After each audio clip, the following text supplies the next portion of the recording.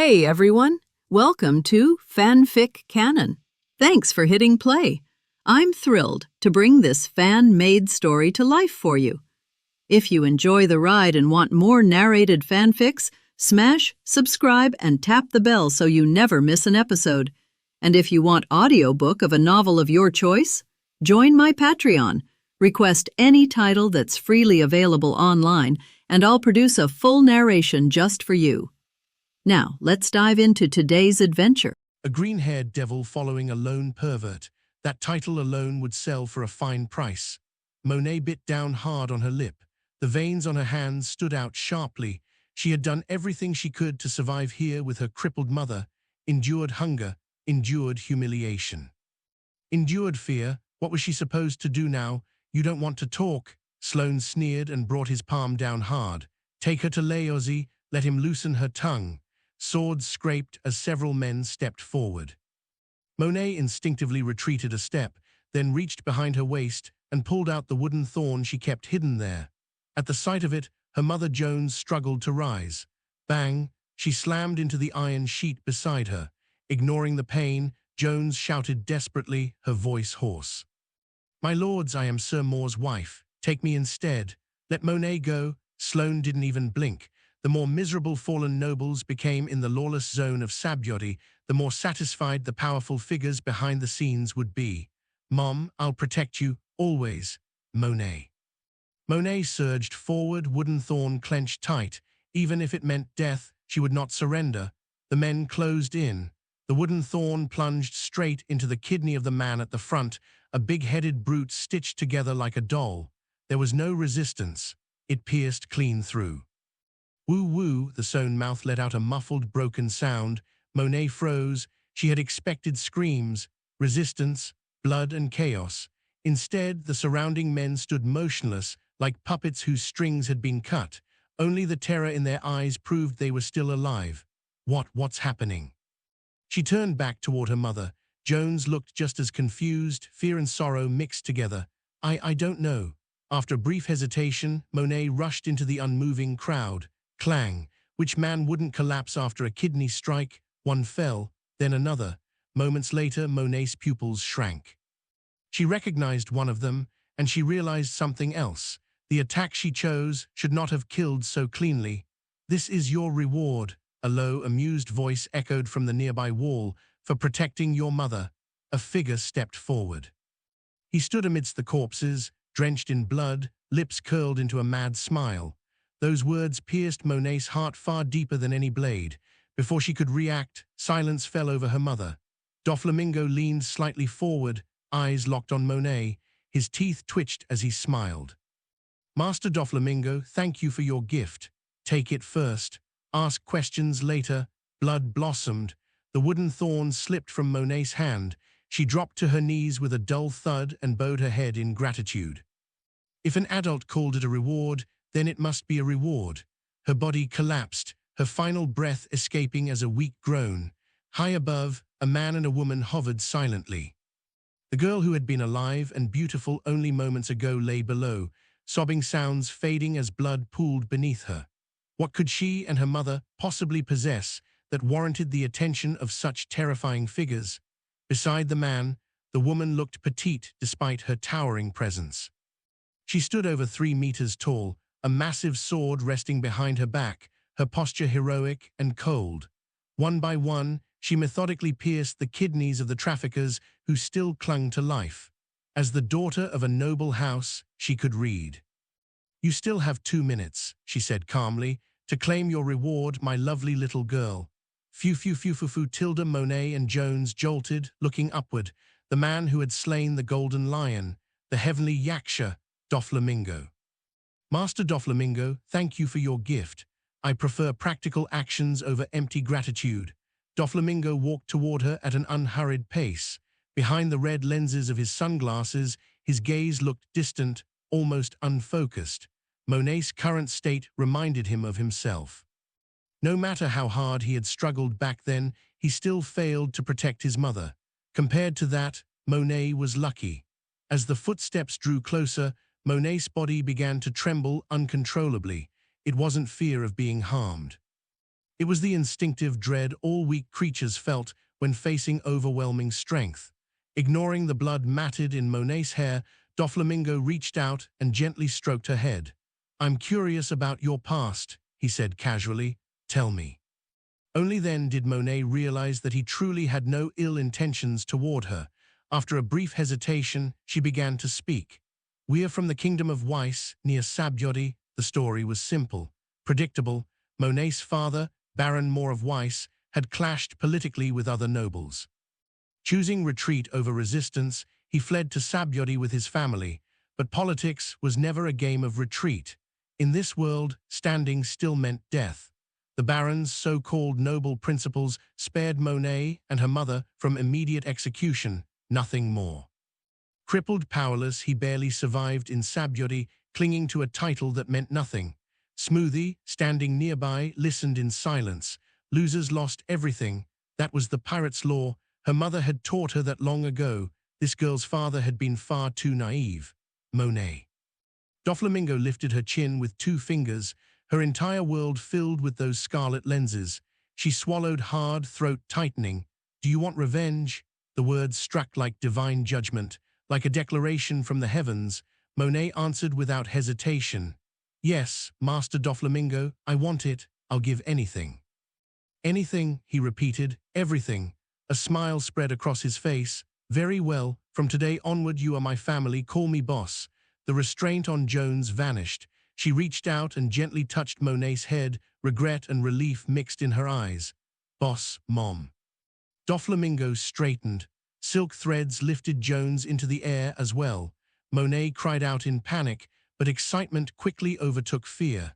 Doflamingo might not be a good person, but he had no reason to harm her mother. To prevent any complications, he covered Jones's mouth with thread before she could speak. "Relax. Your mother's leg is only a comminuted fracture," he said calmly. "I'll have it treated." He snapped his fingers. Only then did Monet remember her mother and rush over, finally noticing her condition. No matter how hardened the world made her, she was still just a little girl, especially when facing the unknown. Doflamingo turned his back and spoke over his shoulder. "But right now, what you need most is a proper hot bath." Monet froze after escaping endless suffering. After losing her home, her father, her dignity, something so simple felt unreal. Not only Monet, but Jones also reacted instinctively. Neither of them had bathed properly in a very long time. "Really, boss? That's amazing, boss." Watching their reactions, Doflamingo felt something unfamiliar stir within him. Guilt. Monet had already exhausted herself just trying to keep them alive. "Of course," he said softly, "your mother is family too. They had no other choice anyway. Come." They followed him along the freezing, broken road. Behind them, the once sacred tree that had seen everything burned, reduced to a sea of fire. A few days later, Sky Island, wow, wow, wow, wow, wow. Doflamingo calmly threw his 2 crying sons to Jorah. Rouge, who was watching from the side, was terrified, fearing that the child would fall. "Oh, Tilda," with a teasing smile on his face, Jorah spoke cheerfully. "Master, if you hold me like this, Zophie and Ace will be uncomfortable." Rouge quietly stepped forward and helped Jorah pat Zophie and Ace's backs to calm the 2 little ones. "It doesn't matter. We have you and Rouge. I just need to teach them how to fight." Doflamingo didn't care. He vaguely remembered that he was very skilled in helping to coax his younger brothers and sisters in the orphanage in his previous life. "Maybe I beat people up too many times and forgot this skill. Now there are plenty of people to help him raise it." "It's so annoying to say such things." "Oh, oh, oh, oh." Jorah, who said one thing and meant another, had wrinkles on his face when he smiled. Doflamingo touched Monet's little head and introduced him. "Jorah, this is the new family member. Put her in the combat department. Her name is Monet." "Well, such a cute little girl has to fight too. Young master is really cruel." Jorah glanced at Monet, who was quiet and nothing special, and came to a conclusion. "She may not be fit for combat. Boss, I can do it." Monet, who was enjoying Doflamingo's touch, suddenly raised his head and retorted loudly. "Oh, oh, oh, you're so energetic," Doflamingo instructed, patting Monet's head gently. "Monet, this is Jorah. You can call him Aunt Jorah." Your mother is recovering in the medical department. You can go see her later. Okay, boss. Monet nodded heavily. All explained. Doflamingo took Smoothie and ran away, looking at Smoothie, who was like a piece of wood beside him. Doflamingo laughed inwardly and asked, pretending to be ignorant. Smoothie, what's wrong? No, nothing, Dover. Smoothie shook his head violently, indicating that he was fine. My heart is in turmoil. Having a baby, my husband has a child. She is just a child. How to give birth to a child? Mom didn't teach you, can I now? Feeling Smoothie's thoughts, Doflamingo in front smiled silently. Little girls are just fun. The laboratory a moment later, Doflamingo called over the sheep-headed monster and asked, Guy, what's the status of the gigantic project? It's been stopped. Isn't the gigantic project unimportant, boss? Guy replied subconsciously without understanding the situation. Stopped? What do you mean it's not important? This is my mother's dream. Smoothie couldn't stand it anymore, so he drew out his spiral sword and questioned the bad employee in front of him. And this is my husband's business. Your mother's dream, my husband? Who are you? No one in the family can beat him except the boss. Guy looked at the tall girl in front of him and retorted directly. This is the boss's. Doflamingo tilted his head slightly, thinking about where to hit so as not to affect the efficiency of the experiment. Feeling the malicious gaze, Guy shuddered and stopped talking. He had to kill the current boss, Golden Lion, and he couldn't bear the beating. Okay, Smoothie, this is my reason. Impossible, Dover, you are so nice to Mom. This damn employee must be slacking off. Let's kill them, then get another batch. Smoothie.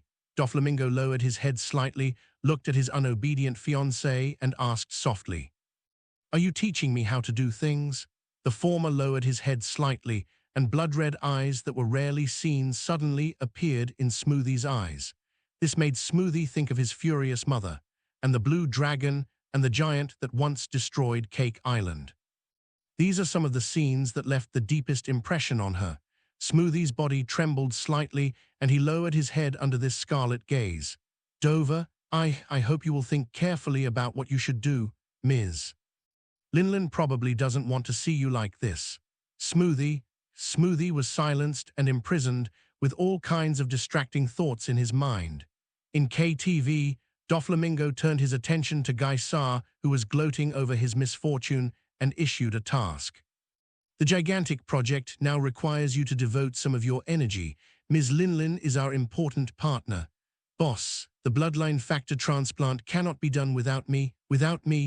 As Geisser looked horrified, a dark shadow came towards him. Boom. Before he could finish his sentence, Geisser was hit hard and fell to the floor. Ouch, it hurts. Geisser woke up immediately, holding his swollen horns, and Kaido immediately.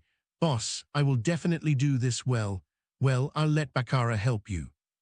This matter is very important. It's been delayed for several years, and I have to make some semi-finished products to deceive customers. Shuala boss, this kind of important matter should be handed over to me, who is the best in scientific research ability. Hearing about the lucky star, Guy's eyes lit up, and he felt that the pain in the horn on his head was gone. He raised his head and chest and turned into a gas state, floating everywhere. Smoothie, who was standing by, watched the scenes happening and felt sweet in his heart. My husband loves me. He never hits me when I make mistakes. The situation has to be highlighted by contrast, Doflamingo thought to himself, set off again with Smoothie. Go to the secret land of miracles. Dover, don't you want to take a break? You're too tired. At the edge of the White Sea, Smoothie, who was no longer banned, asked. Ever since she met her husband, he has been on the road. I was busy with various things, and the only rest I had was probably strolling around Sabyori for an afternoon, and hugged his son at Sky Island. Rest. Doflamingo takes off with Flamingo 2-0. It would have been better if Smoothie hadn't said anything, but now he has. He suddenly realized that he seemed to have been working non-stop for the past few years. But does he take a break? There is no need at all for the vigorous energy of the immortal species. K these lazy pirates.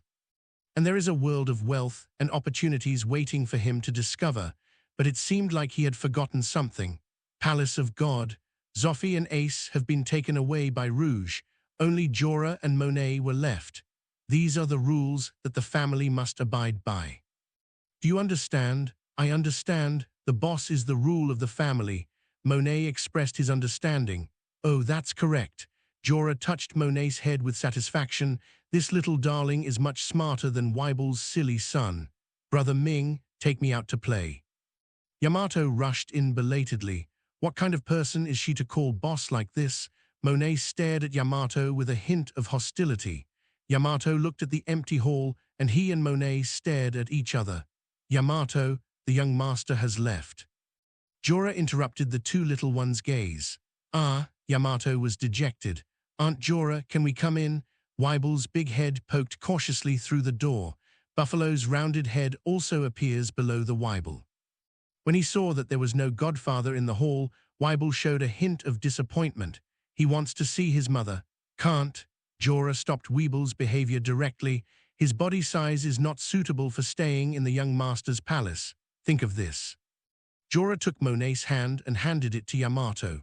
Yamato, this is Monet, the young master's new family member, your companion. Monet, this is Yamato, the young master's guest.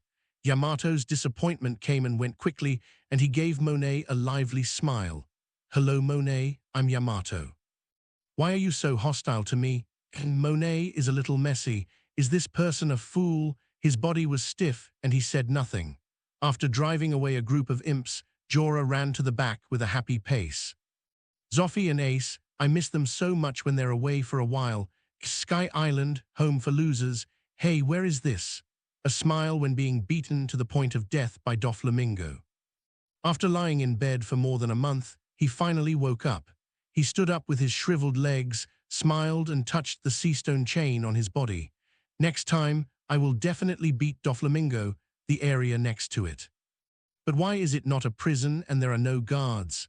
Little devil, get out of here. Lord Doflamingo said that if you can't find a way to become stronger, you should first learn to imitate the strong. It's right here, not far away. Although with seastone, cannot drive capacity. Brother, can you tell me where this place is? Bullet's face was as black as the bottom of a pot, even though he was being told how powerful he was. A smile of observation haki was released little by little. The feeling of powerlessness eroded every nerve in Yixio's body. By exchanging labor for food, Bullet's life became more and more enjoyable. The peaceful and tranquil mood does not feel like being at the sea, but rather like being in a dream. Keep exercising like this. His bruised face showed that his life in the combat unit's Black Iron Squad was not going well. Little devil, you've been following Laozi since morning. What on earth do you want to do? Bullet is now becoming more and more proficient in island cloud technology. He could feel that his control over his body was further improving. Yixio walked over with heavy steps, strangely soft ground. He understood his situation and was captured, but this doesn't sound right. On the other side of the wall, Luo was wearing chains made of tian and crawling with difficulty behind Bullet. It would be better if there wasn't this annoying little devil next to me. Turning his head to look at Luo, who was sweating profusely and preparing to go to eat, Bullet was a little stunned and yelled. A smiling figure slowly approached. Even with shackles, his efficiency is far superior to that of ordinary people, but this kind of ultimate suppression. Strong. You really know your stuff, kid. Bullet couldn't help but straighten his chest. However, Luo, who was out of breath, had not finished speaking. Suddenly, a thought as fierce as fire and as ferocious as a beast broke into the range of perception. Damn it, it's all because of that D Doflamingo. You must be strong enough to be defeated by Lord Doflamingo and survive. Once unlocked, he will be able to find a way to awaken. It turns out he's a blind man. Bullet had seen his neighbor's cataracts and thought he had help. It seems that Doflamingo is getting weaker and weaker. Even a blind man like you is immune to death. I was indeed defeated by Doflamingo. However, although I don't know the reason, I think it is because he has not taken our lives for the time being. Yixio didn't care about his status as a loser and was very calm. Then you are not including me. I survived because I am strong enough. Bullet left without looking back after saying this. His intuition told him that he and this blind man were not the same kind of people. I can tell you where this is, and you can teach me how to fight, Luo suddenly spoke. He felt that this blind uncle was easier to talk to than the previous uncle. Cataract looked at Luo with a smile and asked, "Why are you fighting, sir? This world is too dangerous." Sure enough, the piece here is all Doflamingo's whitewash. Yixiao drew the conclusion based on the stereotype. Stupid, as expected, the guys defeated by Master Doflamingo are all idiots. Luo, whose brain was mostly brainwashed by Doflamingo's teaching materials, chose not to accept it and refuted it. The peace here is all due to the efforts of Lord Doflamingo alone. 5 years ago, this place was full of war. Will Doflamingo be so kind? He was doubtful in his heart, but he didn't show it with a smile and bowed his head slightly. I'm sorry for being so presumptuous. I can feel that this place is very peaceful. Why is that, young man? Master, can I go now? Before, on Thunder Island, at least there was Moria and his men to have fun with.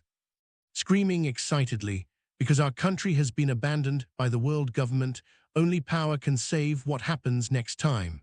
This is how I observed the world after I destroyed my own eyes. Seeing Enel become stronger, Doflamingo gave his reply. As far as I know, it has been destroyed by the Germa kingdom, that is, Doflamingo. That was the news released by Lord Doflamingo. I have answered enough. Do you know observation haki? The same question, Yixiao tried to ask more questions. Yixiao is a blind man, walking on the sea, all relying on observation haki. Enel, whose observation haki covered the entire island, rushed over with lightning at the first moment. Observation haki can detect attacks from others. No. What I mean is, let the young man blindfold himself and train his perception ability first. After answering a series of repetitive questions, Luo stared and smiled, then asked for his reward. He has to stay here for the past few months, and it's driving him crazy. Uncle, it's your turn to pay. Enel is definitely going to leave. He spoke eloquently and finally made a summary of his life. No hurry, bring Brother Indy here, you can go this time. He smiled and nodded, then pondered for a moment and thought of something that would be suitable for Luo to learn at the moment. Yixiao's eyes fixed, and he calmed down and continued to ask, "What country is your brother from?" "I don't know," Luo shook his head. This was a course he had not yet learned. He couldn't stay here. A high-quality fighting force couldn't be tied up in this barren land. Doflamingo took Smoothie to the miracle secret realm of Calm Belt. Okay, young master, attainment in the body of seeing, hearing, and color, Frevance. In the hands of those Doflamingo encountered, it could be ranked in the top 5. Brother, you're right, we can talk about the rest later. Marching for days, world government, what have you done? Luo listened to a long passage and only heard the last sentence. He took a step back and asked uncertainly, "Uncle, do you want me to blind my eyes as well?" Inspecting Indigo and the feathered tribe, Doflamingo got down to business. Boom, boom, boom, the sharp silk threads cut through the earth like cutting a cake. The land that nurtures IQ is separated from the secret realm of miracles. Smoothie, start, call, taking a deep breath, Smoothie activated his ability. The breeding base, which had been given the ability to float by the removal of its mass, flew into the sky. Next time it will be you. With these words, Doflamingo pulled the island forward, helped Smoothie save some energy. We await you, Master Doflamingo. The gathered winged people watched the island fly away. The outskirts of Greenland. The sea breeze made the cable bridge creak. Guy, who had recovered his health, stopped at the bridgehead. He had difficulty taking heavy steps and didn't even notice that the cigarette at his lips was burning. The dwarfs regard him as the inheritor of their ancestors. How could he speak to such a pure and kind family? Is the labor dispatch mentioned by Doflamingo really harmless, but rebelling together with the dwarfs? Doflamingo's power was simply not something they could resist. With a ruthless heart, Kuli Guy began to lie. King Ganjo, this is just a misunderstanding.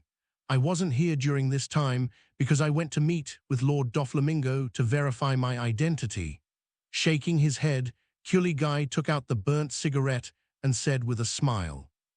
Looking at everyone who had returned safely, Gan Cairo asked in confusion, "No wonder we received no harm. Yeah, what's the matter, boss? Aren't you going to have another banquet with King Ganjo?" "It's okay, let's go, benefactor." Gan Cairo and the other dwarfs who were not caught screamed in surprise. "I believe that the Doflamingo dwarfs may not survive." Curly Guy successfully met King Ganjo for the second time. The dwarfs, who had eaten well and gained weight, looked at Guy, who was standing still, and asked in confusion. The fatter dwarfs and Guy's crew formed a strong evidence. "I was discovered by the Donquixote family carders and finally revealed my identity, clearing up the misunderstanding." "Guy Lando, what happened?" "Because of the Donquixote family, in order not to disturb the lives of you little people. If you don't believe it, the dwarf race will definitely be exterminated." "Guy Lando, what's wrong?" Seeing that everyone was convinced, Guy dropped a bombshell. Curly Guy said what he had recited countless times. Finally, he added, "Then why were you, Curly and Guy Lando, arrested?" Gan Cairo asked. "Just like King Riku did before, he designated Greenland as a restricted area, and we entered without permission at first. Because of the disappearance of the dwarfs and the descendants of the great hero, and Don Quixote's strange approach of surrounding but not attacking, King Gancho looked even older. Not only the dwarfs, but also Guy's crew members suddenly realized that this was the case. Yes, Lord Doflamingo, the head of the Donquixote family and our former benefactor. After a moment, that's for sure. Lord Doflamingo once saved us at an altitude of 10,000 meters. Abu and his group also looked over. Misunderstanding? Gan Cairo pushed his red-framed sunglasses. What? However, Doflamingo's surname is indeed Donquixote in Dressrosa 800 years ago. What to do? Oh, the dwarf humans were all in an uproar and took a deep breath. Gan Cairo was so scared that his sunglasses fell off. Doflamingo killed the golden lion. How can they fight against such an enemy? But because their family disagreed with the ideas of those celestial dragons, they have left the Holy Land and have no ill will towards you. Ha, Tilda, I thought the 800-year-old Tontata kingdom was about to end. Gan Cairo breathed a sigh of relief and asked, "Guy Lando, if you have any more news, please tell me. My heart is about to explode." In response, Curly Guy expressed his respect with a slight pang of conscience and continued his story. "Lord Doflamingo knows the talents of you dwarfs, and you are very talented in growing and cultivating plants, so he plans to hire you. Is it that simple?" Gan Cairo still thought he would return to the days of slavery as recorded by his ancestors. "It's that simple, and Lord Doflamingo promised to give you a piece of land to avoid disputes. Sky Island. If you don't like it, you can move Greenland to an altitude of 10,000 meters. Gan Cairo was so frightened when he heard this that his thick eyebrows couldn't cover his wide-open eyes. All the dwarfs who heard it looked at Gan Cairo with hope. There is more than one species of dwarfs. Note 1. But their Dontata kingdom has always adopted seclusion as its national policy. If you can hide at an altitude of 10,000 meters, that is such a wonderful thing that I dare not even think about. Gan Cairo excitedly grabbed Guy's fingers and his voice trembled. "Guyland, we do. Let's have a party." "No, don't. Guy, with his mouth stuffed with food, struggled hard. "Now is not the time to have a party. What if Doflamingo thought he didn't go back because he wanted to resist?" A few days later, "Piker, do you have any good news for me?" As a sports player, Enel, who came back with the grass, still couldn't understand what magic this grass had, just hung up the phone. "Enel, this is something that can make your strength soar." The two panda-eyed guys simply forgot about their boss. "I understand, Dover." He laughed out loud when he received the news from Piker, walking back and forth on the IQ base, recording the data of each strain. The base for cultivating IQ grass slowly landed on the island cloud next to Arpeado. Not everyone has his endless physical strength. Let the dwarfs have a taste of the sweetness and become my gardeners obediently. Judge, Guy and that Frankenstein are like possessed. As soon as he landed, Brother Indigo, who had followed him back, rushed up with funny steps. This was all his hard work. Smoothie, stay a little to the left. Doflamingo, who hadn't had time to set off yet. Just after seeing off Smoothie, the den mushy in Doflamingo's pocket started ringing. I didn't expect that the peaceful land would be so attractive to the dwarf people. Crack. Is that so, Dover? Okay, go and rest. Young master, is this thing so important? Piker, have Kuligai asked the dwarfs if they're willing to visit Sky Island and come with you this time. The judge heard the sound. Oh yes, put it down. Go get some rest, Smoothie. Okay, Dover, I'll be back soon. Accompanied by the sound of boom boom, Guy followed closely behind him as a gas cloud. Gurgle gurgle, we are embracing a new era. FFFFFFFFFFF, Guy did a great job. Coolie Guy, looking at Smoothie who looked tired, Doflamingo said gently. He rushed over with his newly upgraded shoes, stepping on the island cloud. During this period, IQ Grass has given them too many surprises. A new era. No matter how Enel looked at it, he couldn't see where the new era represented by this grass was. With your IQ, it's difficult to understand this. Doflamingo patted Enel's shoulder sympathetically. If he doesn't even understand this child is hopeless. Enel had a strange look on his face, and he always felt that the young master had some ill will towards him. Doflamingo continued. All you need to know is that this thing will allow you to beat up Moria. I'm really excited when you mention this, Enel said excitedly, his eyes lit up. When does it start, young master? Don't worry, it will be soon. Doflamingo looked towards IQ's planting base. It's as if I've seen the dwarfs cultivating their IQ here. One by one, people with special abilities walked out of the laboratory door. Scene, incomparable, wonderful. Today's Seven Waters City. After the sea train reconnected the 4 islands, the flagging shipbuilding business began to pick up. The flow of people at the port surged, and people's faces were filled with smiles again. But it was just like this. The port is now in a bleak state, and the traces of the bombing have not yet been cleaned up. Tom, who was convicted for the 2nd time, was taken away by CP5. Take a ride on the high-speed sea train. Spandam was extremely excited. This time he would definitely get a promotion. Boom, Spandam, who was lying on the sofa, was knocked to the ground by the aftermath of the bomb. He turned over and yelled at his subordinates who were looking over. Damn it, what's going on? Master Spandam, it's Tom's disciples blocking the track in front of the train and launching an attack. A deserted island near the Seven Waters City. The boat just now came over. It's me. Gladius lowered his head slightly, feeling guilty. I am the young master's man. Without the young master, there would be no Gladius today. Boom, boom, boom. Frankie was blown away and flew to the side. Until the moon rises. Puff. This time, no one will save this little B********D. Suppressing the anger in his heart, Frankie asked. Frankie, who was wrapped in bandages, finally moved over. The first thing I saw was the sky blue broom head, speaking in a hoarse voice. My consciousness became blurred, and I floated on the sea instinctively. Frankie, are you awake? The operation was successful. You took the Pluton design, didn't you? A stone flew out from a small boat not far away. Frankie's fists clenched and unclenched. The blood spurting out of Frankie dyed the surrounding sea red. After going through this series of events, Frankie suddenly understood a lot and asked suddenly. Sword, Frankie's last impression was of a hooded figure on the bow of the boat.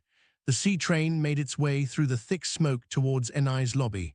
Ah, Tilda, it's me, Gladius said happily. Frankie still remembered him. Stop the world government and kill Laozi. Letting out a cry of pain, Frankie's eyes slowly came into focus. Frankie, who was determined to die, gave up the attack and looked at the returning locomotive. He wanted to go and accompany Mr. Tom. The sea train rushed along the track like a roaring dragon. I see. Mr. Tom would have suffered this regardless of whether he had Pluton's design or not, and it had nothing to do with Gladius. BOM. Bang, several sailors quickly approached Frankie. You are not from the government. Gladius, who had been paying close attention, immediately leaned over. Spandam looked ferocious. No one could stop him from getting promoted. I see. Frankie didn't ask who this so-called young master was. This stranger was probably as important to Gladius as Mr. Tom was to him. Frankie asked the last question tremblingly. "You were there for everything that happened to Mr. Tom, weren't you?" "Yes, I was there." Bang! Frankie, with a ferocious look on his face, raised his weak fist and hit Gladius in the face, tears streaming down his face. "Mr. Tom, you know he's probably dead now." "I know." After stopping the aggressive actions of the sailors nearby, Gladius fell down weakly. "You know, then why don't you save Mr. Tom, Gladius?" Frankie was filled with anger and rode on Gladius, punching him with both fists. Because the young master said not to interfere in all this, Gladius didn't move, just endured Frankie's punches again and again. "Then why did you save me? Why, Mr. Tom is dead." "A long time." Frankie's wound was torn and the bandage was soaked with blood again. He stopped panting and lowered his hands, collapsing to the side. At this moment, the protection on Gladius' face was torn to pieces. The back of the face was revealed, which looked like a demon burned by flames. "Frankie, what are you going to do? Wait until your body recovers and return to the Seven Waters City. If you return alive, the world government will not let you go, and it will also put Granny Kokoro and the others in danger." Gladius sat up, took out a new mask and put it on his head, then looked at the confused Frankie and asked, "Want revenge? Who doesn't want revenge except the Turtle Man? There are more than one example of the young master killing CP members." Bingshan said that weapons hurt others as well as oneself, and he now understands that. Sky Island, immigration area. Mr. Tom understood that he was responsible for his own ship. "Young master, where are you going?" "Heavenly Yaksha." "Yes, the young master admires talents like you." Doflamingo stopped in his tracks as he looked at the huge plaque. "This is a big guy who can kill Golden Lion Shiki." Seeing two people, they came galloping towards him, accompanied by angry roars. "What if I don't?" Frankie suddenly became curious. "Doflamingo." Frankie looked at his palms. Frankie sprang up from the ground like a fish, looking at Euradius's right hand, which was glowing red and about to explode. But if Frankie can help the young master... Coincidentally, a wild beast came back from eating. The young master is the head of Donquixote Doflamingo. Gladius Kaido adjusted his goggles.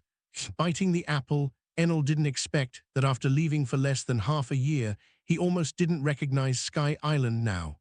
The House of Losers. "Don't worry, you'll know soon enough.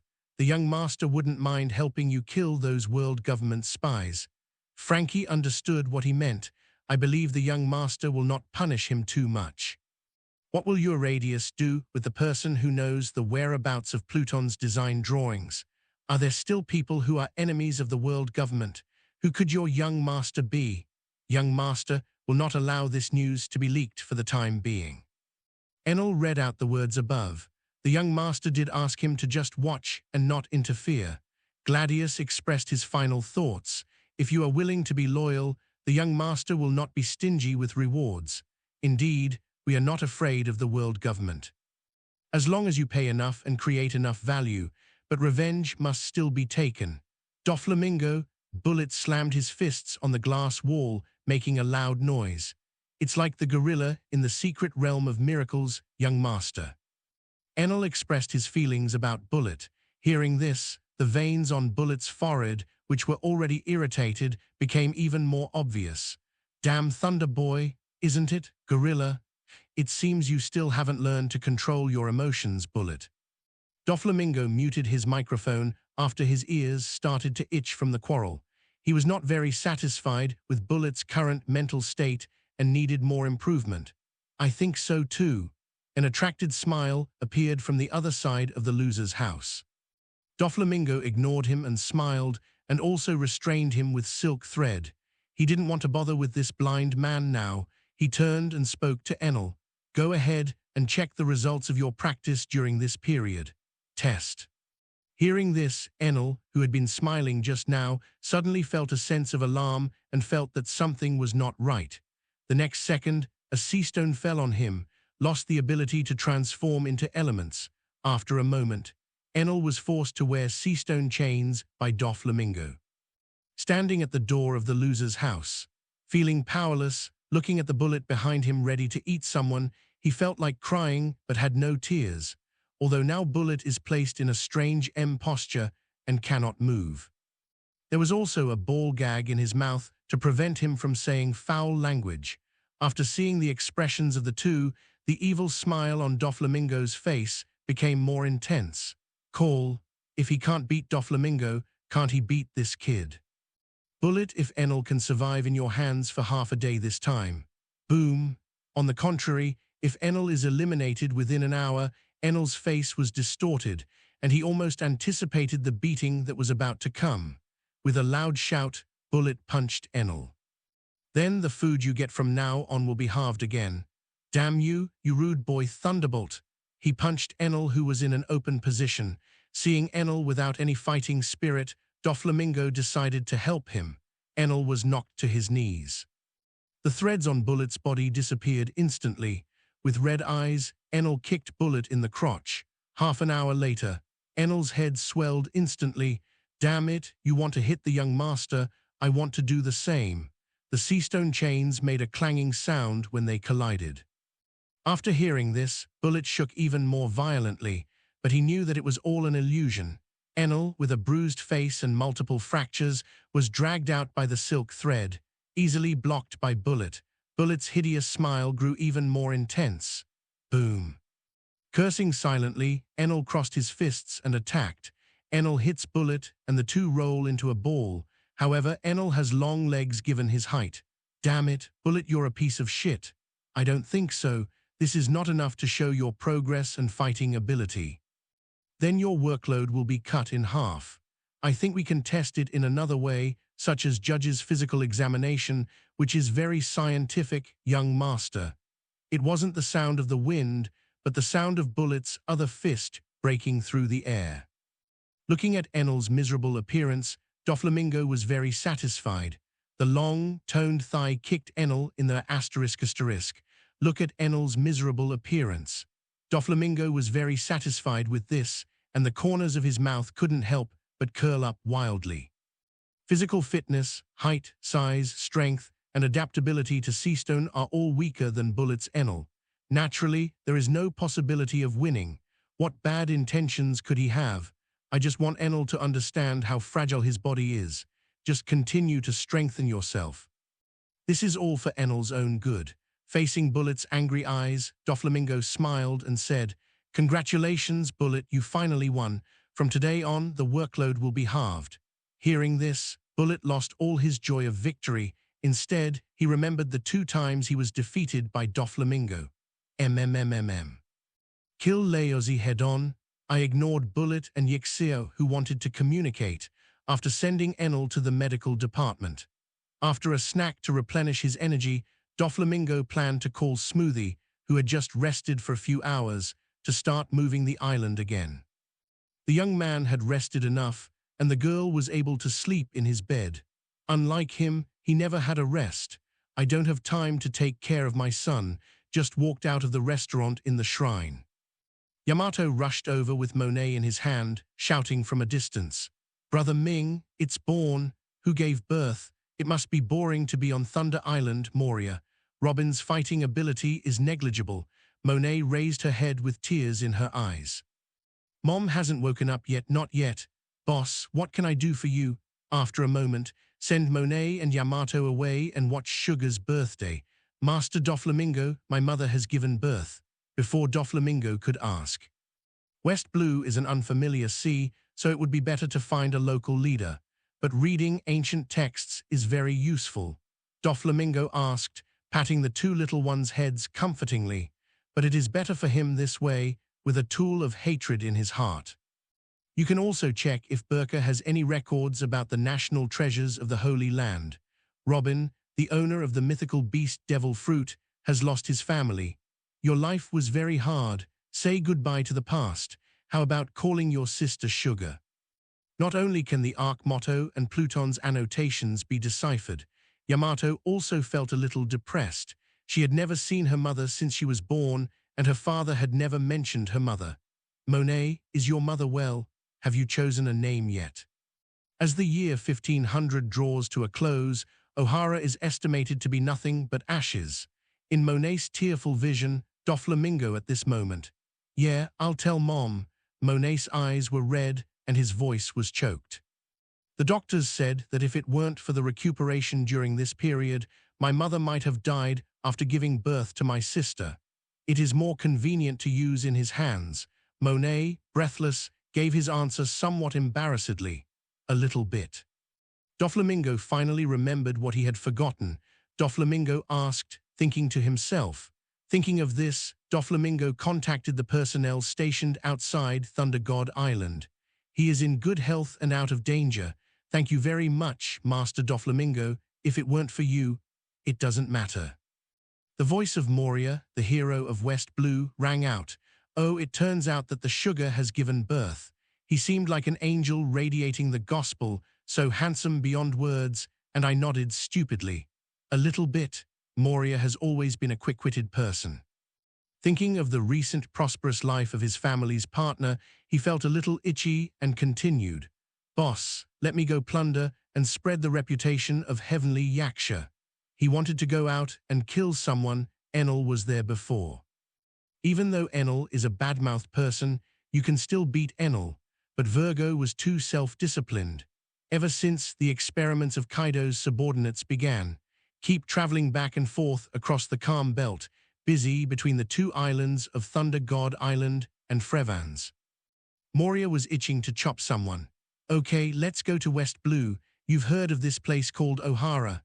"Old. I'm a hero of West Blue. Of course I know about the famous archaeological sites in West Blue, but I've never been there." Moria touched his head, confused. The boss doesn't look like someone who is interested in archaeology. Power is what people like him pursue. O'Hara is destroyed. There is one survivor. Bring her back to me. "Boss, then, shall I set off now?" Moria asked tentatively. "Go ahead." Crack, hang up the phone carefully. Moria could no longer suppress the ecstasy in his heart. He jumped from the deck to the lookout at the top of the mast and shouted in the direction of West Blue. "Hey guys, let's go back to West Blue and get out of this godforsaken place." Ooh, the other end. Doflamingo finally set off carrying Smoothie, who was still resting. Time passes, entering the year 1501, after 3 years of turmoil. The situation in the sea has entered a new balance. The first half of the Grand Line was cleaned by the three monsters, Vice Admiral, New World, Whitebeard retired to Bristol. Big Mom and Kaido are joining forces and are gaining momentum. But none of this has anything to do with Doflamingo. He is just a businessman, except for the occasional attacks by ignorant pirates on small outposts. Doflamingo, now looking a little odd. He wondered if this miraculous secret realm came with some kind of childbearing buff. Just returned to Sky Island. Judge ran over with an excited look on his face and yelled, "It's born, boss. My wife is giving birth." Putting aside the thoughts in his mind, Doflamingo decided to take a look at his future combat power. "Come on, take me to see your children." After a moment, Arpado Medical Department. Judge pointed to the crib on the side. "Boss, here." Doflamingo followed the finger. The four brothers, Iji, Niji, Sanji, and Yongji, lay together in the crib. Now the four brothers, without any hairstyle or combat uniforms, have the same curvature of their eyebrows. Honestly, if I hadn't remembered that Sanji is the only one with the same yellow hair as his father Judge. Doflamingo really can't tell the difference between these four. It's a classic. Judge and Sora both have yellow hair. 4 out of 5 children born were of other colors. FFFFFFFFFFF. Congratulations, Judge. This is the future power of your Germa kingdom. Patting Judge on the shoulder, Doflamingo congratulated his subordinate on having a son and a daughter. "No, boss, this is all your power." The judge lowered his head slightly and spoke in a sincere tone. He now knows who is the boss. The world government has been licking him for 400 years and still won't allow him to have a piece of land in Germa 66. Today's boss gives both land and money. The stronger the boss, the greater its power. FFFFFFFFFF. Judge, you are getting more and more interesting. Doflamingo laughed out loud at Judge's compliment. He likes to hear this kind of truth. These are all your teachings. All the heroes in the world are within my grasp. Doflamingo suddenly understood the feeling of Li Shimin when he said this. It was a great feeling to gather all the talents. Sanji is now born in my hands. Robin is also on his way. See how you, King Luffy, play. How about trying to kidnap King Luffy as well? But in a flash, Doflamingo dismissed the idea. Odin's pig nose will is so outrageous. Who can resist the will of the sun god? After watching Judge's 4 great sons, this time Doflamingo didn't rush to run away, because Pika and representatives of the dwarf tribe have passed by the 7-water city. We are almost at Sky Island. Arpeado a few days later, like Talia's passive, Pika led a pair of dwarfs standing on pumice stones and marching towards the shrine on the island. Along the way, the dwarfs had gotten over the shock of first arriving on Sky Island. They began to buzz like mosquitoes, discussing what they had seen along the way. The island cloud just now felt so special. Yeah, it turns out that clouds can really be stepped on, and the people from Angel Island just now, their wings are so beautiful. The environment in the immigrant area is also very peaceful, and everyone has a smile on their face. Lord Doflamingo must be a kind and gentle person. Very gentle, kind. Pika, who was leading the way, paused slightly and almost thought he had heard it wrong. Then he looked back at the group of little humans speechlessly. I hope you still think so when you see Dover. The dwarfs naturally had no idea of Pika's complicated thoughts, and their interest was not diminished at all, and they were chatting happily. Yes, that must be the case. He saved a lot of poor people. Many people in the newly immigrated area were affected by pirates and war. But can we really live here? Yes, this place is so beautiful, even more beautiful than Greenland. And just ask us to grow stuff. Don't plants grow very large just by planting seeds? Pass through the lush jungle. What everyone saw was a staircase made of island clouds. The little people act as plant managers. At first glance, I saw the vine that stretched from the sky to the ground in the distance, and the luxurious hall built with vines at the end of the cloud steps. But this is not the most important thing. Above it, an adult man was slowly approaching. Behind her, the pink feather robe moved without wind and opened to both sides, as if to cover the sky and the sun. The tall and strong body can be seen even from a distance. You can still feel its surging power. The exaggerated sunglasses cannot block the owner's burning gaze. He exudes a frightening madness, extremely dangerous.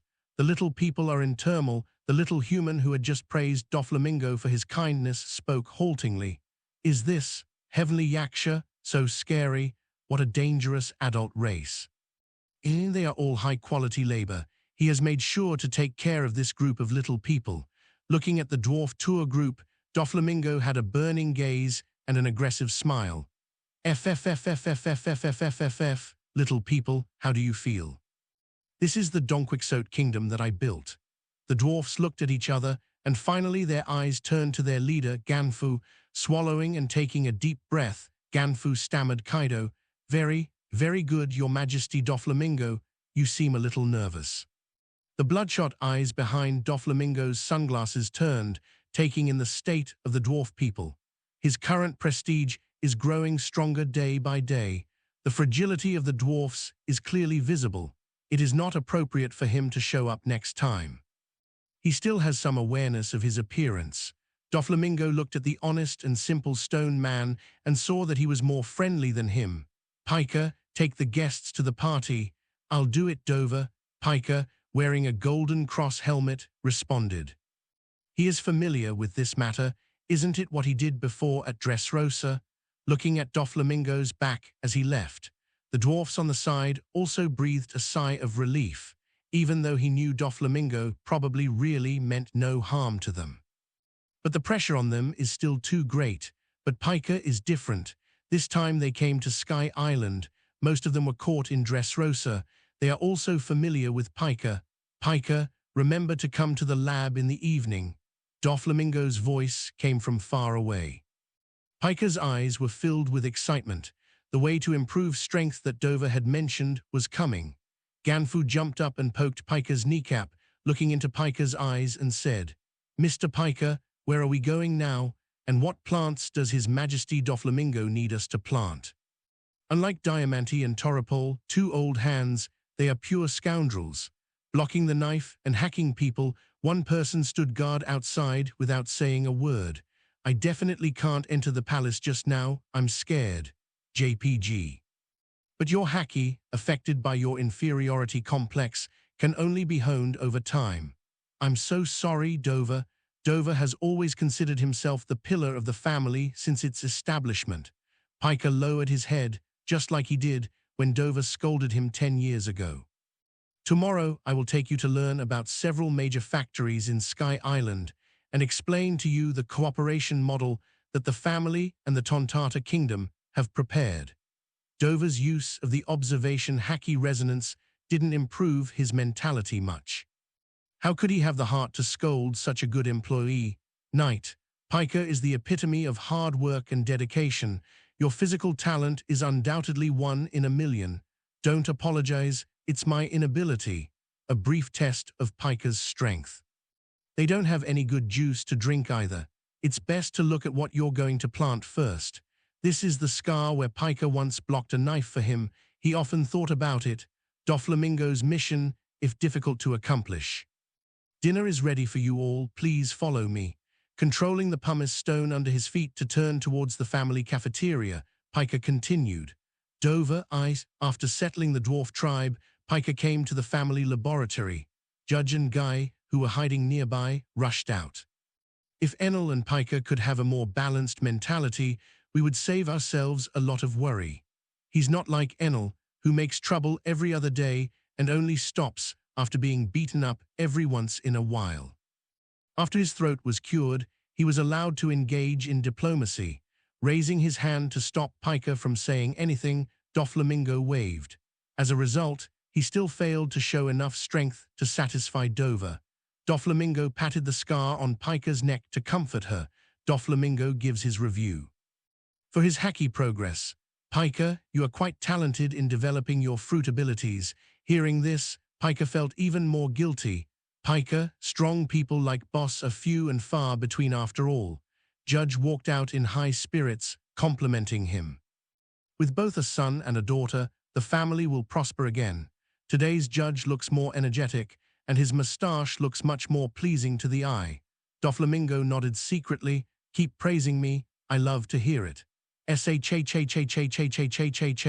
So the boss has exhausted all his energy for your growth. We have prepared several different plans for you to close the gap with some monsters. Guy came over, excitement about the experimental progress still on his face. It was great having Ms. Baccara help him lately. Experimental progress has never been so fast. It's great to have this new feeling of discovery every day. Guy pulled out Enel's original blood sample from under his large research coat and pointed to the opening of the vessel. Option 1. You will have Enel's lightning bloodline factor. It can give you properties such as lightning and high temperature, depending on your physique. After mastering thunder and lightning, you will definitely be very powerful. Hearing this, Piker raised his head, his eyes slightly brightened. Both Virgo and Enel can control lightning. As Dover's companion, it makes sense for him to have lightning powers. The disadvantage of option 1 is that there is no absolutely insulating material. The stone you manipulate is not particularly compatible with thunder and lightning. The judge didn't finish. But Piker had already thought of the previous sparring with Enel Virgo. He can block the lightning from both with his stone armor. But lightning and stone attacking together. Guy took over the conversation. Option 2, integrate the bloodline factors of the previous Logia Sen fruit experiment subject. The judge, the boss, and I all think that this combination is a complementary one. As long as there is earth, the Sen fruit will have an endless supply of physical strength. With your existing abilities, whether you are fighting in a group or fighting alone, you will enter a new realm. Oh, Piker gasped, the earth isn't stone. The earth, isn't he just like the ancient Titan in mythology? The physical strength is endless. While Piker was still daydreaming, Judge continued to explain the following plan. Option 3, integrating lion fruit's bloodline factors. If option 2 is balanced, then option 3 is extreme. According to boss's idea, if you develop to ultimate, can cancel the gravity of your golem itself. A billion-ton behemoth with objective speed, it was undoubtedly a mobile disaster. Natural disaster, this will definitely help Dover more. Thinking about the beautiful picture described by Guy Sarr, Piker looked excitedly at Doflamingo, who was smiling beside him. Dover, I want to pick this. Phew, phew, phew, phew, phew, you really know what you are talking about, Piker. Doflamingo laughed. Although Laboon has been crashing for decades, it has no impact on Red Line. That's because it's not big enough, not fast enough, and not strong enough. Guy and Judge looked at each other and spoke again. Boss, we have a fourth plan. Oh, a fourth option? Doflamingo raised an eyebrow. This was another idea he had before. Guy and Judge are not the kind of people who act on impulse. Tell me about it. I'm very interested. Swish, wait a minute, boss. Seeing that Doflamingo agreed with their idea, Guy shot out of the house excitedly. After a moment, Guy held up a video and pressed the play button. Several pirates groups appeared on the screen and surrounded them. Shouting, panic, scolding, and laughter were heard amidst the cacophony of noise. One voice was particularly clear. Time, December 21, 1500. Location, outside the sea area of Sabyodi, involving the South Blue Venom Pirates, the Grand Line Cube Pirates, the Dark Country Pirates. This is Doflamingo, which varies according to the caravan, equipped with information recorder. The first is to prevent self-corruption within the system. The second is to record those little bastards who robbed him and then find them one by one and kill them all if nothing unexpected happens. The fleet was robbed, but something unexpected happened, accompanied by the sound of boom boom. Drops of molten lava set the sea on fire. The pirates wailed and sank into the sea.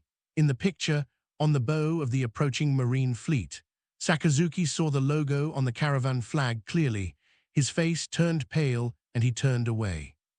FFFFFFFFFFF, Marine is really our good friend. Seeing the change in Sakazuki's expression, Doflamingo just laughed out loud. I kind of understand what Guy meant by telling you and Judge Lava. That's right. Guy and Judge responded in unison. The boss really understood them. Boss, magma is the molten form of rock. This is the most suitable advanced form for Piker. As long as Piker is added with a bloodline factor that can provide enough temperature, Piker will definitely be able to master this ability. Guy Saryu said you was so excited that he couldn't control himself and was floating in the air. We can create an unprecedented paramecia magma fruit user, swoosh.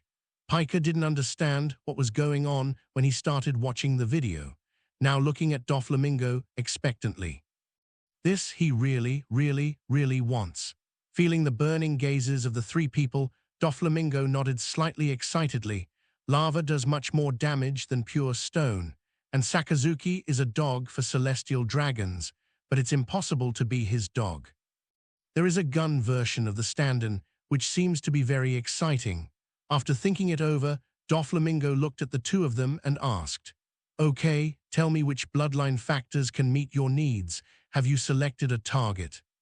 The bloodline factor of Flame Disaster Gin, Charlotte Owens Heat Hot Fruit, and the user of Brand's Mira Mira Fruit in the New World. Judge blurted out. It can be seen that both of them have already started preparations. Flame Disaster Jinx, you should be able to get it by fighting with Kyojuo.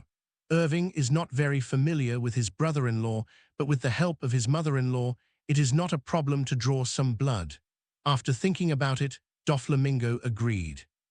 Okay, let's ask Virgo to go to the area where Brand's activities are located. Turning to look at Piker. Piker, let's go.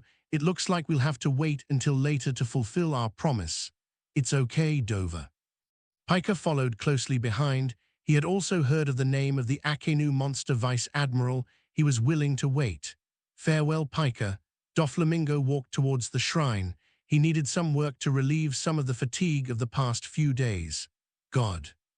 Several divine servants called out in a pretentious voice. God.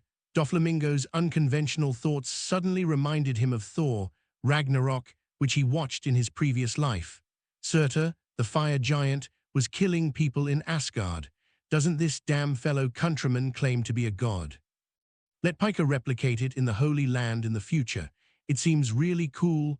FFFFFFFFFFFFF tilde, the sun is rising. The warm sunlight shines through the glass. The seven-color light shines on the soft cloud bed. In the cloud bed, several people were trapped inside.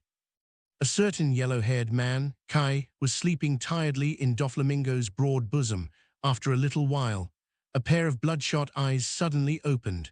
Doflamingo, who had rarely been asleep, woke up.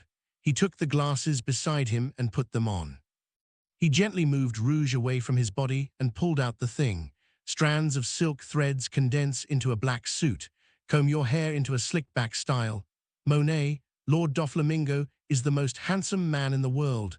Doflamingo walked out refreshed. I worked hard all night last night to give Ace a little brother. The offspring of the bloodline of God and the enemy of God. Changed to a fantasy magic world. Directly belongs to the evil of God. Just the title. The combat power starts to destroy the plane. Doflamingo was still stretching himself. The other side, Sky Island Shellfish Farming Base next to Angel Island. The diligent Pika has arrived with a tour group of dwarfs. Today's breeding base has developed over several years. The island area is already far larger than the original Angel Island. The interior is divided into independent areas, except for some special rare and endangered species. Like ram clams, laser clams are grown in a laboratory. Other Sky Island shells can be found here. One by one, migrant workers with wings wander around, records the temperature and humidity of each area. A group of dwarf humans watched all this intently, although they couldn't understand the behavior of these Sky Island people. Pika started to introduce. Everyone, this is our family's Sky Island shellfish farm. The work here is responsible for the cultivation and breeding of Sky Island shellfish, etc. There are 3 shifts, 1 rotation per month, and the salary level is. Ganfu raised his hand to express his doubt. His posture was a little cute. Mr. Pika, what does 3 shifts mean? Are these people idiots? Pika suddenly understood Doflamingo's intention of asking them to read more. Explained. There are 24 hours in a day, and everyone works 8 hours a day. Because these Sky Island shells are very precious, they need to be managed at all times. The same will be true for the IQ grass you cultivate in the future. It turns out that a day is 24 hours. Some of the dwarfs suddenly realized. Is this the point? The point is Dova's IQ grass. Need someone to take care of you all the time. Can these little people really do what Dova asks them to do? Pika was very skeptical about this. Boom. Crown Prince Ganfu, why did you hit me? Boom. Another violent slap physically silenced these subordinates. Ganfu continued to ask, Mr. Pika, does this mean we will also need 3 shifts in the future? What exactly is IQ grass like? Still have brains, Pika said to himself and began to narrate. Whether you want to take the 3rd shift or not is up to you to arrange. Dova will not interfere too much. He had only 2 requests. First, IQ grass needs someone to look after it 24 hours a day. Second, there must be no problems. As for the form of IQ grass, I will show you now. After a moment, the pumice stone carried the little people through Arpeado. As we gradually approached the island where the IQ grass is located, Pika noticed something was wrong. These little people were intoxicated by the scent in the air. It's like flying too much and getting addicted. Ganfu, you guys? Ganfu woke up suddenly as if he was halfway through a dream. He took a deep breath of the special smell in the air and bowed deeply. Speak with apology. I'm sorry, Mr. Pika. There seems to be something that makes us feel good instinctively, and we can't help but feel a little intoxicated. Pika suddenly felt that Dova had to know about this. Wano-kuni, Ghost Island. Fleets returned fully loaded with bloodlines still stained on their bodies. Quick, take these things down. Cartloads of prisoners in cages were pulled out. The wailing, cries for help, and curses echoed endlessly. Kill all those who are still unwilling to join. Don't let the boss worry. The boss doesn't keep useless people. The orcs with devil horns, tusks, and fangs sticking out of their mouths really beat Babanuki and roared. On top of Skull Mountain, Kaido, who was drinking heavily, was enjoying the scene. FFFFFFFFFFF, Mr. Kaido, are you satisfied with my transformation? I didn't expect you to actually come up with something like this, Doflamingo. Looking at the scene below, Kaido laughed loudly, like thunder. The rapidly expanding orc army really makes him so happy. It's just that the death rate is a bit high, but that's the fate of every pirate. They must be very happy when they die. Thinking of this, Kaido burst into tears. Wow, wow, wow, only Laozi can't die. Doflamingo on the other side had his mouth twitching. He didn't know what was going on with Cornetto and chose to ignore him. Well, that's good, Mr. Kaido. By the way, let Mr. Abel give me some of his blood. Laozi's blood didn't produce any results on Yamato, and now you want J-Hins. Doflamingo, it's very difficult for me to deal with you like this. Kaido's eyes flashed. He picked up the wine jar and drank it, then changed his words. Boy, come and fight me, and I will give J-Hin to you. You came around in circles just to pick a fight with me, right? In Wano Kuni, a small boat quietly went out to sea from Fuji Yamanaka's secret passage. Doflamingo was speechless, but still smiling. Of course, I miss your strong and powerful muscles too. No, Dover. Just breathing in the scent of IQ, he is here to look for workers, not drug addicts. His hands and feet were bound by stones, and he stood still, following Doflamingo's line of sight. Doflamingo was speechless at the scene in front of him. How special can it be? They looked very much like the talents in the large-scale JD educational films he had seen in his previous life. The island where the IQ grass is located. Sky Island, seriously speaking disgusting words, at the same time. Doflamingo was in a good mood and just wanted to go see his son, who seemed a little unfamiliar to him. Looking at the little people, Doflamingo had an idea. He asked Pika, who had been observing for a long time. Dover, the little people have some special reactions to IQ. Pika called, are you sure this isn't flying over your head? Special reaction? Record it and send it to Geyser and Judge. Doflamingo thought of a possibility and said. He stretched his head forward, intoxicated by the scent of IQ grass. Kaido scratched his head, feeling that something was not right. No, the little people in the sightseeing group, after a moment, so cute, so disgusting. This time it seems he can get it for free. Crack. I restrained these people just in case. Pika replied. Pika, are you trying to fight for food? Pika obediently took out the video and pressed it. He seems to be able to get it for free. However, we need to see the situation again. Having made up his mind, Doflamingo turned his palm upward.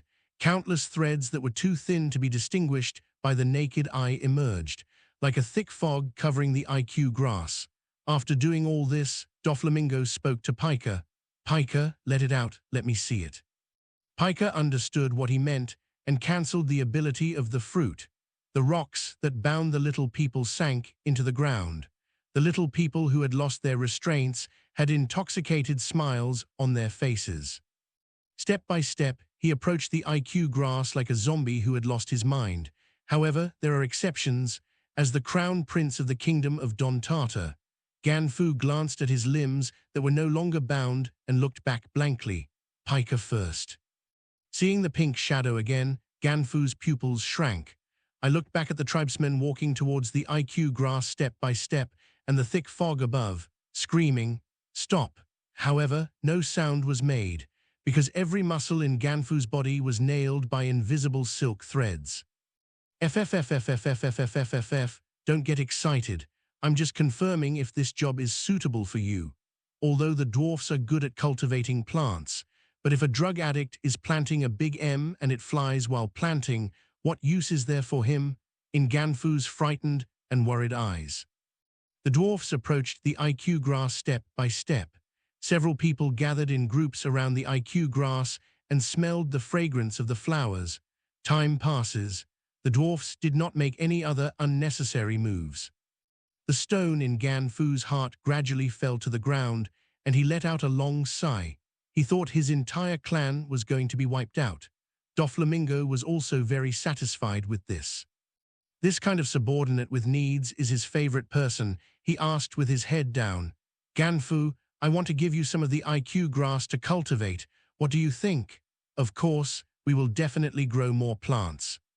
Ganfu, who had regained his ability to move, nodded his head like a top and responded loudly. This was the purpose of his trip. Moreover, biological instinct told him, the little people need this thing, wall cracking needed. FFFFFFFFF, great, I believe we will become good friends. Doflamingo smiled with satisfaction, pushed up his glasses, and continued. If the reward for raising IQ is replaced by your future Tontata kingdom, how about getting closer to this land?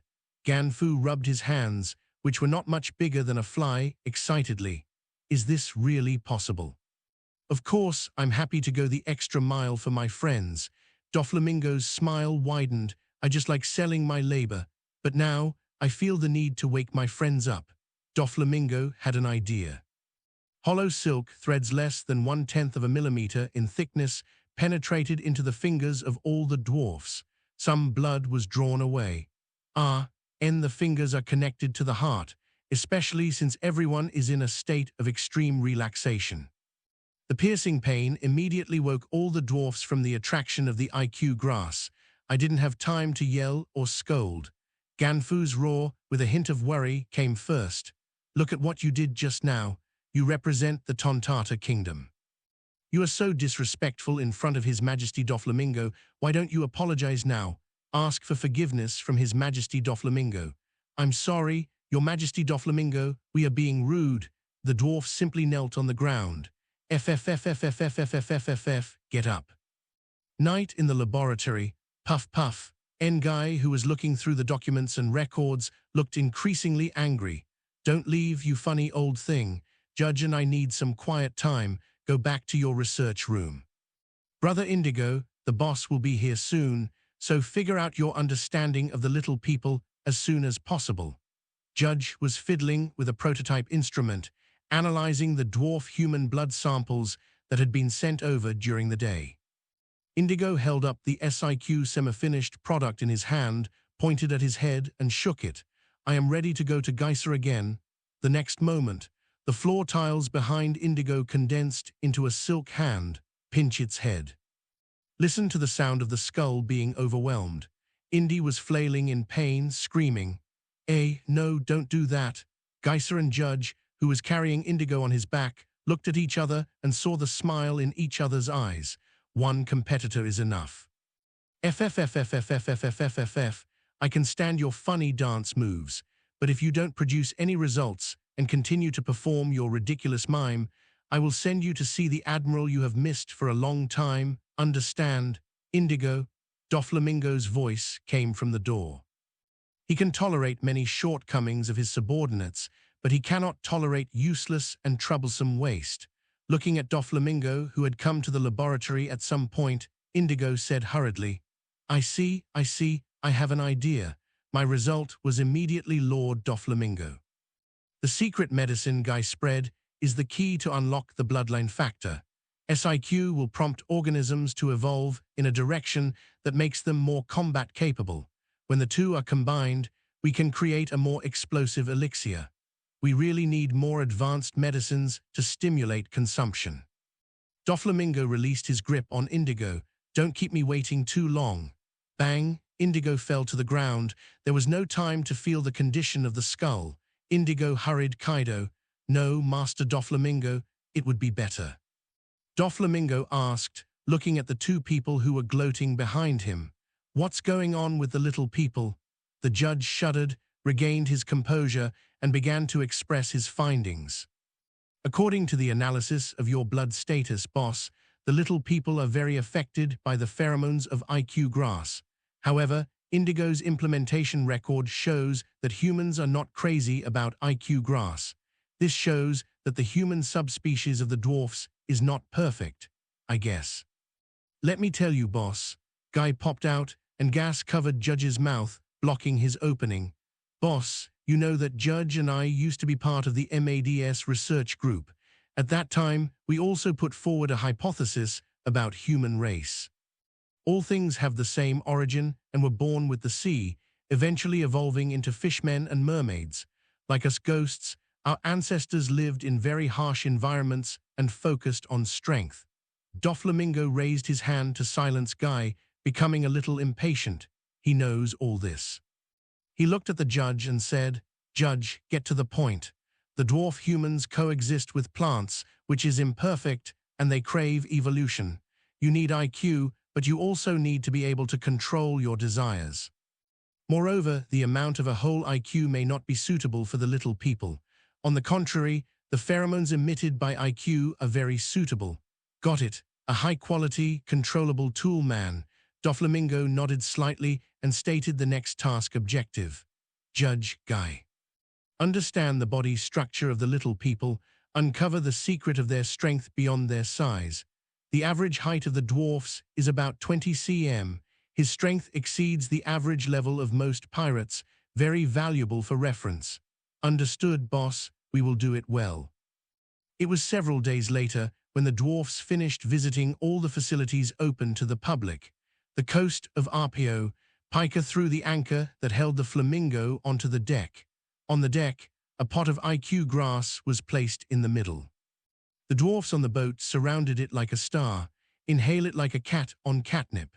Ganfu looked at this scene with a wry smile and watched Piker turn around and leave on the shore. He looked hesitantly at the two adults sitting cross-legged at the bow and said, "Your Majesty Doflamingo, this time Mr. Piker will not return to Dressrosa. Piker still has things to finish. This time I'll take you back." Doflamingo turned his head and looked over, his expression unusually warm. "Don't worry, it will be quick." "Okay, okay." Ganfu responded hesitantly, as he always felt that something was not right. He asked, looking at the empty center of the ship, "This ship is not an airship and does not need sails. FFFFFFFFFFF. Numantia is different." Note 1. Patting the bow of the boat beneath him, Doflamingo spoke to the person beside him. "Smoothie, let's go." "Okay, Dover." Smoothie took off his glasses and activated his ability. After a moment, too fast. "Your Majesty Doflamingo, it's too dangerous to fly at this speed and altitude." Flamingos flew across the sky at high speed, although the little humans were fixed to the deck with silk threads. But the high-speed wind blew their eyes so hard that they couldn't open them. My face was shaking from the wind, and my ears were filled with roaring sounds. Doflamingo on the bow ahead had a wicked smile on his face. He deliberately put away the modified glass cover. "It is just to let the little people feel the ultimate pushback feeling. How thoughtful. FFFFFFFFFF tilde." A few days later, Sabyodi Archipelago, Island number 5, KGB office. Chloe transformed back into his original form and took off his suit, which was somewhat ill-fitting. He pushed up his glasses, closed his eyes, and slumped in his chair. This KGB identity was secretly sent by Tesoro.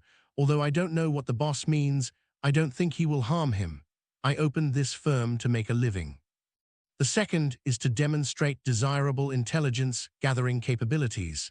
Thanks to the clone fruit, his KGB name is now well known on Island number 5. But the mission objective was unclear, and he still had no clue what to do. Boom, boom. Chloe's eyes snapped open, transforming into the mature man he once was. "Is this Mr. KGB?" A questioning voice came from outside the door. "Come in." Crack. A man in a striped suit, a top hat, and carrying a suitcase walked in. He was wearing gloves on his hands, so there were no visible signs of training. Even wearing a suit can't hide his strong muscles. "It looks like I have to work for free again." After examining the visitor across the table, Chloe gave a formal smile. He poured the visitor a cup of tea and then spoke. "This is the KGB office. What's your name? What do you need?" The visitor raised his head slightly, revealing an ordinary face like that of an ordinary passerby. "Linton, Mr. KGB, I need the bloodthirsty gang on Island number 7 at the transaction location in 2 weeks. 2 weeks? That's a tight timeline. Mr. Linton, this will require a lot of my energy." Crack. Linton opened the suitcase in his hand. Stacks of Baileys were inside. Chloe had an idea in mind and put away the arrow from his sleeve that he almost shot out in excitement. "The situation is dangerous, but the people are reliable. I plan to give him money, not take advantage of him. I think these will be very helpful to Mr. KGB in replenishing his energy. Ha ha ha ha, I like people like Mr. Linton. Chloe held out his hand. It's a pleasure to work with you. It's a pleasure to work with you. Linton stretched out his hands and clasped them together. Chloe's body was instantly filled with powerlessness, and he returned to his childish form. He looked at Linton in horror. It's indeed a clone fruit, kid. You're very lucky. I was wondering how a dead person could come back to life. Linton looked at Chloe's face and stabbed him with a knife. Remember, when you imitate others in the future, you must find out the identity of the owner of the body.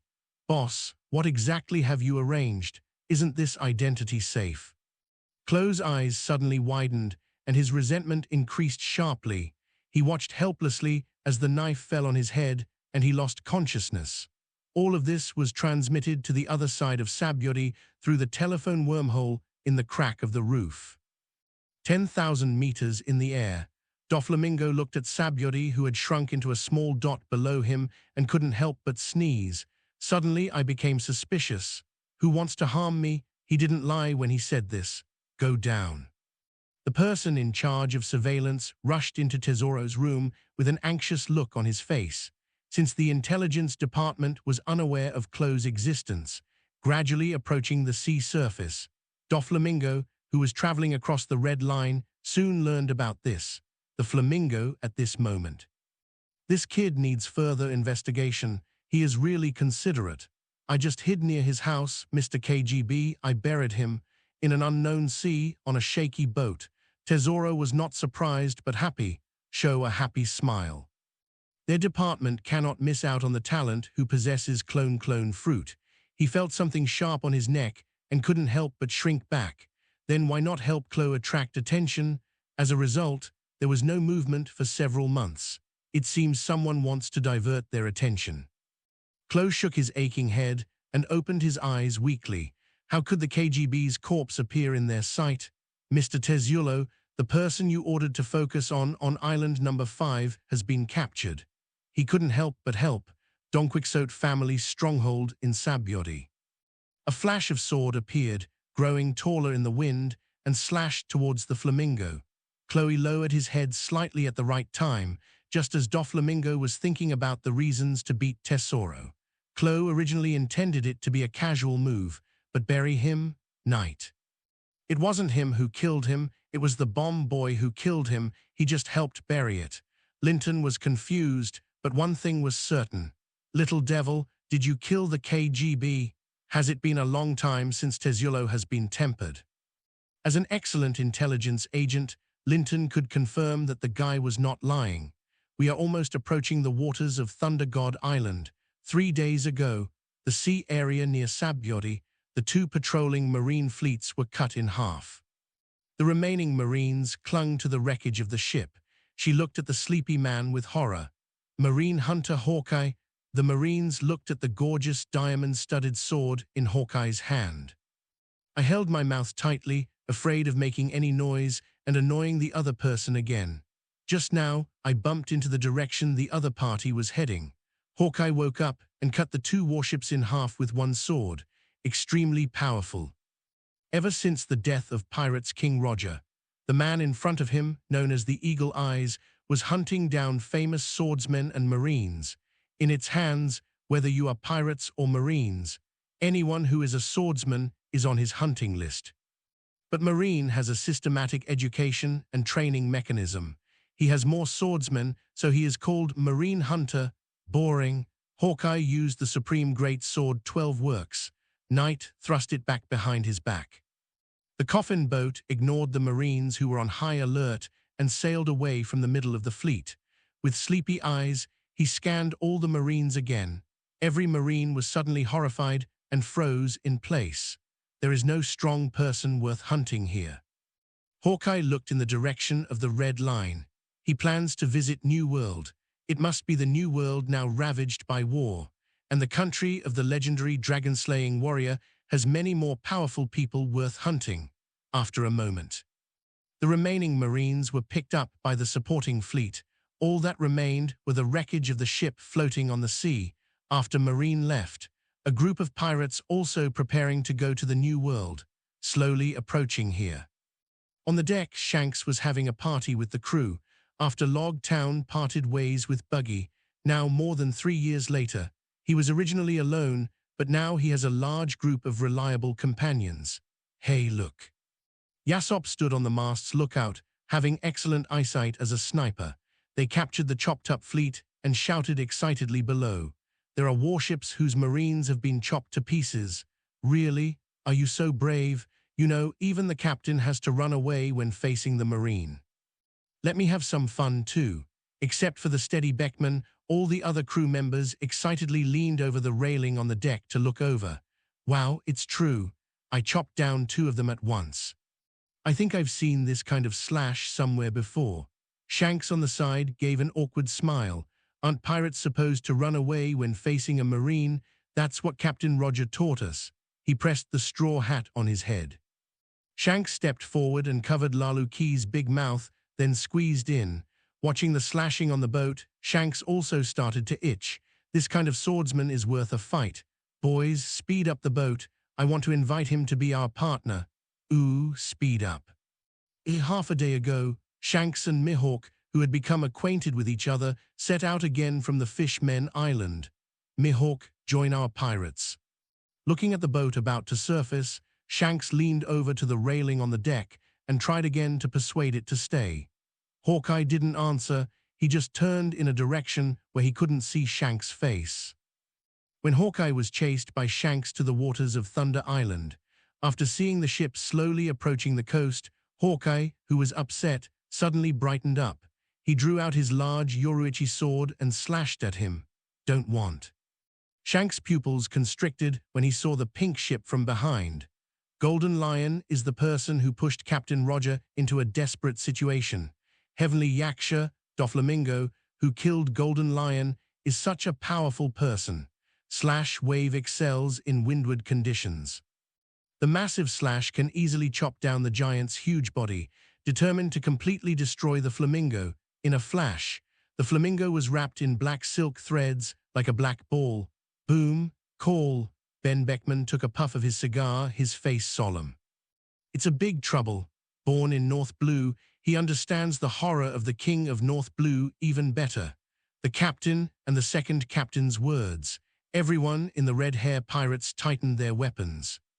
The thick smoke dissipated little by little, and the Flamingo soared into the air again, away from the sea, like a real bird. FFFFFFFFFFFF tilde, in the dark sphere, Doflamingo's furious face appeared in everyone's mind. Hawkeye can hit him. How could his observation hacky not notice the 2 people chasing each other on the sea? 1,000 arrows pierce the heart feather strike, without waiting for anyone to react further. Are you looking down on Doflamingo too much? As the 2 conquerors clashed, Hawkeye's expression remained unchanged as he chewed over the words he did not quite understand. Fellow countrymen, the pitch-black silk threads turned into a pair of wings behind Doflamingo, fluttering up and down. It's true that when fellow villagers meet, they give each other a blow. This is exactly the gesture that killed the Golden Lion Shiki. Hawkeye's expression changed slightly.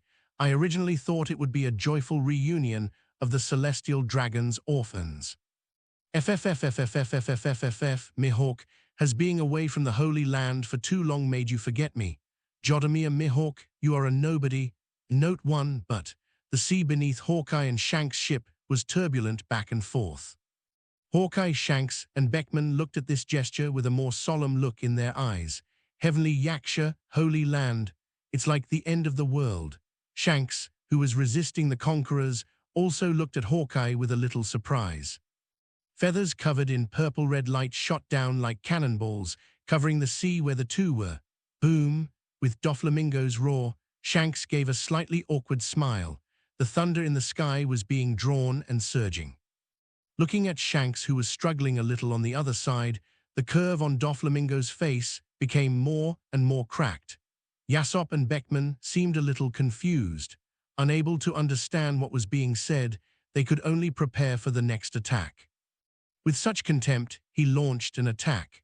And you, the orphan of the Fagerland family, my father thought you were all wiped out. It was like the materialized conquerors was pouring out of him. The other crew members' heads turned pale and they fell to the ground, losing consciousness. Captain Roger has already told his life story, but Hawkeye, another wave of conquerors burst out from the red-haired Shanks, but it was slightly weaker. In addition to Ben Beckman, Yassop, now it was Hawkeye's turn to stare at Shanks. 1,000 arrows pierced the heart feather strike. Boom, boom, boom, boom, boom. The sea surface seemed to be run over by a fleet of bombers. It exploded everywhere, creating huge waves. Shanks looked at each other with eagle eyes, showing unprecedented tacit understanding. Knight and Griffin slashed out in sync. Two huge slash waves exploded with the incoming feathers. Without time to pause, Shanks and Hawkeye rushed forward together. At the same time, a huge slash slashed towards the center of the explosion, because Doflamingo is spreading its wings and attacking at high speed. With purple-black wings, scarlet sunglasses, and a ferocious smile, he looks like a demon that chooses its prey. 16 sacred bullets, 16 tentacles wrapped with black and red lightning, gushed out from behind Doflamingo. Shanks' pupils shrank. This was a power that Captain Roger once possessed. Crack. Shanks and Hawkeye's slash wave was directly broken by the tyrant tentacles. The blow continued without any reduction in force. Plan. The tentacles hit Yi and Griffin, making a dull sound.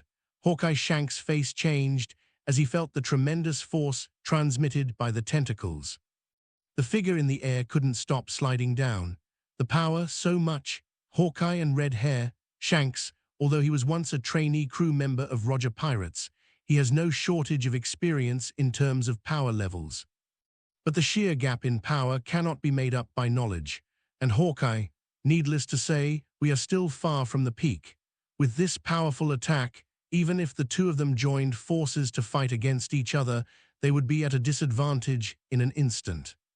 Meanwhile, Beckman and Yassop were on board.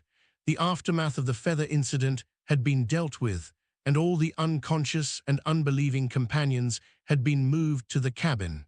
As a sniper, he sensed this rare opportunity. 2 sniper rifles were aimed at Doflamingo, who was wrestling with Shanks and Hawkeye, before launching the attack. A piercing sense of crisis erupted from the two men's hearts, and they looked up. The huge dragon head pierced through the clouds and stared down. The visitor was Virgo, who had learned of the situation in the outer sea. Kaido of the beasts, Beckman and Yassop looked at each other, and both could see the shock on each other's faces, before either of them could think too much. A scorching light emanated from the dragon's throat, as if the sun had reappeared in the sea. Dragon flame, the scorching hot breath instantly reached the sky above the red hair pirates, wanting to devour them and completely evaporate them. Whoosh, *2. 2 gunshots rang out one after the other. The first bullet, infused with a high concentration of armament haki, is like a slash wave from a high-level samurai. Split the dragon flame. The second bullet went for the dragon's eye. Yassop, get to that island first. This place is not conducive to fighting. Beckman pointed to an island in the distance that was covered in thunder. I understand. Yassop ran to the bow and began to turn the rudder. Boom! Before the red-haired pirate's ship could escape the flame-covered area. The shiny black little dragon has already hit the deck. Bang, bang, bang, clang, clang, clang, clang. The bullet that barely pierced Virgo's leather was caught by him and spilled onto the deck. Seeing this, Beckman and Yassop swallowed hard. The stick made of dragon teeth in Virgo's hand collided back and forth with the deck. The deck broke into pieces bit by bit. Sizzle, sizzle, sizzle. The thunder in the sky flowed towards the top of the stick like water. Virgo today. Possessing the bloodline of the Ghost Clan and the dragon scales of the blue dragon fruit, plus the armament haki that I practiced day after day. The enemy's armament haki has not reached a fluid level of control. Trying to break his defense, it's difficult. Beckman and Yassop, who have just arrived at the New World, still have a long way to go. You are far from being able to disrupt Dover's interest. Virgo bent his body, and the deck beneath his feet exploded completely. The advancing ships were all crushed by the recoil, and the waterline sank another 2 meters. The figure disappeared from the spot, aiming at the weakest attack on the field. Can't sense it. Yasop's face changed drastically. The intense sense of crisis made my heart explode suddenly. His observation haki and extraordinary vision were completely unable to detect the enemy at this moment. With Virgo's current physical condition, he can use shaving. The speed is natural. However, Beckman's observation haki on the side could sense it. The spear in his hand shot repeatedly at the moving Virgo. But is it useful? It's useless. His bullets were slow. The next moment, lightning with scorching heat appeared above Yasop. No, don't, go to hell, like a baseball player hitting a home run. Virgo swung the dragon-tooth stick in his hand and concentrated all his strength in one strike. It hit Yasop, the scumbag who abandoned his wife and children, hard on the forehead. Crack! There was a crisp sound of bone cracking in Yasop's head. The high temperature of the thunder instantly ignited the hair and skin. His body turned into a fireball and smashed into the cabin. Boom, boom, boom. Shanks had been saving for 3 years, and the new ship he built in the Seven Waters City was now on fire. Virgo looked at the incoming bullets and uttered cold words. Next one is you, center of the battlefield, listening to the explosions behind. Shanks, who was resisting the tentacles, couldn't help but be distracted to check. Doflamingo raised his eyebrows. This was too disrespectful to him. In an instant, a stream of purple-red light passed through Shank's defense, blast in his chest. The Nikar hat flew out. Puff! Shanks spurted out a handful of blood, which hit the coast of Thunder Island like a cannonball. FFFFFFFFFFF, I don't really like a brother who doesn't fight seriously. Doflamingo took the plain Nika hat and looked around. He was really curious about the huge straw hat in the Holy Land. What does it mean? Taking this opportunity, Hawkeye also distanced himself. Hawkeye subconsciously tightened his grip on the supreme sword in his hand and began to accumulate strength. FFFFFFFFFF, not bad. Pacing back and forth in the air, he continued, but I have already had my revenge. Doflamingo smiled and nodded, using his observation haki to sense the hat in his hand. His figure shot out at high speed, and the smile on his face became more intense and crazy. It directly destroyed my former home. He was a little too stupid and gave up his identity as a celestial dragon. At this point, Doflamingo leaned forward. The wings behind him fluttered. The crescent-shaped slash wave blocked out the sky. FFFFFFFFFFF, well done, it has a bit of golden lion flavor. In response, Doflamingo's smile widened. The happier he is, the more joyful he is, and the more delighted he is. Smash Doflamingo completely. It seems to cut the sea and the sky apart. Smash it down hard. Doflamingo punched a hole through the Nika hat and put it on his hand. FFFFFFFFFFF, I am indeed a madman. The time for reminiscing is over. Unfortunately, my father chose to emigrate to the outside world compared to your father. Hawkeye swung the sword that had been charged for a long time and slashed it out with one blow, and his figure flew towards the place where Shanks flew. There was a buzzing sound like real thunder. Come on, let's get on with it. Are you Uncle Huo Mingu's son? The closer you are to the ultimate bliss in the world. Patricide, Hawkeye's golden-circled pupils shrank. You are such a lunatic. The black and red conqueror's lightning is attached to it. The part below the elbow completely turned into a spinning, buzzing spear. Revenge, he showed great aggressiveness with a happy smile on his face. Yes, I killed him myself. Crack, the stronger the two. There is something wrong with Doflamingo in this state. The broken moon is broken. Crack, the slash wave was abruptly broken. Sense of crisis behind you. Hawkeye's eyes narrowed and he turned around to fight back. Clang, the black and red spear hit Yi's sword. The supreme and sharp sword bends visibly with the naked eye. The powerful blow sank Hawkeye's body, and his feet stepped into the air at high speed, trying hard to hold on. FFFFFFFFFFF, you want to go over there? Doflamingo smiled defiantly and continued without waiting for Hawkeye to answer. I'll help you. With the power of the two wings behind him, Hawkeye's fragile balance was overturned in an instant. The long legs, which were longer than Hawkeye's height, were raised. Aim at the spot where the red hair just landed. A left kick. Kicks Hawkeye in the chest. Puff. Hawkeye suffered the same fate as his good friend, falling towards the coastline at high speed. Red hair pirates on board. The moment Virgo launched his attack, Beckman's eyes were bloodshot.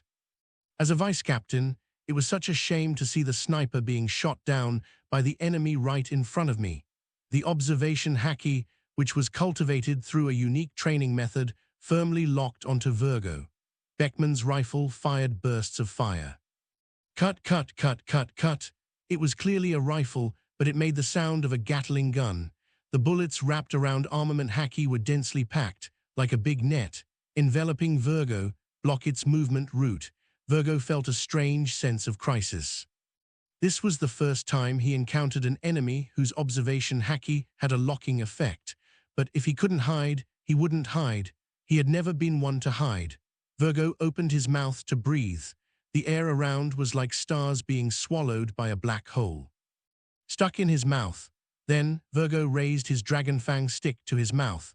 A real gas bomb flew out from the end of the dragon tooth stick at a high speed. Boom, boom, boom, boom. The violent explosion completely detonated the swarming bullets. Rushing towards the mast of the ship without slackening, squeak. The mast, made from the roots of the Yarchiman mangrove tree on the ship, collapsed with a loud bang.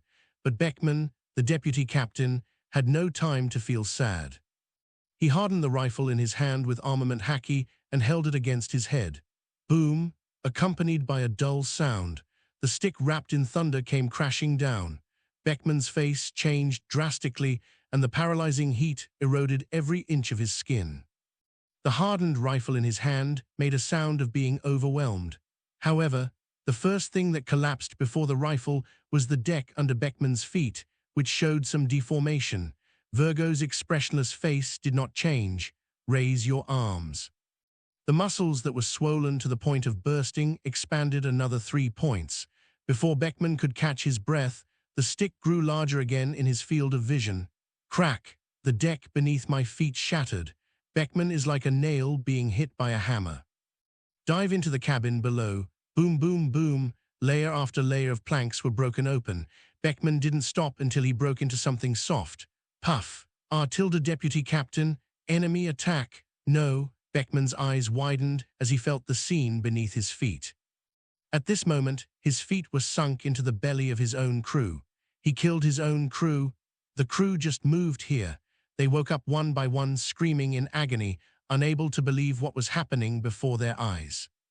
That's what Dover meant by keeping everyone on board in good order. A sentence without any emotion sounded from above. Beckman then remembered the critical situation. Everyone looked up. Their pupils shrank. The blazing flames filled everything within sight. Boom, boom, boom, boom, boom, boom. The red hair pirate's ship turned into a giant ball of fire. The explosive supply above was instantly engulfed in high-temperature flames, triggering secondary and tertiary explosions. One by one, the burning figures fell into the sea with wailing. Not everyone's face was immediately vaporized by the dragon flames and huge explosion, and the ability to struggle. After this battle, most of the Red Hair Pirates' crew members died along with the ship, leaving only a few cadres. The black dragon soared in the sky, staring at the heaving sea, searching for the enemy. A charred fat man floated to the surface of the sea. To greet him, it's a swarm of wind blades, looking at the enemy escaping beneath the sea. Virgo is not in a hurry, he has plenty of time.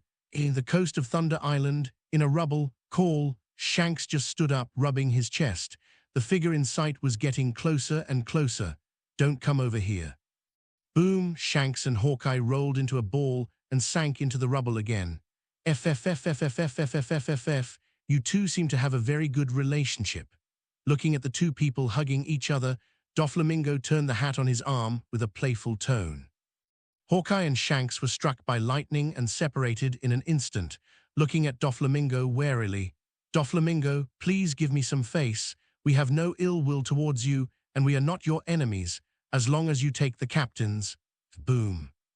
Haki exploded, and the invisible pressure in the air suddenly disappeared. The fierce, overbearing, twisted, and evil conqueror's Haki exploded. The straw hat was ground into powder. The coastline was forcibly extended, and lightning snakes were dancing wildly in the sky, under Shanks's selective gaze, then dispersed. Fine threads rose from the ground and gathered into a shield, blocking the sword light. Doflamingo, what have you done?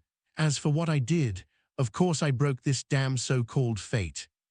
Doflamingo took off the straw hat from around his arm and held it in his palm. The king of hell collides with a newly grown lion. In desperation, Shanks slashed with a knife. There was no longer the vitality in Shanks' eyes, and he cried out in despair. Doflamingo glared. Hawkeye, who was standing between the two, also felt the pressure Shanks was under at the moment. A violent burst of Conqueror's Haki burst out from his body. Boom, FFFFFFFFFFF, my little cousin, let me give you a favor. Who are you talking to? Note 1, no. Captain Roger, like the king of hell spreading terror. At the same time, it grasped the Nika spirit that has been passed down in this world for 800 years. Shanks, who was trying to persuade him in a friendly way, roared with fire in his eyes. Try to survive. It was crushed in an instant, and the impact of the brutal will was like a physical impact coming from all directions. But it's too tender. Doflamingo was revealed, laughing loudly behind him. Just like the Styx boy who lost his sister, he cried for the first time, after seeing the new pendant on Doflamingo's arm. FFFFFFFFFFF, this is interesting. The earth is shaking. Doflamingo, who was in the distance, had a more insane smile on his face. The words fell, but the haze in Hawkeye's heart grew heavier. FFFFFFFFFFF, next, try to survive, like a signal for war. A huge explosion was heard on a ship in the distance. Shanks, who was still a little confused, suddenly became clear-headed. His pirates group is gone. Doflamingo, Shanks' eyes were bloodshot. The griffin in his hand was swung rapidly. Slash waves blasted out one after another. Mihawk on the side also launched an attack. In any case, at this moment, the only way to survive is to win the battle.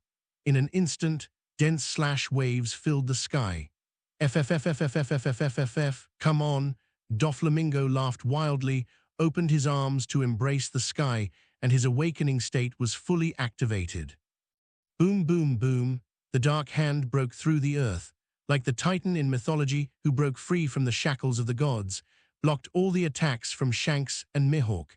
Silk threads rise up along the entire island's coastline, in the shocked eyes of Mihawk and Shanks. Converging towards the sky and connecting together. The thunder in the sky was also attracted and attached to it, forming a huge semicircular cage. This is birdcage thunder, note. Doflamingo, standing high in the sky, looked down at the two people who looked uneasy, and his tone became more playful. Next, it's a game of whack-a-mole. Doflamingo clenched his fist. Big wave. Mihawk and Shanks looked at the ground that was shaking like an earthquake. The ground turned into silk threads, forming countless fists. After looking at each other, they both used a technique similar to moonwalk to leap into the sky. At the same time, rushed towards Doflamingo's location. The moves of a person with special abilities can only be broken by killing the person himself. Hit hard. Boom, boom, boom, boom, boom, boom, boom. Countless fists smashed towards the center. It's like countless shield machines are working at the same time. No one on the entire island could fail to feel this violent shock. The people in the central government feel somewhat helpless. There has been no movement on Thunder God Island for several years. In recent years, their island has become too lively. Genomi, the lazy worker who does nothing with his amplifier. He touched his dark circles and skinny limbs. The thought of running away came to my mind again. Called two younger brothers, just walked out of the room. Looking at the flashing lightning net in the sky, he quietly retreated. The boss's boss is here, so he'd better be a good boy. The other side. See, the situation is certain.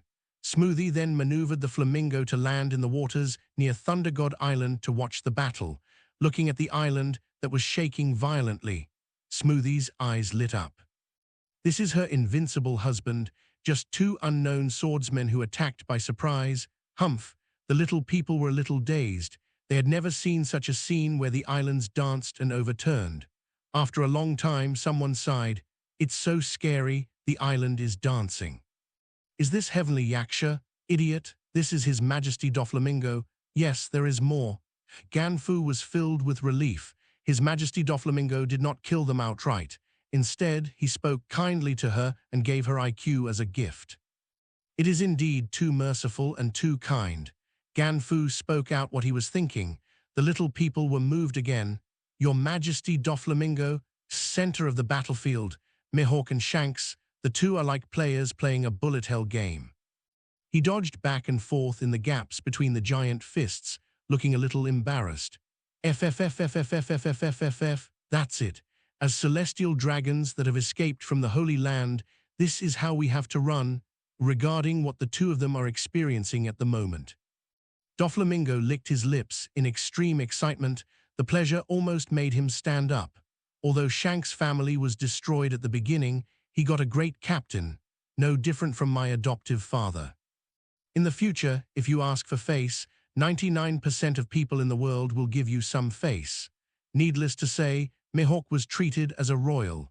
The attitude of disdain for Marine, the supreme sword, and this temperament are powerful proof. Why? Why the hell are only him and Rossi being hunted? This missing experience. He has to make up for it to the two of them. In the center of the battlefield, Shanks, who was blinded by rage, gradually regained his sanity. Defeating Doflamingo is an impossible fantasy at this moment. Now we have to break out of this cage. Just enter the sea. Neither of them is a superpower, so they can definitely shake off Doflamingo. Having made up his mind, Shanks looked at Mihawk beside him and said in a serious tone, "Mihawk, give me some time." Do it. Mihawk didn't ask any more questions, and the speed of swinging the knight's sword in his hand increased by another 3 points. He caught the fist that was coming towards Shanks. Fighting is the best catalyst. Shanks closed his eyes and nodded. Now he understood what the captain had said to Bullet. Armament Haki, your body is your source, and your will determines whether you are strong enough. And Conqueror's Haki always comes from your courage and whether you can use it. It depends on whether you have enough willpower. But it's a little late. Thinking of the straw hat whose body was gone, Shanks' face became even more dead. This is the last thing Captain Roger has left. Roger is like a father to him. Captain, I think I have enough willpower now, Shanks muttered. The black and red thunder spread from his hands to Griffin little by little. A black and red blade light slashed out. The target is not Doflamingo in the sky. Instead, he instantly approached the birdcage that was flashing with thunder. Boom, boom, boom, thunder and sword flashing everywhere. Endless silk threads, wrapped with thunder, bombarded Mihawk and the other man, fly towards the cave entrance. A layer of the ground was scraped off. Tap, tap, tap. Shanks mustered up the last of the conquerors and went forward with Mihawk. It condensed into a humanoid shape with thunder, connected to the birdcage behind it. Mihawk go, two identical figures sandwiched them from the front and back. Barkan is always one of the most powerful attacking forces.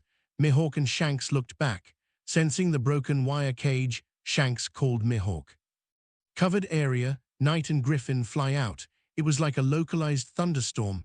The birdcage above the island opens. A large hole was cut in the birdcage that covered the entire island. This is called Shadow Knight's String Ray. 16 tentacles covered in black and red lightning smashed down like a mountain. A mountain-like shadow fell over them. Doflamingo was not surprised, but delighted by the progress Shanks showed. Sensing the two's confusion, Doflamingo mercifully gave them an explanation. Entwined together, tightly united. 16 sacred bullets, divine killing. Shanks and his men were covered in blood, and their clothes were torn. As soon as he finished speaking, Shadow Knight's string's head exploded.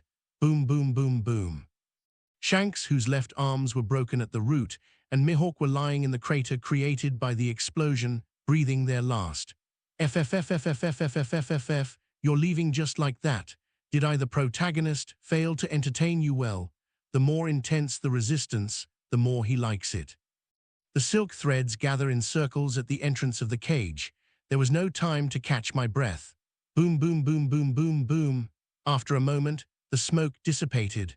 Two identical voices sounded one after the other, filled with terrifying fear that made one's scalp tingle. 10,000 arrows piercing the heart lightning strike line. Tap, tap, tap. Doflamingo admired his masterpiece and smiled with satisfaction. FFFFFFFFFFF, Shanks, you look better like this. It's more like how I remember you. Your memories. Shanks was seriously injured and dying, his heart filled with hatred, and he became more and more confused. Why did Doflamingo want to kill them as soon as they met? He had seen this person in Log Town. Hawkeye on the side also pricked up his ears. If you want to die, at least you have to understand the reason. Yes, in the future I saw you lived a good life, but I was stupid enough to gamble with my arm. Foresee the future? Shanks was shocked. Captain Roger once said that one can foresee the future and see fragments of the future, but Doflamingo sees what the future holds. What kind of future does Captain Roger want? No, I read the script. Doflamingo's mouth curled up. He likes this part the most. This joy of changing the destiny of others make him so happy that he can't control himself. Read the script. Shanks really didn't understand this. Yes, your position in the future is a little unclear to me. What is more terrifying than an enemy with a clear stance is a stranger whose background is unknown. This principle is somewhat similar to the fact that heretics are more hateful than pagans. Boom! Carrying the unconscious Beckman, Virgo landed behind Doflamingo. Dover, this person's observation hacky is somewhat special. Will Beckman be as powerful as Redhead in the future? Looking at this person, Doflamingo raised his eyebrows. Well, I'll learn more later. Shanks, who was half dead just now, ignored the doubts in his head and struggled and shouted. Beckman, but no one responded. Shanks' eyes gradually dimmed and lost their life. As pirates, dying together is also a beautiful death. It's just that the voyage they just set out on was too short. Doflamingo frowned at Shanks's state. Dead fish are no fun. At this moment, Smoothie arrives in the Flamingo. Doflamingo's eyes lit up. He remembered what he had prepared before, which would surely cheer up Shanks. Dover, you are so majestic. Smoothie's words of admiration came out loudly. Then came the sounds of the dwarf people one after another. I love you, Your Majesty Doflamingo. Your Majesty Doflamingo is invincible. FFFFFFFFFF, of course, let me get down to business first. Doflamingo was not at all modest. He tilted his head slightly and agreed. Although this truth made him happy, he had to deal with serious matters now. Stopped Smoothie and the dwarfs from continuing to speak. 3 image shells were taken out from the main room of the ship. Then he looked at the lifeless Shanks and continued. By the way, I brought you a gift. First turn on the video and aim it at Shanks. Weave a white projection cloth with silk thread. Only then did he press down the other 2 marked image shells. The sounds began to appear. You want my treasure. The person in the picture is Roger, the pirate's king who has been dead for 3 years. The other one burst into tears. Captain Roger, woo woo woo woo, in the screen. A man with a clown nose and a straw hat was crying, biting his lower lip, tears streaming down his face. Captain Roger, Shanks, who had lost all hope, felt a wave of anxiety in his heart. His face showed a mixture of sadness and joy. I don't know how to describe my feelings. A thought suddenly came to my mind. Doflamingo, what kind of dog breed is it? So you've noticed me so early. FFFFFFFFFF, of course. Record Shanks' constipated expression. Doflamingo's heart was filled with joy and his smile became even brighter. However, this is only the 3rd level of pleasure. When I show it to Buggy the Clown later, it will surely give me the 4th level of pleasure. Continue to ask, do you like this gift, Shanks? It doesn't matter if you don't like it, this is your last gift. So much for Roger's spirit. Doflamingo hooked his finger. He seemed to remember something. He added with a wicked smile. As a reward for Roger adopting celestial dragons, I helped him raise his son. What? Shanks' eyes widened as the thread approached at a rapid speed. Then came the unspeakable pain. The red head flew out, and its gaze swept across the world with lingering eyes. The ships in the sky were like messengers of war, cheering for Doflamingo. Doflamingo was laughing wildly, and Beckman was lying on the ground unconscious. The earth is devastated. The dark sky was filled with thunder, as if the world of the future. Mihawk, who was standing by, felt the hot blood spilling on his body and felt some sympathy for his own kind. Completed counseling for Shanks. Doflamingo looked at the next guest. Before he could speak, Mihawk felt the gaze sweeping over him and asked first. "What do you want to do?" Doflamingo stepped forward and possessed himself. In Mihawk's field of vision, the twisted smile was getting closer and bigger. Doflamingo looked into Mihawk's golden spiral pupils. His reflection asked, "FFFFFFFFF, what do you think I want to do?" "I naturally don't know what a madman is thinking. Kill all celestial dragons. How about this idea? FFFFFFFFFFFF tilde." No wonder he and Shanks were put to death. A genius is 1 step ahead of others. A madman is 10 steps ahead of others. Mihawk still has his own plot of land and returns to the declining kingdom. It is normal for fools not to understand. The difference is, Doflamingo still has some memories of the Holy Land in his mind. Doflamingo sent the ship far away. The marine support was poor, and the pirates killed them. This made Doflamingo laugh out loud. FFFFFFFFFF, what a pity. 20 years beyond the world, the right to know, his father followed. "By the way, Mihawk, where's your dad?" Doflamingo, who was about to take action, suddenly found Mihawk much more pleasing to the eye. "And I am 20 years ahead of the world. Doflamingo, so brave. It's really interesting how he died." Doflamingo straightened up and nodded in agreement. "Get Mihawk's answer." Ignore the scorching gazes of the flamingo ship. The two of them are indeed easier to deal with. The wounds on his body were slowly taking away his life force, and now he just wanted to die quickly. "Dead," Mihawk answered with his eyes closed. He didn't know if his father was really stupid or if it was arranged by the celestial dragons. Compared to our compatriots in the Holy Land, Mihawk's pupils constricted, and he could hardly believe what he heard. What follows is not suitable for the dwarfs to hear. Mihawk silently chewed on the meaning of these 2 sentences. Mihawk's dad got the start. "Naturally, he is the madman among madmen. You have a right to know." Then he continued, "But it doesn't matter. I chose a country full of victims of celestial dragons. Pity." Mihawk opened his eyes. Would this man feel sorry for his father's death? "Yes, it's a pity that you didn't kill your father." Mihawk, after a little while, the center of Thunder Island, inside the smoky hot spring. Virgo and Doflamingo were both lying topless by the pool. The baths were conceived by Doflamingo, designed by Tesla and constructed by Enel. Use thunder as energy to heat. "Comfortable." Doflamingo cried out in comfort, and suddenly all the fatigue from the previous days of traveling disappeared. He picked up the red wine on the tray and took a sip. Virgo asked, looking across at him, "Virgo, what is the special feature of your observation haki that you just mentioned?" The gunman's observation haki, like the gun in his hand, made me feel like I was being targeted and had nowhere to hide. Locked in feeling, Doflamingo raised his brow. I thought of the second famous skill of the now-deceased red hair future, seeing and hearing kills. An idea suddenly came to my mind. Is there a possibility, seeing and hearing kills?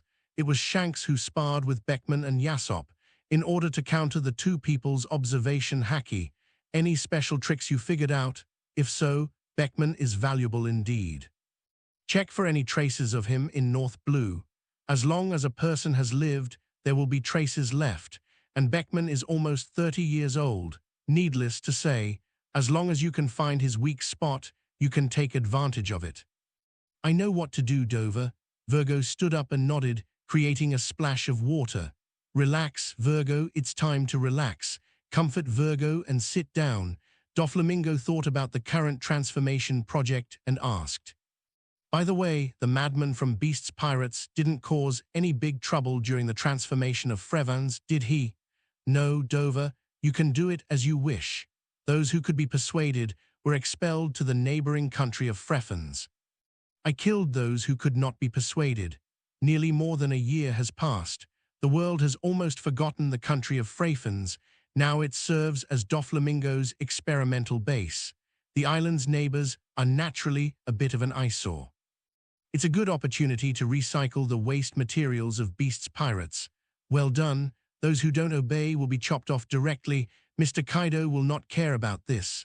Stop at Thunder Island. The Flamingo set off again in Bristol Island waters. The ship from Wano Kuni approached quietly. On the island, a side hall, Marco the dog asked as he secretly hugged Izang's shoulders and squeezed them hard. "What gift have you prepared for Dad on his birthday, Izo?" "Wine, of course." He slapped Marco's mischievous hand away and gave him a sidelong glance. "Phoenix Eye, do you want to rush?" Izu looked in the direction of Wano Kuni and continued. "Your Majesty Odin, it has been almost 4 years since I returned to Wano Kuni. Wano Kuni must be better now. I asked someone to take a letter to Wano Kuni. This year's Sakura flower sake must be extra special." Bang! The door was knocked open. A huge fat man rolled in. "Lord Izu, Lord Odin is dead." "What, Brother Odin? Your Highness Odin." Dead? Impossible. Time seemed to freeze at this moment. Izang and Marco's minds went blank and their eyes became dull. I couldn't believe that the once invincible Kazuki Odin was dead. Lord Odin is dead? Eyes couldn't accept this fact and screamed heartbreakingly. Impossible. How could His Highness Odin die? Izo's hands were faster than his brain. American-style EI, for those of you who are in conflict with me, this is a man. The American EI sounded quickly. Bang. Both sides of Urashima's head were instantly filled with a burning sensation. He froze in place, not daring to move, for fear of upsetting Yizang again. A crying voice appeared. "Master Izu, it's me, Urashima, the #1 sumo wrestler, and Master Kikunojo has also died." "Kikunosuke, Izu's younger brother, is there any conflict?" Marco came to his senses and immediately grabbed Izu's hands, stopping his desire to continue attacking. He asked coldly, "Who did it?" "Kaido of the Beasts, 100, Beast, Guy Moore." Yizang, a man with a feminine appearance and a pretty face, now looks as ferocious as a demon. You can imagine his complicated mood now. Heads popped out of the door one after another. It was Blackbeard, Thatch, Jaws and others who were attracted by Izu's roar. "Calm down, Izu, first figure out what's going on." "Yes, that's right," Izang asked, mumbling to himself, his face a mixture of tears and snot. "What happened after Lord Odin returned to Wano Kuni?" Urashima shrank his neck as he was watched by Izu's selective gaze and began to narrate. "After His Highness Odin returned to his country 4 years ago. As Urashima tells what happened in Wano Kuni, waves of curses were heard. The sinister snake, damn it, Kaido. This is their home, come when you want, leave when you want, where to put the Whitebeard pirates." Moreover, Brother Odin faced Orochi and Kaido. Instead of returning home as agreed, he went straight back to Wano Kuni. Yes, let's go find Dad first. He just doesn't want Wano Kuni's affairs to involve us, but His Highness Odin is definitely not such a person. Izo, are you going to point your gun at your family? But many crew members still regard Brother Odin as a traitor. We must avenge Brother Odin. Let's go find Dad, and got my dad's consent. At that time, eldest Brother Odin followed Roger and left this big family. Teach, Brother Odin is not the person you say he is. I know you don't like me and think I'm a traitor. Even though it was because Roger knelt down and begged, Brother Odin was willing to follow. The captains' faces froze, their minds filled with thoughts. I would rather be a dancing clown. The captains gathered together and were excited. As soon as these words came out, the confused captains seemed to have found their backbone. Tell Dad about the situation first. What are you doing? The future Blackbeard Marshal D. Teach said with a roll of his eyes. Izang's eyes were bloodshot as he stared at Teach, and veins bulged on his hands holding his double guns. However, after Brother Odin got off Roger's boat, nor are they willing to ask us for help. Their eyes brightened, and they echoed the sentiment. Marco stood in front of the two men who were on the verge of a fight. Dad knows what to do. I will follow His Majesty Odin. Shut up, Teach. But there are also people who sing a different tune. Brother Odin, don't you consider us as family members? Boom, near the red line, an undocumented island. Linton was holding a report with information in his hands. Instructor Fury, I can confirm that this guy had nothing to do with KGB's death. That kid is indeed a lucky guy. Let this kid out. It seems that the death of KGB has brought us new strength. A small dark house on the island. Chloe was lying on the ground, motionless. Since I woke up, I have been locked up here.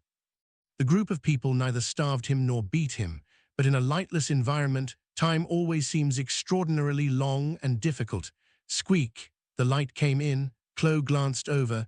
It was time for dinner, and he managed to get through another half day. Little devil. Come out, you will stay here from now on. The familiar voice was Linton, the one who arrested him. Chloe rolled over and approached the door. This is the first time I saw the outside environment here.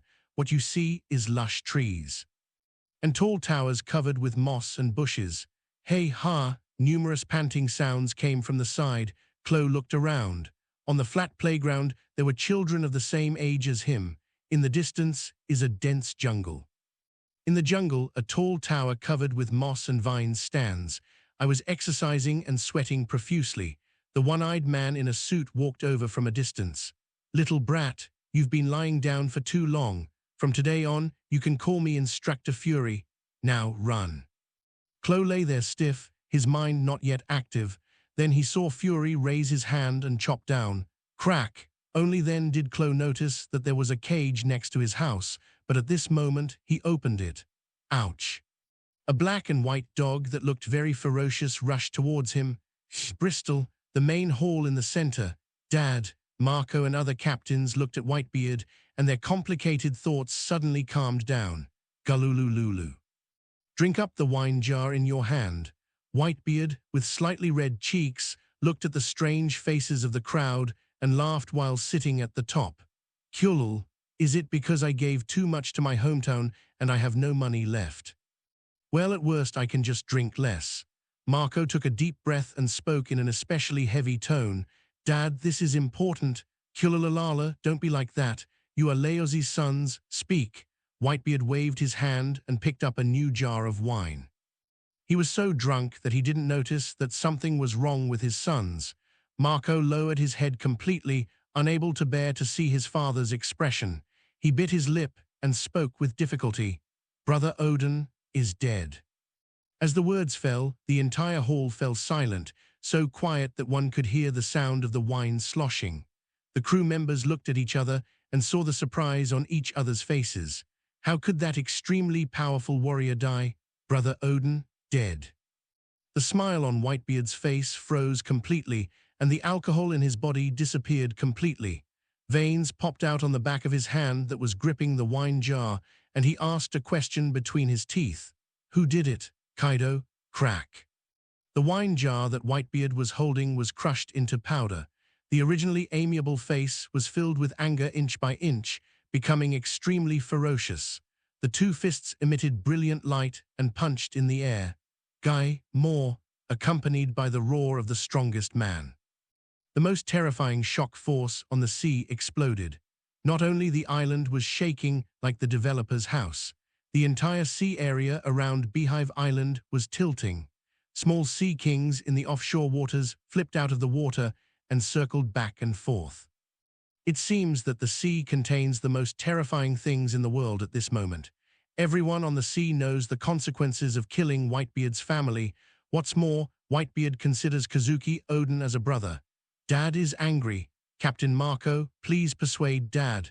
Captain Thatch, move. The crew members, whose fighting power was slightly lower, panicked and leaned against the walls around them. Pray that Dad calms down soon. The angry dad is the most terrifying human disaster on the sea. It comes quickly and is controlled quickly. After all, Whitebeard is not a hot-blooded young man. This is his own island, and he has control over his own abilities. The shaking island gradually calmed down, leaving only the still turbulent sea. The originally grand and tidy hall is now in disarray. The crew members, who had been struggling to move forward and backward, finally breathed a sigh of relief. The last time they saw their dad was when he was angry, when Roger knelt down. Marco, Whitebeard's eyes danced with the Scarlet Conquerors. Tell me exactly what happened to Odin. Let me tell you, Aizo stood up and told everything Urashima had just said. Father, 4 years ago, after His Highness Odin returned home. Orochi and Kaido are already connected, and the previous General Kazuki Sukiyaki-sama has disappeared. His Highness Odin, who was threatened by hostages, began to dance as promised. 2 years ago, Kaido left the island and sentenced the ninja of Orochi Oniwa Banshu. His Highness Odin gathered his retainers and several daimyo to unite and attack Kaido. In the final battle, Lord Odin was killed by Kaido himself. Several daimyos also died together. Orochi and His Highness Odin's family are missing, the samurai group is completely wiped out, and it is suspected that they were killed by Heavenly Yaksha Doflamingo.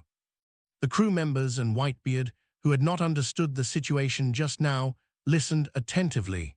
After learning about the glorious story of Kazuki Odin being forced to dance, he gritted his teeth again, wishing he could find the missing snake and tear it into pieces. As pirates, you can accept the death of your companions and family members, but I cannot accept my family being humiliated in this way. The evil snake, it's a pity that he is missing, otherwise I would have to kill him 100 times. Wow, woo, bro Odin, why don't you come to us? And the damn Heavenly Yaksha, who even spared women and children. Brother Odin, this is the last one. The crew members were talking and crying. The sad atmosphere made the captains cry again. Whitebeard's eyes were filled with tears, and he was so sad that he couldn't control himself. Gululululu, open a jar of new wine and drink it up completely. Whitebeard stood up, took the kanjunki standing beside him, and slammed it into the floor. Boom. All the crew members looked towards the first one. Whitebeard's face looked extremely ugly and gloomy. It looks very much like the black face of a person with a strong magnetic field. Magnetic field, black face, ready to go, destination, Wano Kuni. What happened to Brother Odin?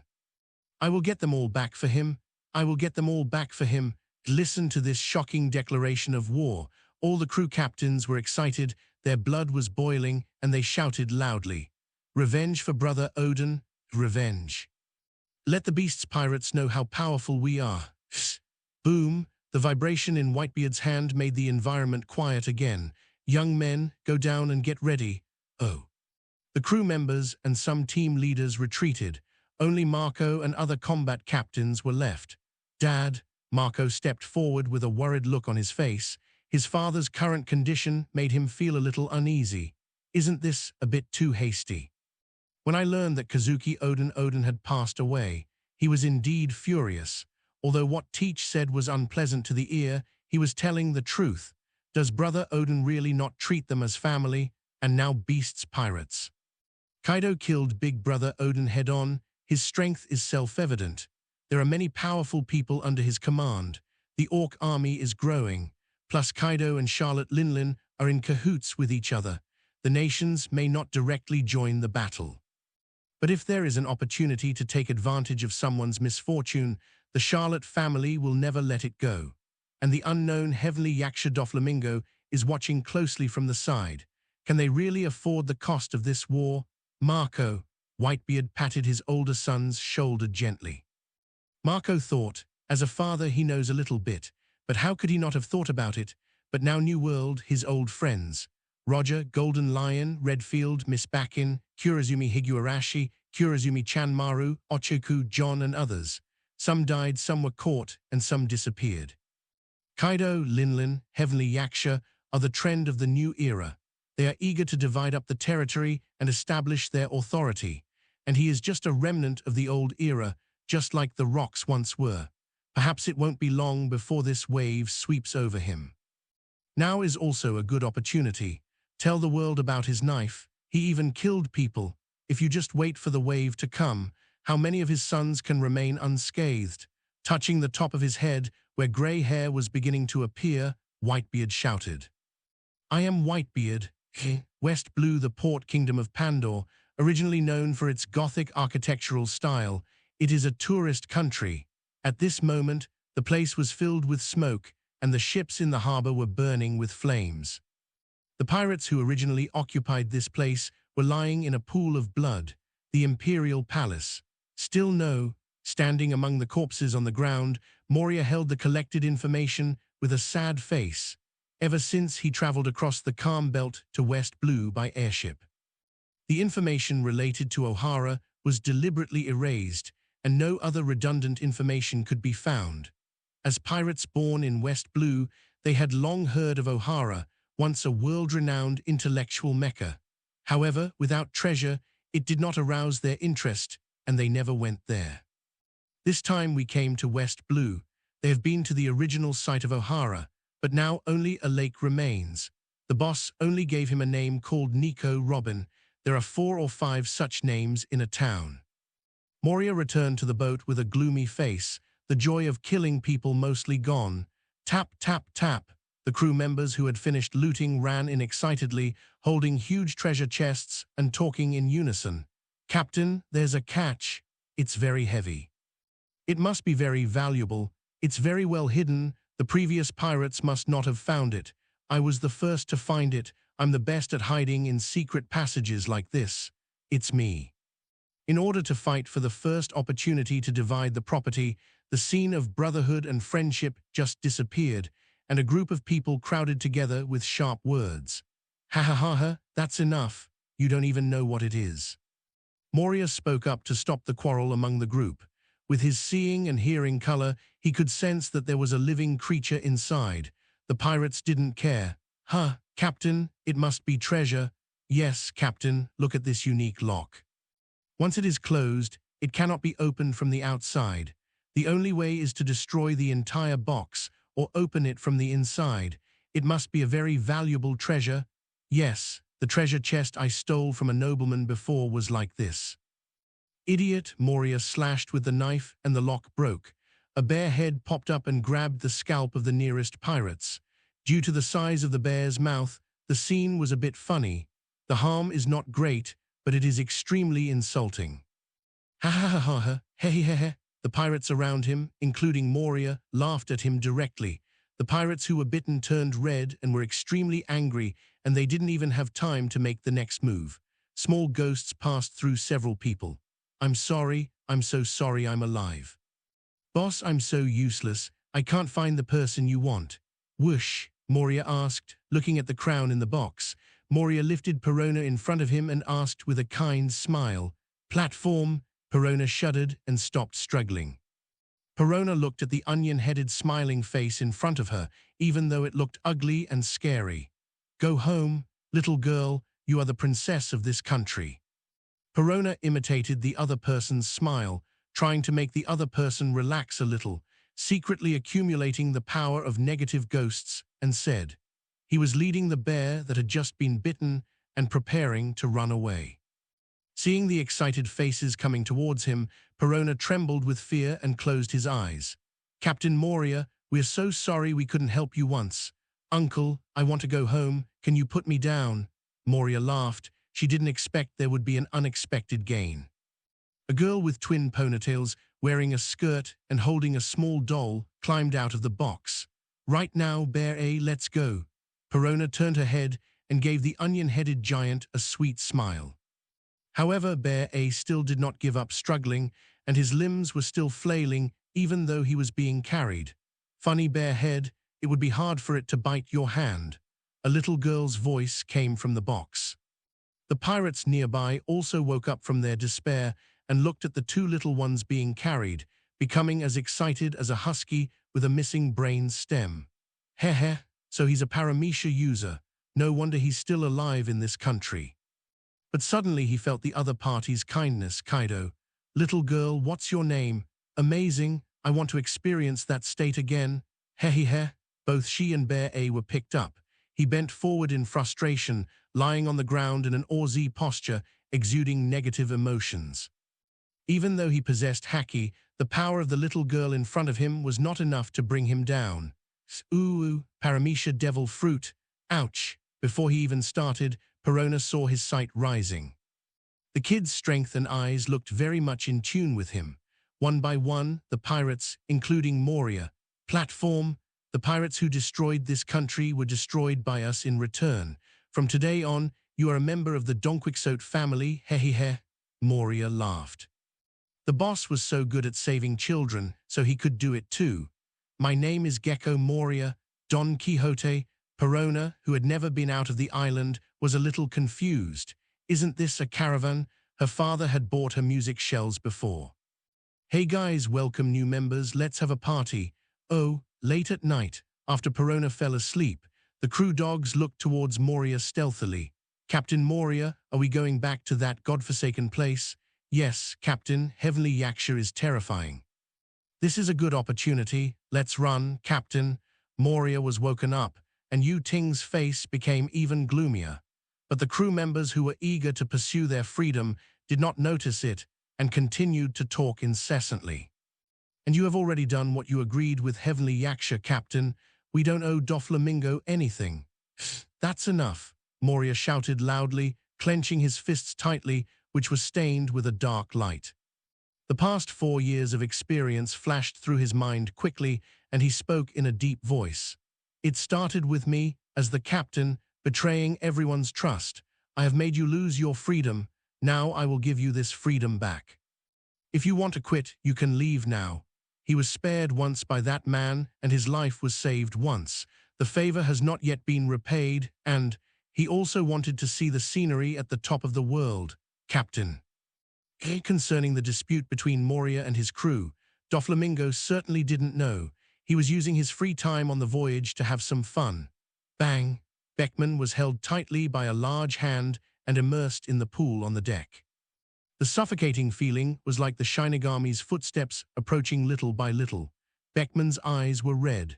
Through the hazy vision, he stared at the owner of the big hand, feeling the special feeling of being locked. Doflamingo smiled with satisfaction. FFFFFFFFFF, nice look. Puff. Beckman, who was lifted up, took a deep breath of fresh air. With his hands torn again, he tightly grasped the big hand on his neck and asked like a madman, Shanks, and my companions? Of course, everything that has no value is dead. Doflamingo broke Beckman's fingers one by one.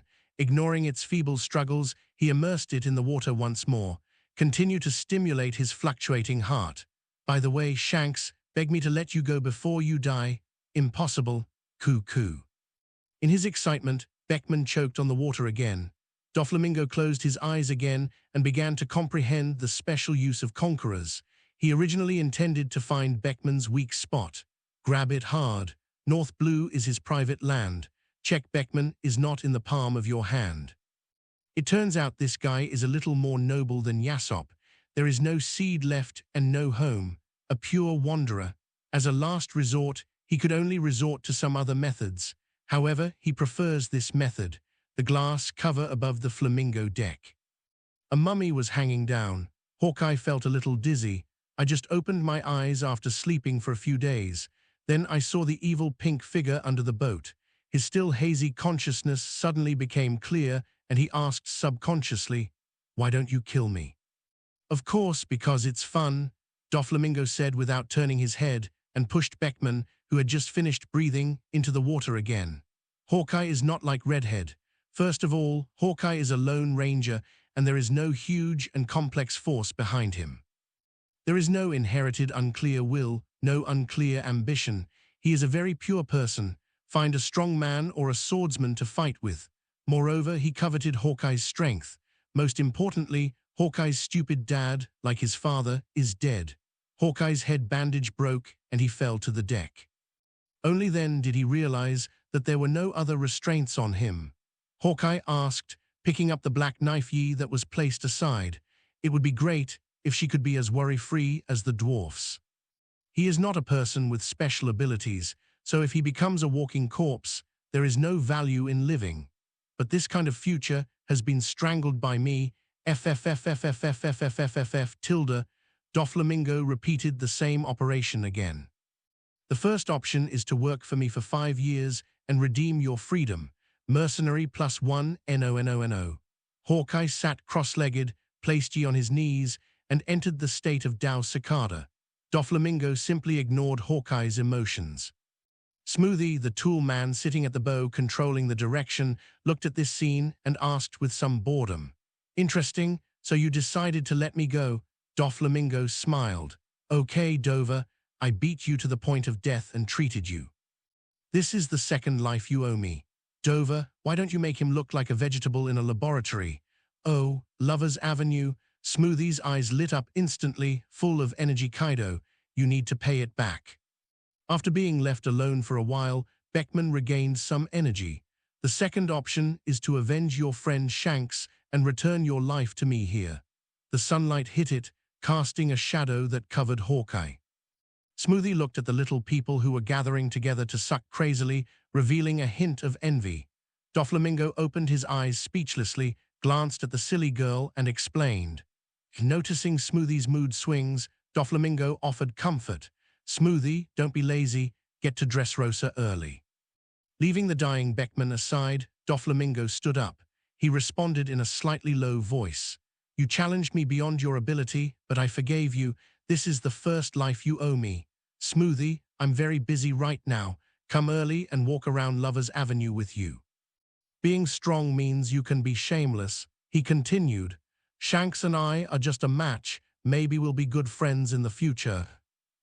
With Hawkeye's temperament, his heart was stirred by these far-fetched words, and the corners of his mouth twitched a little. It seems that the two have just met. Sky Island Donquixote Family Combat Unit. The bi-weekly gold promotion tournament is in progress. Violet, Monet, come on. If you win first place, we can play together. Yamato held his mouth and yelled at the crowd participating in the battle. Okay, Yamato, she casually replied. Yamato. Violet stepped on her nail-head boots and touched the dagger in her hand nervously. Her sister hasn't come yet. This fool, Monet held two awls that gleamed with cold light, his expression blank. Kazuki Hiyori, who was ignored at the side, responded loudly. I'll try my best, Ms. Yamato. Being called by name. Yamato then realized that he had neglected his little follower and quickly added a sentence. Have fun too, Hiyori. Violet, here I come. Scarlet, full of human energy, ran and shouted, still wearing the clothes of the shrine's servant, and had no time to change. Sister. Violet waved excitedly, sweeping away the depressed expression just now. Ms. Yamato, please retreat to the audience. Raoji stopped Yamato from crossing to the battlefield and announced to the family members who were going to fight. You still have 30 seconds to prepare. The next 30 minutes are your performance time. Your companions will be your next opponents. The winners only take the top 5. 10, 3, 1 start, the words fell. Monet smiled wildly and stabbed the person in front of him with the awl in his hand. Only she is worthy of following Lord Doflamingo. Kazuki Hiyori's knife flashed in his hand. The crowd suddenly became chaotic. Buzz, buzz, buzz. The familiar noise made Yamato look over, waving and shouting excitedly at the approaching Buffalo. Buffalo, look at Monet and the others. Yamato, Mr. Peak is taking us to North Blue to pick up our family. The boss has told you that you can come with us to Ying. Really? Before Buffalo could react, he felt pressure on his back. Yamato spoke excitedly while standing on Buffalo's back. Go, go, go, go, take my Ajian, Brother Ming is so nice. The joy of going out and playing made Yamato forget about her little sisters on the spot. Wano Kuni, Ghost Island. Let's start a war. Kaido was very excited when he received the notice of Whitebeard's declaration of war. Of course, he knew about Kazuki Oden's relationship with Whitebeard. Killing Kazuki Oden, this war is bound to happen sooner or later. But if he wants to fight, then fight. It's not like Whitebeard hasn't challenged before. However, before going to war, you must first prepare weapons and fortifications. Kaido asked, looking at the fat guy on the right. Quinn, how is your preparation for the new virus going? Brother, my plague bomb is ready to go. Quinn swung the Gatling gun across his neck. Jae-hin on the other side spoke before Kaido could ask. Brother, the samurai group has surrendered, and Wano Kuni's troops are being used by us. Kazuki Sukiyaki has been successfully captured in Kuri, heading to Onigashima. Great. Let's use this old Kazuki Sukiyaki thing as a sacrifice. Kaido nodded with satisfaction, turned around, and transformed into a giant dragon. The sound was like thunder, spreading over most of Wano Kuni. Boys, prepare for war. Ooh, ooh, ooh, ooh. War, war, the Orc Legion below roared in excitement. For a time, demons were everywhere on Ghost Island. It's like a world-destroying demon dragon gathering a group of demons to wreak havoc on the world. Greenland on the north side of Dressrosa. Father, we are back. Ganfu led the luggage of the Sky Island tour group members. Gan Cairo and the dwarfs have been waiting for a long time and are exhausted. Looking at the many tribesmen who had returned, he breathed a sigh of relief. This Donquixote's big human race really had no ill will towards them. Gan Cairo asked, pointing to the glass cover held by his son Gan Fu. What is this? Is the situation on Sky Island really as described? This is the plant that His Majesty Doflamingo has asked us to be responsible for. Father, please feel it first. As he spoke, Ganfu removed the cover on the IQ grass. A strange pheromone suddenly spread throughout the Tontata kingdom. All the dwarf humans came over with intoxicated looks on their faces. The next moment, Ganfu grabbed the IQ grass again. The dwarfs woke up one by one. Ganfu, what is this? Gan Cairo was a little excited, and his life instinct told him the importance of this thing. Father, this is IQ grass. It's something we'll be responsible for in the future. Does that mean we can come into contact with it every day? Not only Gan Cairo, but all the little humans who were listening had their tails running around in excitement. Yes, Gan Cairo confirmed his father's question and changed the subject. His Majesty Doflamingo is truly kind and invites you to discuss. Dressrosa is the land of flowers and passion. The floral elements on Lover's Avenue are particularly strong. Dover, what are we having for dinner? Smoothie holds the newly received flowers with a smile on his face. I will be meeting the king of the Tontata kingdom tonight. Urouge, get ready. Under the afterglow of the setting sun, Doflamingo asked lazily. This is his rare leisure time. Urouge, who was following silently behind him, gave the answer. God, it's ready. The dwarfs are. Gurgle, gurgle. Okay, Dover, get busy. Mister. Kaido is about to go to war with the Whitebeard pirates. Is Ms. Linlin interested in watching? In the original timeline, Whitebeard attacked naval headquarters regardless. This is because Ace is not only his son, but also the blood of an old friend. Smoothie, have fun by yourself. But now is not the time to think about these things, Kaido immediately. Of course, I also want to see Mr. Kaido's war myself. A moment later, in the quiet room of the palace, the situation doesn't seem chaotic enough. Conqueror's entanglement plus shock fruit plus peak power. Did this happen, or did old Oda not write it? Mr. Kaido, I'm almost at the new world. Damn Whitebeard and Kaido, then come on. Cornetto is in the prime of life. We just have to consider whether the Marine will come to join the battle. Plus, I connected North Blue and West Blue, instantly splitting the world in two. Doflamingo's eyes lit up, and he picked up the Den Mushi. Whitebeard hasn't been put in the tube yet, so his combat power should not have decreased. If this battle, Whitebeard will die. But there's no point in thinking about this now. Smoothie inherited the power from Big Mom and crushed the roots of the flowers into pieces, but still had a sweet look on her face. Doflamingo sat cross-legged on the ground, lost in thought. Doflamingo was a little stunned. Crack. Don't worry, Ms. Linlin, Smoothie is very reliable. At most, it's just that Kyojuo is being suppressed. Ms. Linlin, the initial results of the gigantic process have been achieved. There shouldn't be a situation where revenge is sought for every son who dies, right? Conqueror's entanglement plus blue dragon fruit power increase and vitality. Well, Dover, what can I do for you? New World will completely fall into the hands of Cornetto and Big Mom. You're really well done. I can't wait. My dear son-in-law, how about Smoothie?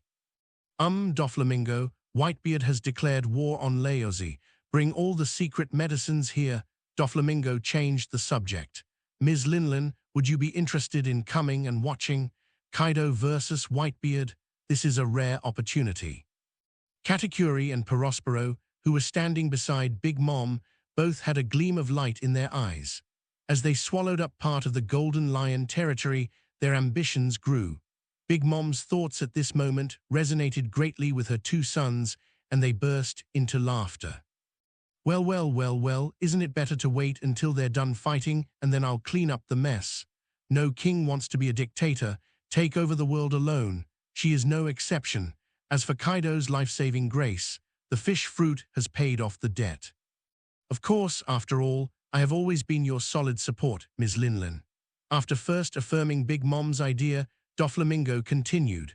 However, New World's Marine Intelligence Department is not blind. I'm sure they won't miss the opportunity to get involved with Mr. Kaido and Whitebeard's unusual actions. If Mr. Kaido and Whitebeard were both defeated and simultaneously lost to Marine. Ms. Linlin, there is a saying that one tree cannot support the whole thing. It's not just Big Mom who said this. There was a lot more rationality in Prospero's eyes. Marine is the most terrifying military organization in the world. Now there are Marshal Sora, Admiral Sengoku, Marine Hero Garp, Crane Staff Officer, and the Three Monsters Vice Admiral. There are also countless Vice Admirals. The momentum is stronger than ever. Marine doesn't look like they need to go through the Fishmen Island. If the naval headquarters desperately assembles all the troops in the world, cross the red line, and surround them, their only option is to escape into the depths of the New World after a moment of communication. Big Mom's voice sounded again. Well, well, well, I'll go take a look, my son-in-law. What about you? FFFFFFFFFFF. I will definitely not miss such a grand occasion. Crack. Hang up the phone, just in case. Doflamingo called Virgo, who was guarding the gate at Thunder Island, after everything is arranged. Then he walked towards the reception room. After eating and drinking, Doflamingo and Gancho sat opposite each other in the quiet room. Gan Cairo glanced at the pair of scarlet glasses and asked tentatively, Your Majesty Doflamingo, what do you intend us to do about the IQ grass? Despite the brief time together, it has been confirmed that Heavenly Yaksha has no ill will towards them. But Gan Cairo still couldn't bear this scarlet gaze and lowered his head inadvertently. IQ grass, I will teach you some of it to cultivate. Doflamingo hooked his finger and a document fell towards Gancho. For the physical and mental health of you little people and the healthy growth of IQ grass. The detailed terms of cooperation will be explained to you by my subordinate, Tezulo. Gan Cairo took the document in confusion. Before he could ask any questions, a den mushy emerged from Doflamingo's body. Thank you for the compliment, boss. Tesoro said this modestly and spoke to Gan Cairo proudly. Boss has always believed that you get what you put in. Cultivate IQ grass. You little humans are the natural beneficiaries. King Ganjo, do you admit this? The honest, gullible, and kind-hearted Gan Cairo nodded silently. You are right, Mr. Tezulo. Okay, we have reached a preliminary consensus. Because IQ grass is extremely precious, it requires 24-hour care. But IQ grass has an irresistible attraction to the dwarfs. Avoid unnecessary losses and the physical and mental health of the little people. Therefore, the best quality dwarf warriors are needed, working in 3 shifts. How do you feel about being able to get in close contact with IQ grass? Gan Cairo was a little confused, but thought about how his tribesmen got high from sucking IQ. He nodded again. You're right. After a moment, Gan Cairo was a little confused holding the thick documents. It seems that the little human race has obtained everything, but also seems that they have nothing. Seeing Doflamingo preparing to leave, regardless of his fear for him, Gan Cairo shouted hurriedly. Your Majesty Doflamingo, where is the independent Sky Island you mentioned? Don't worry, you should first think about rebuilding your own Sky Island, or take Greenland with you. When I'm done, I'll take you away. Just leave this sentence. Doflamingo walked out with a smile on his face. Get the tool race that doesn't require any money. In Bristol Island, the huge Moby D**K lay across the harbor. 4 slightly smaller, otherwise identical foreign ships surrounded the main ship in the center. All members of the Whitebeard Pirates group, more than 1,000 members, assemble. Ready to go? This is not over yet. Dozens of pirate ships of various types are slowly approaching. Not an enemy, but a member who once followed Whitebeard. Now he has founded his own pirates group, which is quite famous in the New World. Ice Witch Wildibe, Walrusman Iruan, Big Vortex Spider Squad, Demon Little Oz. The New World's notorious pirates, who were enough to stop a child from crying, gathered together and shouted loudly, "Dad!" The noise was deafening and the crowd was bustling, Whitebeard standing on the bow of the Motobeak. Watching this scene, one can't help but feel overwhelmed. He hadn't seen so many family members gathered together for a long time. "Kulala, guys!" Whitebeard raised the Kusanakiri in his hand and made a declaration. "Let's go, tell the beasts of beasts pirates who is the real strong one." Oh. Wano Kuni Ghost Island. Ships also gathered together. One beauty, 2 ghosts, to 10 ghosts. Genetically mutant versions of Kaido's species sat on the massive ship and devoured the food. Various types of orcs and orc-human fusions, Babanuki, Davigo, Dopon, and other various beastmen and beast fusions. Standing behind the 2 disasters, respectively, because the genes of mammals are more common, so there is a significant difference in the number of people behind the 2. Quinn looked at the crowd behind him and saw that the number of people behind Jae-hin had decreased by more than 10% and spoke complacently. "Jin, look, this is a sign that the boss values Laozi more, idiot.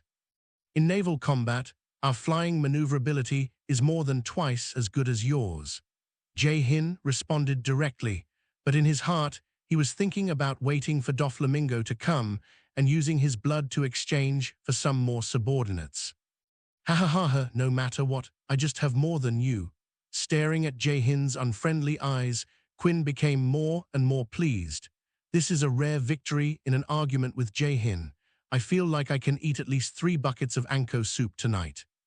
Amidst the chaos of demons, a group of warriors who surrendered to Kaido looked particularly weak. Lolo. Above the fleet, dark clouds gathered. A huge blue dragon was rising and falling in the clouds, and its laughter shook the sky. "Jin, sacrifice the flag." "Jin, sacrifice the flag." "Yes, brother Kaido." Jae-hin waved his left hand, one with disheveled hair and wearing a long-nosed mask. An old man with black and broken wings and covered with wounds was brought out. Kazuki Sukiyaki struggled hard, but his limbs were locked tightly by the claws of 4 golden eagle men, unable to move at all. Fear spread in his heart. He didn't want to die. The bloodline of the Kazuki family couldn't be cut off, but to no avail. The golden eagle tied Kazuki Sukiyaki high on the mast with a ferocious smile. Seeing that all preparations were completed, Jae-hin raised the sky feather slash with his left hand. This is the sword that Kazuki Oden once used. It is also a masterpiece of Kazuki Sukiyaki. Heavenly feathers are cut off ferociously. Kazuki Sukiyaki split into 2 halves from the center of his eyebrows with reluctance and despair. Since then, the Kazuki family is completely extinct. Lolo. Kaido laughed loudly after removing the last unstable factor from Wano Kuni. "Young ones, the remnants of the old times are coming. Tell them who is the strongest in the new era." Ooh. A marine responsible for monitoring New World's movements. Soon I noticed the unusual movements of the 2. The Beasts pirates are out in full force. The Whitebeard pirates are also out in full force. This news was quickly delivered to the naval headquarters. The headquarters meeting room, all the remaining generals gathered together, and the atmosphere was solemn. The 2 imperial forces acted at the same time, no matter what they wanted to do. It has a catastrophic impact on the world. The headquarters' meager military strength alone is not enough to deal with the 2 major imperial groups at the same time. Tap, tap, tap. Marshal Sora, who has been relieved of most of his duties. It's a rare opportunity to come down from the Holy Land and appear at the naval headquarters. Marshal Kong, N. The appearance of Sora, who was fighting alone against the Lone Red, lifted the atmosphere of the Marines present. "Don't worry, justice will prevail." Kong's words were not loud, but contained a lot of energy. "Justice will prevail." All the Marines saluted loudly. "It's an emergency, Sengoku Garp." Sora stood at the head, his eyes fixed on the sky, seemingly on the 2 great imperial groups marching in the New World. Faced with Whitebeard and Kaido dispatching at the same time, only Sengoku and Garp headquarters two top combat forces were dispatched together. Only then is it possible to stop it. If only Zephyr could still fight, Marine would not be in such a passive situation. He still has to stay at headquarters. You will set off immediately and head to the waters of Jianan Island. Judging from the direction of travel, the two sides will intersect here. If Kaido and Whitebeard are inclined to form an alliance, we must prevent this possibility. If both sides are going to fight, then just wait for the battle to end and then look for the right time to act. If we talk about the four seas, east, west, south, north and north, there is only chaos in some areas. Then the Grand Line is a flood discharge area. As for the New World, it is an area that is completely out of control. More than 80% of the area is where pirates party, if Whitebeard and Kaido form an alliance. Plus Big Mom, who was linked with Kaido last time. The next New World will be completely out of control. It's not impossible, as all three were once members of Rock's Pirate. I originally thought that there was no possibility that the three were connected. But the last war that broke out in the Golden Lion Sea broke the Marines' cognition. In short, the two are allied. This is not a situation that the Marine or the world government can accept. If the two sides go to war, both sides will fight with all they have, just like the Battle of Water that happened in 1995. Either side will be hit hard. Then the pattern of the New World will change completely. Marines' control over the sea will be further extended. Dressrosa eating the grapes that Smoothie fed him. Doflamingo, who was sunbathing, stretched lazily. There was no sense of the shadow of war at all. Anyway, it's not him who will die, so it's best to beat him to death. Smoothie showed a hint of cunning and thrust the grapes in his hand toward Doflamingo's nostrils. Doflamingo tilted his head to avoid it and spoke tentatively. Smoothie, are you still worried about Ms. Linlin's attitude after the meeting? I'm sorry, Dover. Smoothie put his hands on his kneeling legs. He looked at the ground as if ready to be dealt with. FFFFFFFFFFF, there's no need to worry. You're mine. Ms. Linlin has already said so. Watching Smoothie's emotions switching between elation and panic. Doflamingo's fist glowed with black light, and he slammed it into Smoothie's face. Boom! Smoothie sank straight into the wall behind him, and smoke rose up. Since you're pretending to be so scared, then let her have new fears, after figuring out what tricks Smoothie is playing. Doflamingo said his treatment method is scientific. After all, he doesn't have time to play these dating games. Ahem. Smoothie wiped the bloody corner of his mouth and looked over blankly. Dover, you have too many distracting thoughts. Let me help you. Suppress your speed and strength to the limit that Smoothie can bear. Doflamingo rushed forward again. Today, I will be a strong man. Wait, Dover. Smoothie hastily drew out his greatsword, feeling a little overwhelmed with tears. It was only 10 years ago that he started out in New World and gained some fame. The waters of Jianan Island. His fleet, including the subordinates he had summoned, numbered nearly 50 ships. And Kaido, come on, Virgo, I'll take you to see a bigger scene than before. If your strength has improved beyond the ordinary, you will be able to deal with anyone with confidence. Come on. Kaido's fleet slowly approached. Smoothie, let's go. Kaido on the other side, looking at the giant opposite, his mouth curled up. The black dragon parted the clouds and appeared above Dressrosa. Doflamingo looked at the lonely and pitiful Smoothie. This is different from what was written in the book she bought on Lover's Avenue a few days ago. Well, let me go check on this old thing, Whitebeard. The huge singing ship, singing and dancing, set off towards the waters of Jianan Island. Evening, across the waves. Now he is wrapped in bandages and sitting aside with a cold face. A few days later. After landing on the bow of the Flamingo, I found the little girl who was so happy before, Whitebeard's fleet. In just a few years, Kaido has accumulated so much.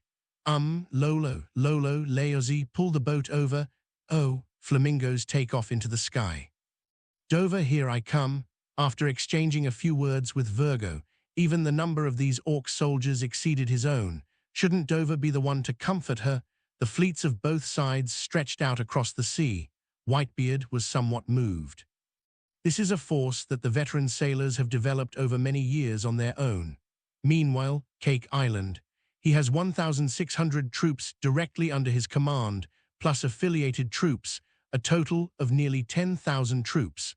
The number of fleets nowadays is not much less than his. Lolo Laozi, pull the boat over. Kaido's car shot out like an arrow. At the same time, Whitebeard also shouted. The main ship Moby D***K rushed out of the camp. Two burly figures on the bow stared at each other.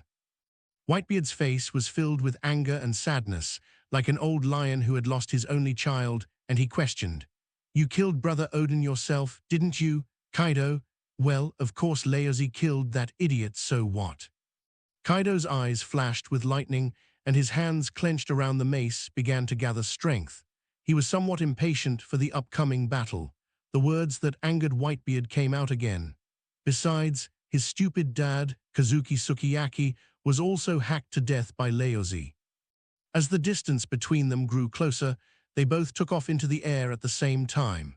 Then you can die? Whitebeard's eyes were wide open, his hands clenched tightly around Kirigenkiri, veins bulging on his skin. White fluorescence and black and red lightning intertwined and struck out from Yunkai with all his strength. I will help Odin get back the unfair treatment he suffered. Treating that idiot Kazuki Odin as a family member is the biggest stupid thing you've ever done in your life.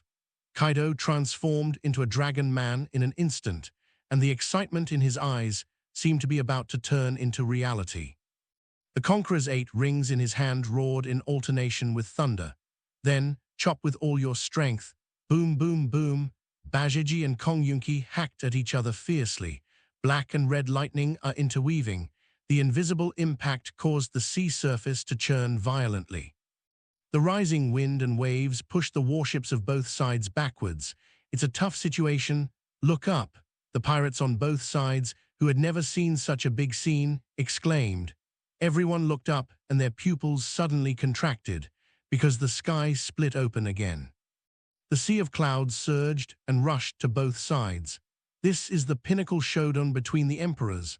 Whitebeard stared at Kaido's face, veins bulging in his hands as he pressed down Yunki bit by bit. I never thought that the trainee kid on the ship would become the emperor of the sea now. Time is a great river. Your time has passed, just like the dead Roger and Golden Lion.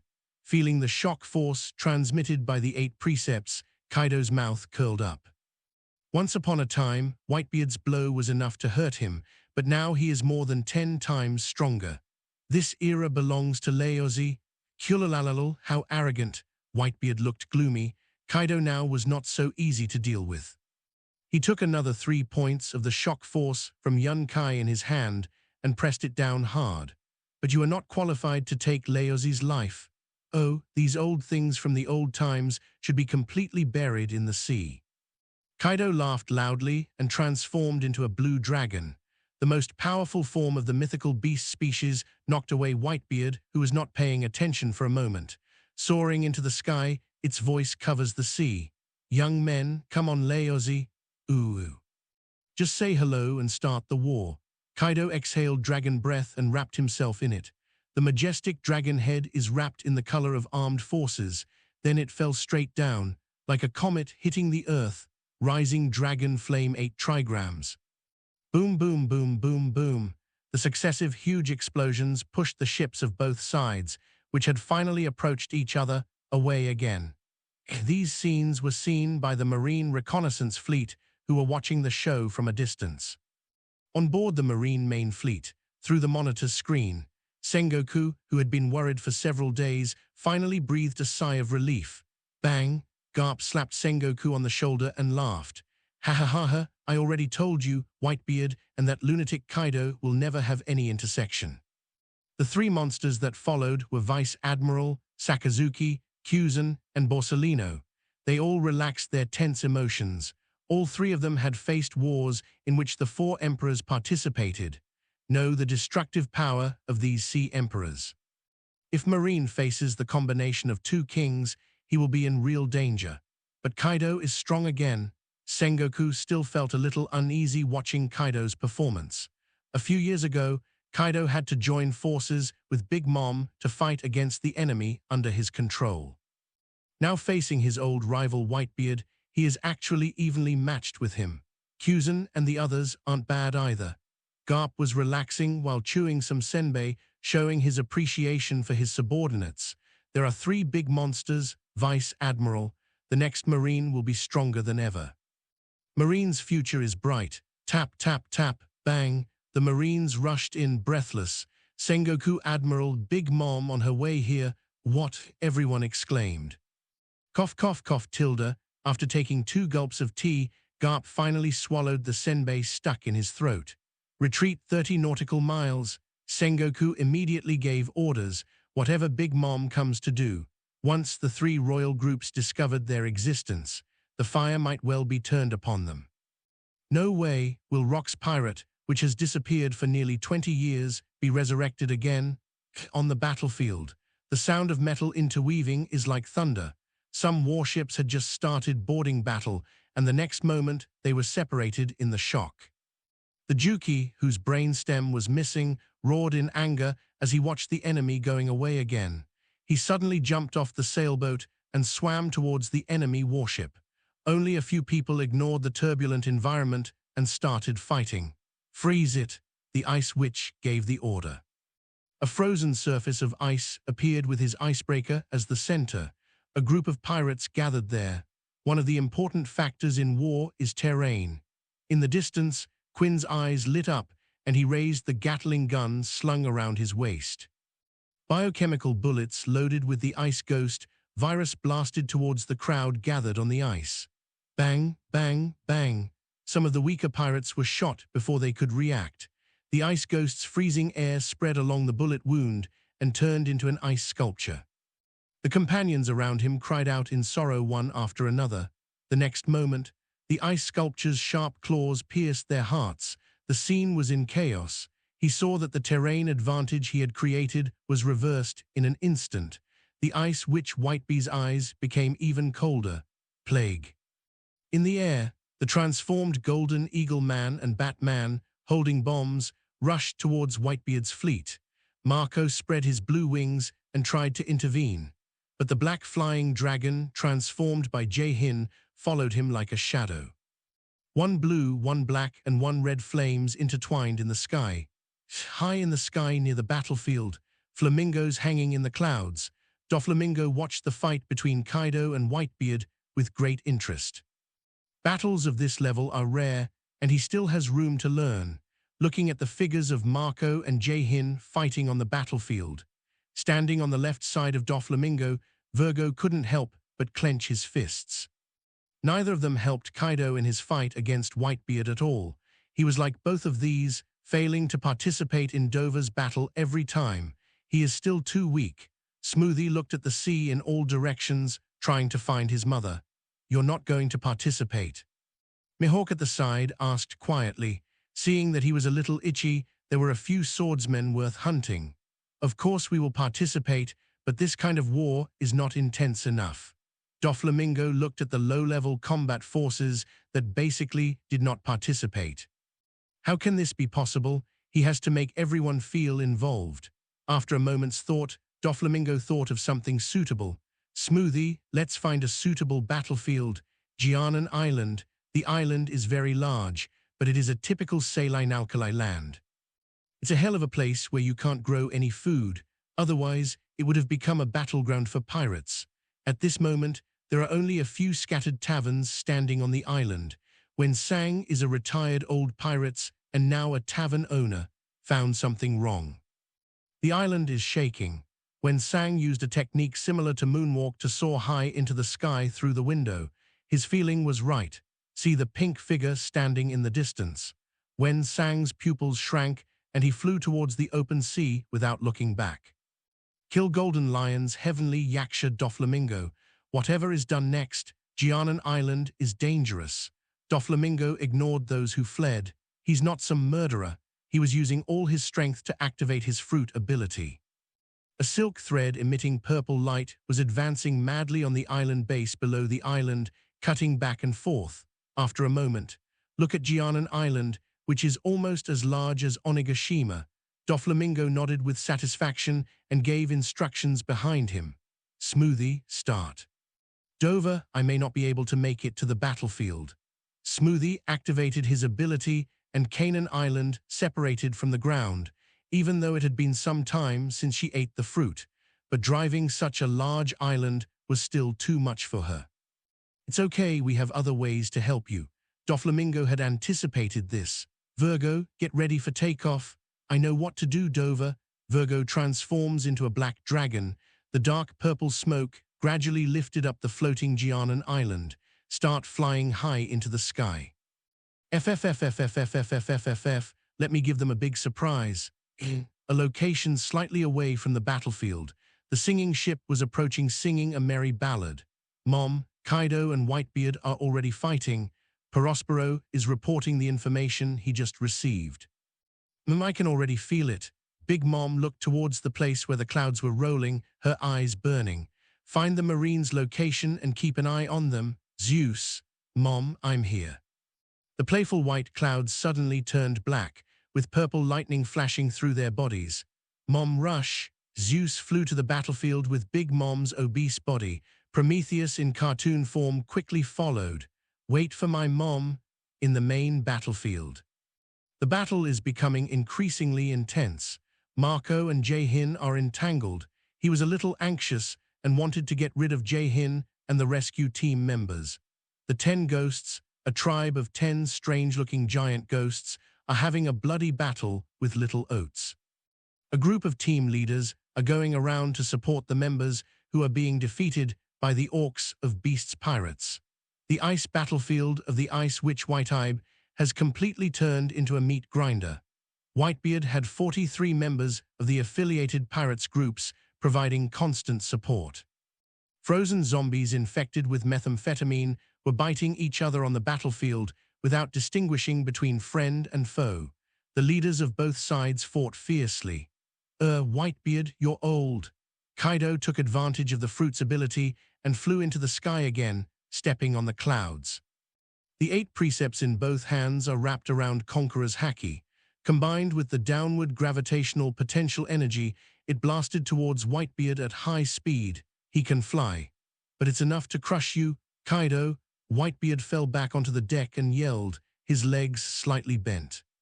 On the Moby D***K, the deck made of the precious tree atom was also trampled with holes, dragging Kong Yunki and jumping up. The huge blade was wrapped with the black and red light of Conqueror's haki, roaring thunder 8 trigrams. Boom. Kong Yunki and Bajeji collided with each other from above and below. The loud sound seems to echo in the ears of everyone present. There seemed to be an invisible barrier between the two weapons, preventing them from touching each other no matter what. At the center, a large amount of dark haki light swept towards the surroundings. A hurricane also emerged, making it difficult for others to approach the battlefield. The captains who stayed behind on the Moby D***K saw the situation clearly. Their pupils shrank and they cried out in surprise. Conqueror's distance.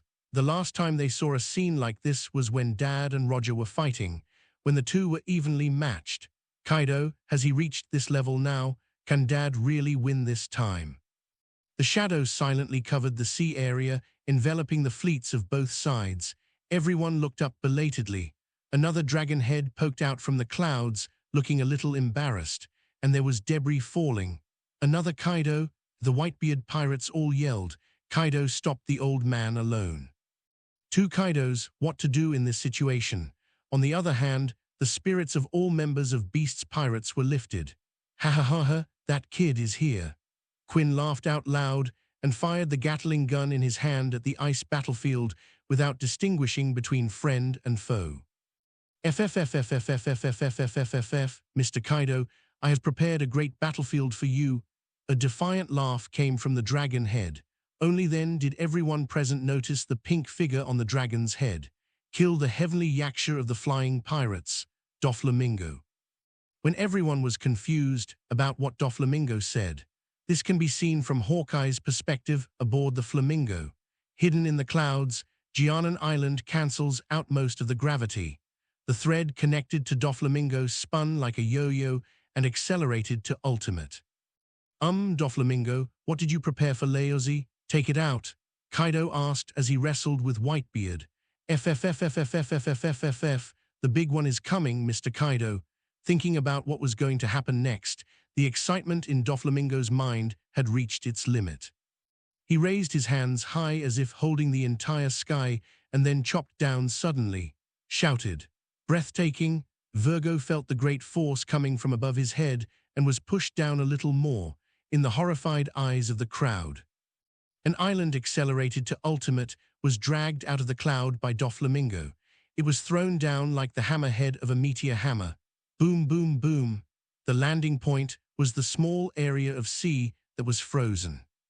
It is also the place where the largest crowds of people from both sides gather at this moment. It's an island. Get out of here. Get out of here. Both sides were shocked and stared at the falling island in amazement. All the transformed orcs jumped directly into the sea. At this moment, I wish I could grow a few more fins so I can dive deeper into the sea. On the other side, without waiting for most of the main forces to withdraw to the ship, Whitey wanted to leave the ice battlefield by driving the icebreaker. At the center of the battle, Whitebeard wrestles with Kaido. He immediately stopped, avoided Kaido, and tried to rescue his sons. His fists emitted a bright white light, and shock waves flew towards the falling island. However, the distance is far. It's too late. Doflamingo threw away the island unintentionally, provides buoyancy through smoothie, then he accelerated by himself. At this moment, ultimate is fast. Under the terrified eyes of Wadib and others, the island was coming towards them. Wadib and the others, who were unable to escape, let out a final roar. Slash wave, ice spikes, and cannonballs rushed towards the falling island. Only a few pieces of gravel were a reward for their struggle. Marco and the others roared with bloodshot eyes. Doflamingo, boom, boom, boom, boom, islands and sea levels collide. The ice witch Whitebee and the ice surface she created were like a bug being tried by a mantis trying to stop a chariot. It was completely smashed to pieces in an instant. The nearest affiliated pirates groups and a large number of methamphetamine users are on the journey to reopen. The huge waves rushed up into the sky. It was like a world-destroying tsunami crashing down in all directions. All the soldiers and horses on both sides who failed to escape died in the sea. The waves gradually subsided. At this moment, Jianan Island was slanted into the sea, and the air was filled with blood. The remaining pirates, no matter which side they are on. They all had a look of fear on their faces. The bosses know to avoid them in battle, and this damn heavenly yaksha doesn't care about their lives at all. Damn it, this guy is a lunatic.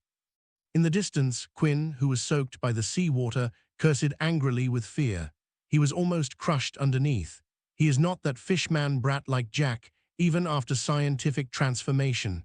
You will die if you enter the sea like this, more powerful again. Jaehin, who was hovering in the sky, looked at the figure on the dragon's head and his heart sank. The hatred and anger in the eyes of captains such as Marco, Thatch, Jaws, and Vista became increasingly intense. Heavenly Yaksha, who killed Odin's eldest brother's family, has arrived. And it also caused so many family members to die at sea. The future Blackbeard Marshal D. Teach frowned and quietly retreated behind the crowd. Oh, Doflamingo, you're really not good at this. Looking at Whitebeard's now liver-colored face, Kaido landed on Jianan Island and laughed out loud. All he had lost were subordinates, but Whitebeard had none. They are his beloved sons. As for the dead subordinates, only subordinates who are valuable enough are called subordinates. With this kid, Doflamingo, there are plenty of modified bodies, also beasts pirates. As long as Kaido is alive, beasts pirates will exist forever. FFFFFFFFFFF, I just want the war to be decent. Isn't that what Mr. Kaido wants? Doflamingo grinned from ear to ear and contentedly collected the perfect photo he had just taken, signaled Virgo to descend slowly. This world focuses on his feelings. It's so wonderful. Do you want to join Laozi's battle? Kaido's words showed no emotion. I know Kaido doesn't like others to interfere. Doflamingo certainly wouldn't seek to make himself unhappy, and he was just here to watch the show. He waved his hand gently and said, "Of course not. I just came to see the battle for the strongest person in the world. Oh my God, the strongest man in the world is, of course, Laozi." Kaido looked at Whitebeard approaching from the other side and cheered. Boom! Ignoring Kaido's provocation, Whitebeard, with a gloomy face, stepped onto the land where his sons were buried. The current situation does not allow him to be careless. Kaido is already difficult to deal with, and with Heavenly Yaksha and the Black Dragon added to the mix, it is possible that the Whitebeard pirates will be destroyed here. Whitebeard will be cut from the cloud and planted in the ground. His fists were wrapped in a bright white light, and the muscles on his body bulged. The strong legs stepped on the ground and made a loud explosion. Then, punch, hammer suddenly in the air, buzz. With one punch, the world seemed to turn into glass. Cracks appeared in the air and spread out in all directions. It is what is called the strongest force in the world. The pain made Kaido, who was covered in blood, even more excited, and he ran even faster. Boom! Interrupting the communication between Doflamingo and Kaido. "You stay away from this island. I will use all my strength in the next battle. You cannot participate in it. Be on guard against dangerous elements in the sky," and Kaido, who is rushing towards you at high speed. From above the clouds, black and red, thunder roared. Kaido stands out like a giant god holding thunder. Whitebeard's quick and decisive move. An invisible shock wave swept over Kaido. No matter what, Dad is invincible. With shock fruit at full power, sinking the island is just a piece of cake. The next moment, the air roared and the ground exploded, gathering towards Jianan Island. "Dad, the power of shock fruit." Cracks appeared on the ground behind him, as if it was about to collapse completely. Whitebeard spoke up. Crisis has always been a lifelong companion for pirates. Kaido's eyes focused, and he instantly activated the armament color to cover his entire body. Whitebeard pulled himself up again and cut off the cloud, stopping his sons from approaching. "Kulala, don't worry, Laozi is Whitebeard." What Whitebeard said is certainly true. The Whitebeard pirates' somewhat weakened morale was boosted again, not even qualified to watch the game. There were cracking sounds from all parts of the body, and blood gushed out. The Beast's pirates members who had gathered were directly hit into the sky by the impact and flew far away. Does this mean that they retreated and Daddy stayed behind to cover the retreat? He cried out in surprise. The third world, inducing Naraku, with Kaido's powerful body of a ghost clan and mythical beast species, plus years of training in armament color. Oh, it hurts. It feels so good. Ordinary people don't have the power to intervene. Jianan Island, which had just fallen into the sea, was devastated again. The first target of this force is him. Hearing this, the captain and the remaining captains were shocked. Above the 8 precepts entwined with Conqueror's haki, there is a lightning connection to the sky. Young ones, boom, Kaido and Whitebeard collided. It was as if a second sun appeared on the ground. A blinding light burst out. The scattered shock waves broke through the ground layer by layer. Walk, Marco, the Whitebeard pirate's first combat captain and ship doctor, spoke. "Malco, let's go to the outer sea and wait for Dad first. We can't interfere in the next battle." The persuaded captains took the lead in withdrawing their ships and wanted to leave the main battlefield. Hey, are you looking down on Laozi too much? The Beast's pirates' refitted ships are approaching. Quinn, transformed into a modified mecha form, stood at the bow and yelled, holding a newly lit cigar in his mouth. He just ate 2 buckets of Anko soup to calm himself, and now his strength is overflowing. Black flames, laser beams burst out from Quinn's head. Blue flame goose, Marco spread his wings. A blue ball of fire shot out and met it. The flame ember is approaching at high speed. The flames burning behind his head spread to the Tianyu Yuzhen in his hand. Fire Dragon Emperor. A fire dragon as hot as magma attacked the Moby D***K. Want to leave like this? Are you not taking the Beast's pirates seriously enough? Shining crash. The taciturn Jaws has always been the unshakable defense of the Whitebeard pirates. The diamond-like body was dyed with the color of armament. Charged towards the fire dragon head-on, flamingos in the sky. he asked Virgo, who had transformed back into human form, to sit down. FFFFFFFFFFF, so happy. Doflamingo ate the fruit that Smoothie fed him with relish. He expressed satisfaction with the increasingly bloody battlefield. How can you be a pirate without dying? I just don't know. Cornetto and Whitebeard, who hasn't aged yet. How long will it take? Well, well, well, my son-in-law, long time no see. The flamingo sank suddenly. Charlotte Linlin obesity is already standing on the deck. Zeus and Prometheus, a white cloud and a smiling sun. At this moment, Big Mom looks like the queen in a fairy tale. If you don't look at the face. Smoothie looked at his mother's round eyes, and his body couldn't help but tremble. Doflamingo stood up, placed himself between the two, and faced forward. Long time no see, Ms. Linlin. Please take a seat. I casually made a throne embroidered with dolls. Doflamingo looked behind him at Smoothie and continued. Smoothie, go get our Dressrosa's dessert for Ms. Linlin. Well, you are becoming more and more likable, Dover touched the slightly cartoonish crown on top of the chair. Charlotte Linlin sat down and looked at her son-in-law, who was almost as tall as her. She said with satisfaction, obviously, Doflamingo's interests in his major clients. Understand very deeply. FFFFFFFFFFF, this is as it should be. Doflamingo turned his head and looked at the explosions that were still ringing on Gianan Island, changing the subject. Ms. Linlin, who do you think will win among your old friends? Charlotte Linlin, who was just about to answer, looked at the cabin door at this moment, and her eyes lit up. The cake was custom-made at Dressrosa, now under the control of Smoothie. It floated towards Charlotte Linlin little by little and finally stopped around her. Let her use it at will. Mom, please have some. After doing all this, Smoothie appeared from behind the cake. As a former teammate of Golden Lion, Charlotte Linlin certainly recognized all of this, tried a piece of cake randomly. The sweet taste made her expression even gentler.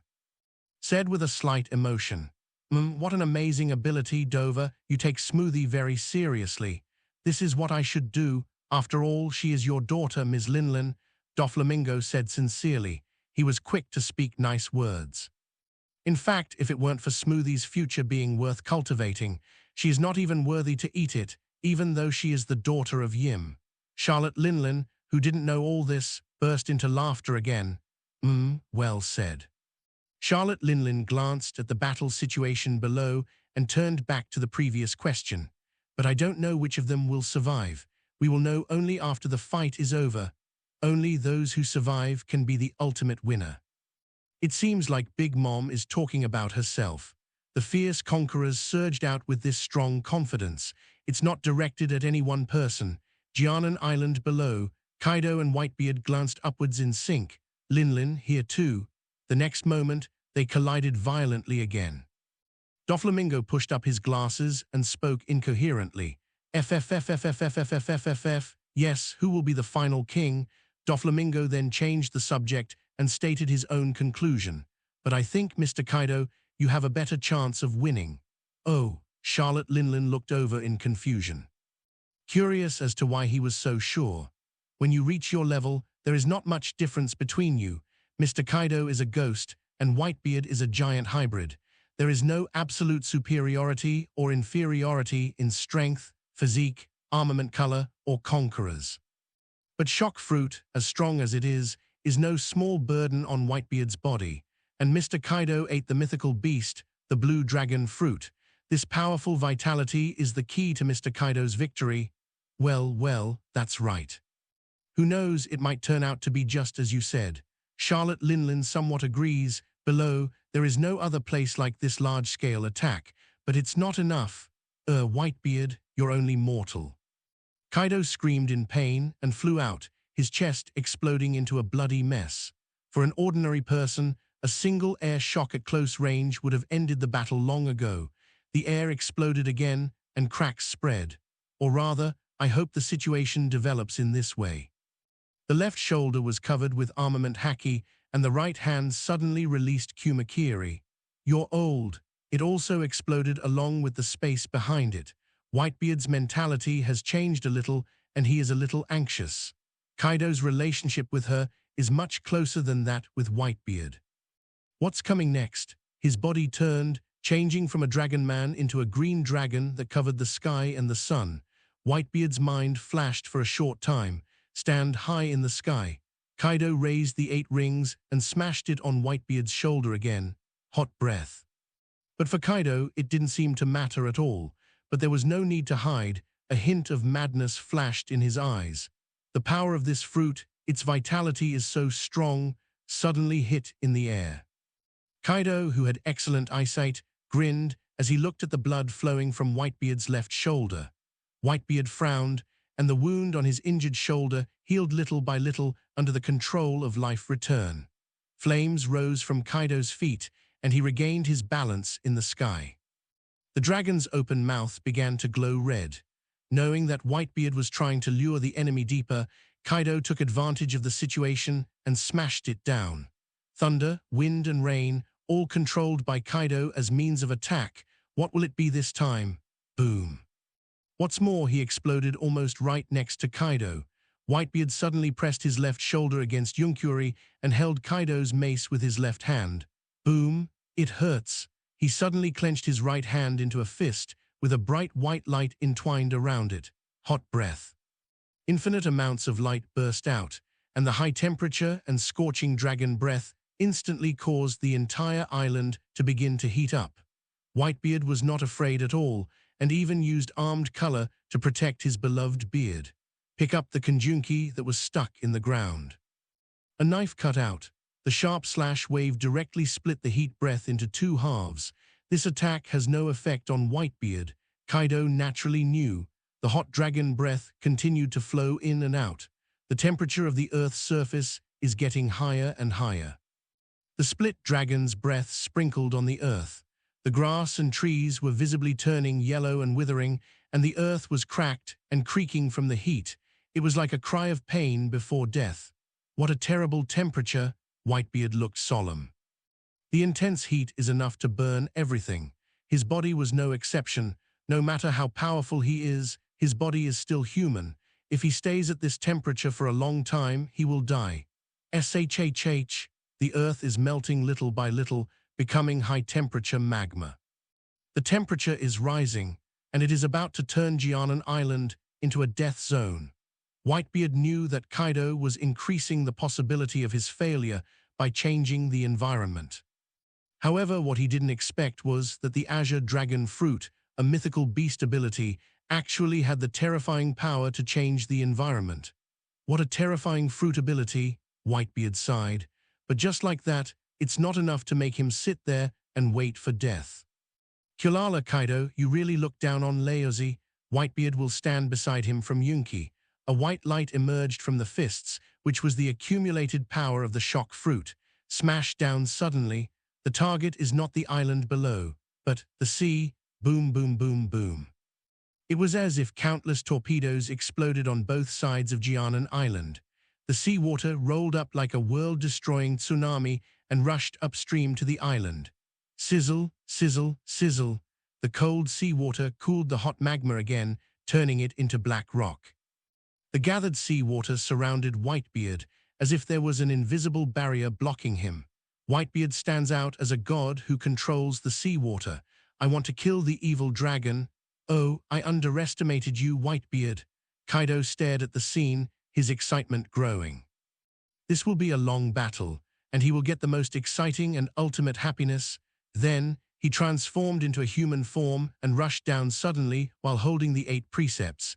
He is never afraid of a protracted war. Boom. Every collision between Bajeji and Kanjunki caused the island to shake. The two launched a violent haki attack. Even the subordinates of both sides who were fighting on the sea thousands of meters apart could feel it clearly. What a horrible peralt. Prospero watched the battle on Kanan Island with his tongue hanging down. At some point, the singing ship also arrived near the coast of Jianan Island. Watching the two warring parties from afar, the Whitebeard pirates and Beasts pirates, who were fighting to the death, met the newcomers. There is also a little more restraint. No one wants to be taken advantage of. Where's Mom? Cracker looked at the battlefield and didn't see any trace of his mother. Above, Katakuri spoke sparingly and pointed to where the flamingo was. His observation haki is the strongest in the family. Heavenly Yaksha, he's here too. Owen, who arrived halfway, looked at the flamingo and his pupils shrank.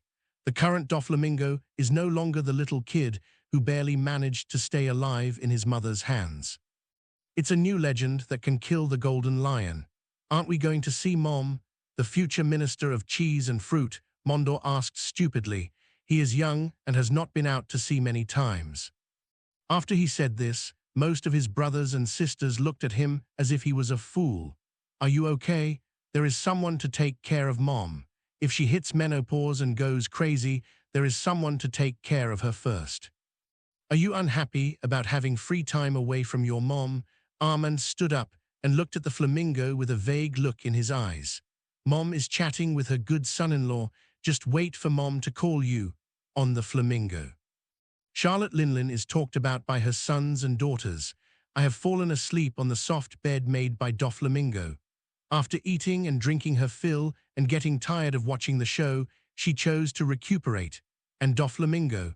On one side, the body rises and falls. Doing daily exercise. Jianan Island still going on. 1 hour, 2 hours, 1 day. Time passes. Whitebeard and Kaido still haven't stopped fighting. Jianan Island was already overwhelmed. It is now covered with wounds, like a wall scratched by a naughty child. There are holes and cracks everywhere. The warring groups of Beasts pirates and Whitebeard pirates have been separated. They dragged their own remnants and licked their own wounds, watching his boss fight. How long will this battle last? Hey, who keeps track of time? 3 days. 60 nautical miles away from the battlefield, a reef formed by a rocky reef. This is where the Marine is stationed. The conference room of the main ship was filled with smoke. What is the support Marshal Kong is talking about? Sengoku is smoking a big pipe. Kaido, Whitebeard, and Big Mom who came over. There is also one celestial dragon, Doflamingo, whose status is unclear. The Marines wanted to capture Kaido or Whitebeard. Is it possible? Snap, snap. Garp on the side was showing off the senbei stock that Sengoku brought with him. He doesn't care about all that. If there is a fight, he will fight. If he can't win, he will run away. Squeak.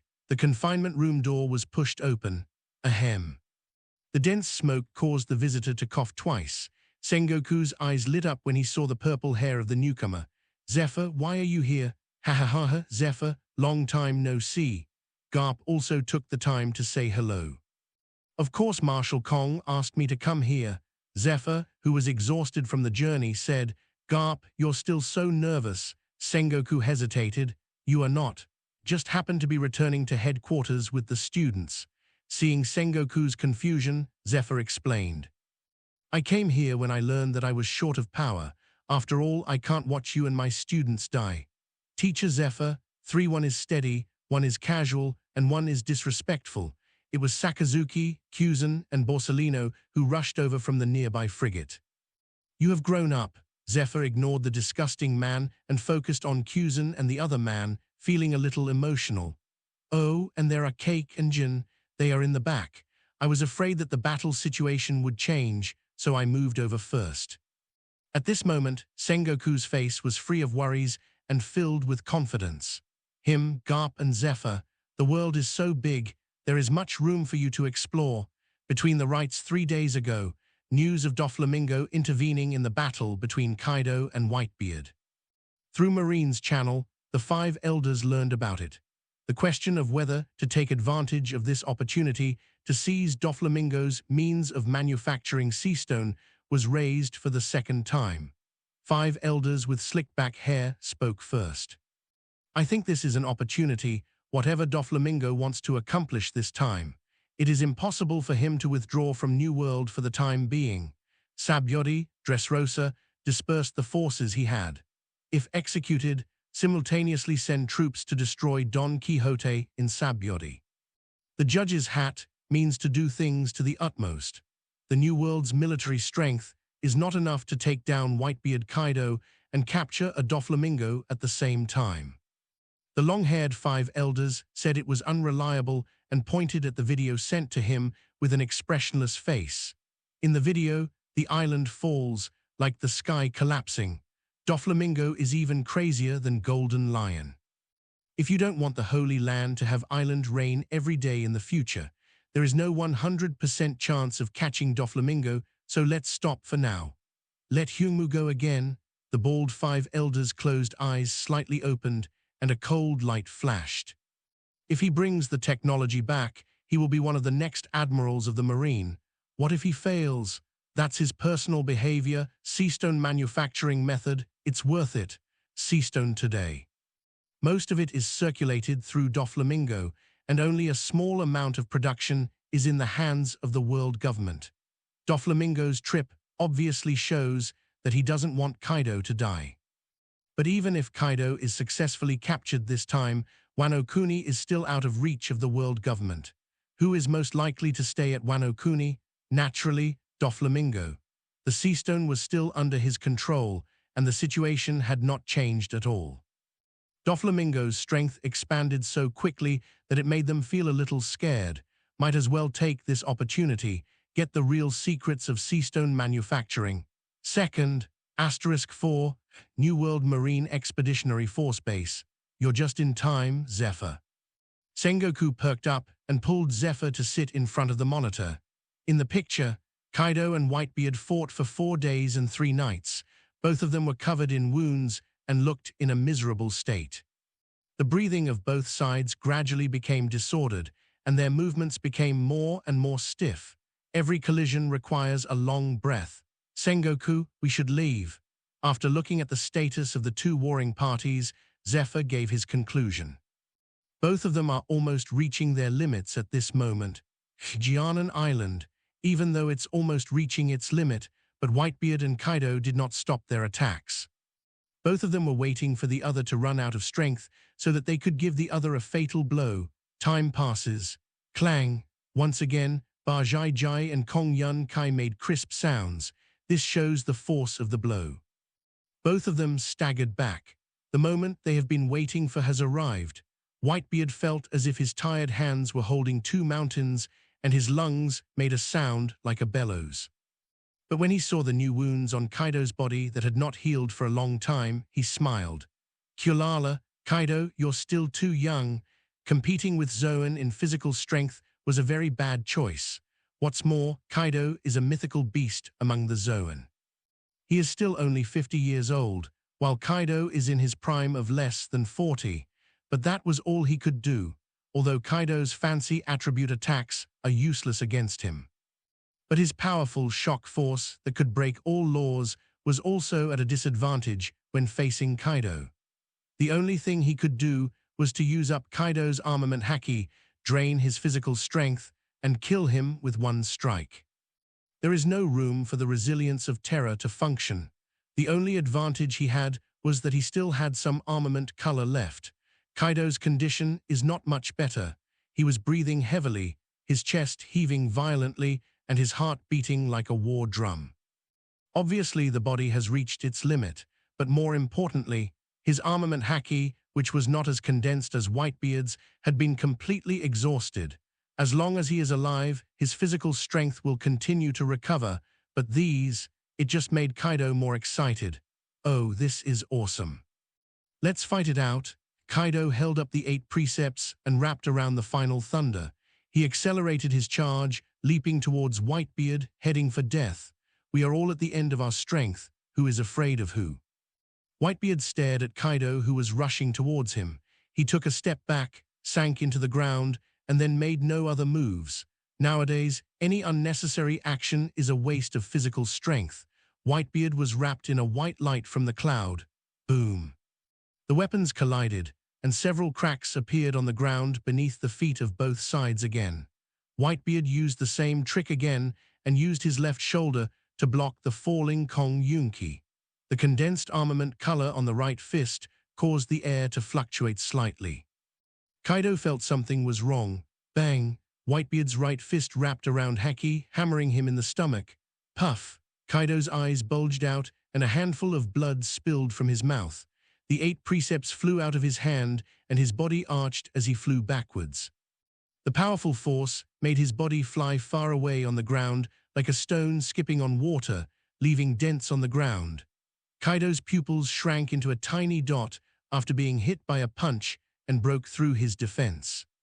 From the cloud cut, it was wrapped with armed colors and bright white light. Is Whitebeard so powerful when he is in his prime? The earth shatters, Whitebeard didn't. Kaido fell into the ground like a nail to an unknown depth. Taking a deep breath, Whitebeard chased after him. Dense cracks appeared, with Kaido as the center. Kaido loses control of his body. Die, Kaido. It was here that he practiced armament haki for more than 10 years. Everyone on the sea knows that Dad is the strongest man in the world. In an instant, a huge concave nest appeared on the ruined island. Boom, boom, boom, boom. He drove the Moby D***K and the 2 remaining ships to pick up Whitebeard, who was walking towards the shore. Win. Charlotte Linlin, watching the situation below. Dover, you guessed wrong. Kaido is not inferior to him, and his physical strength is far superior to his. You are just Kaido of the beasts. You are so ignorant. Whitebeard walked steadily towards the shore without looking back. Whether it is the development of devil fruit or the strength of haki, ha ha ha ha ha, Daddy won after all. This is the moment, but there is a gap between the 2 sides. I only had time to put my hands in front of my head. Dad wins. The dragon scales without haki seemed a little weak in front of the shattered armament haki inside Whitebeard. This is his last armament, haki and shock power.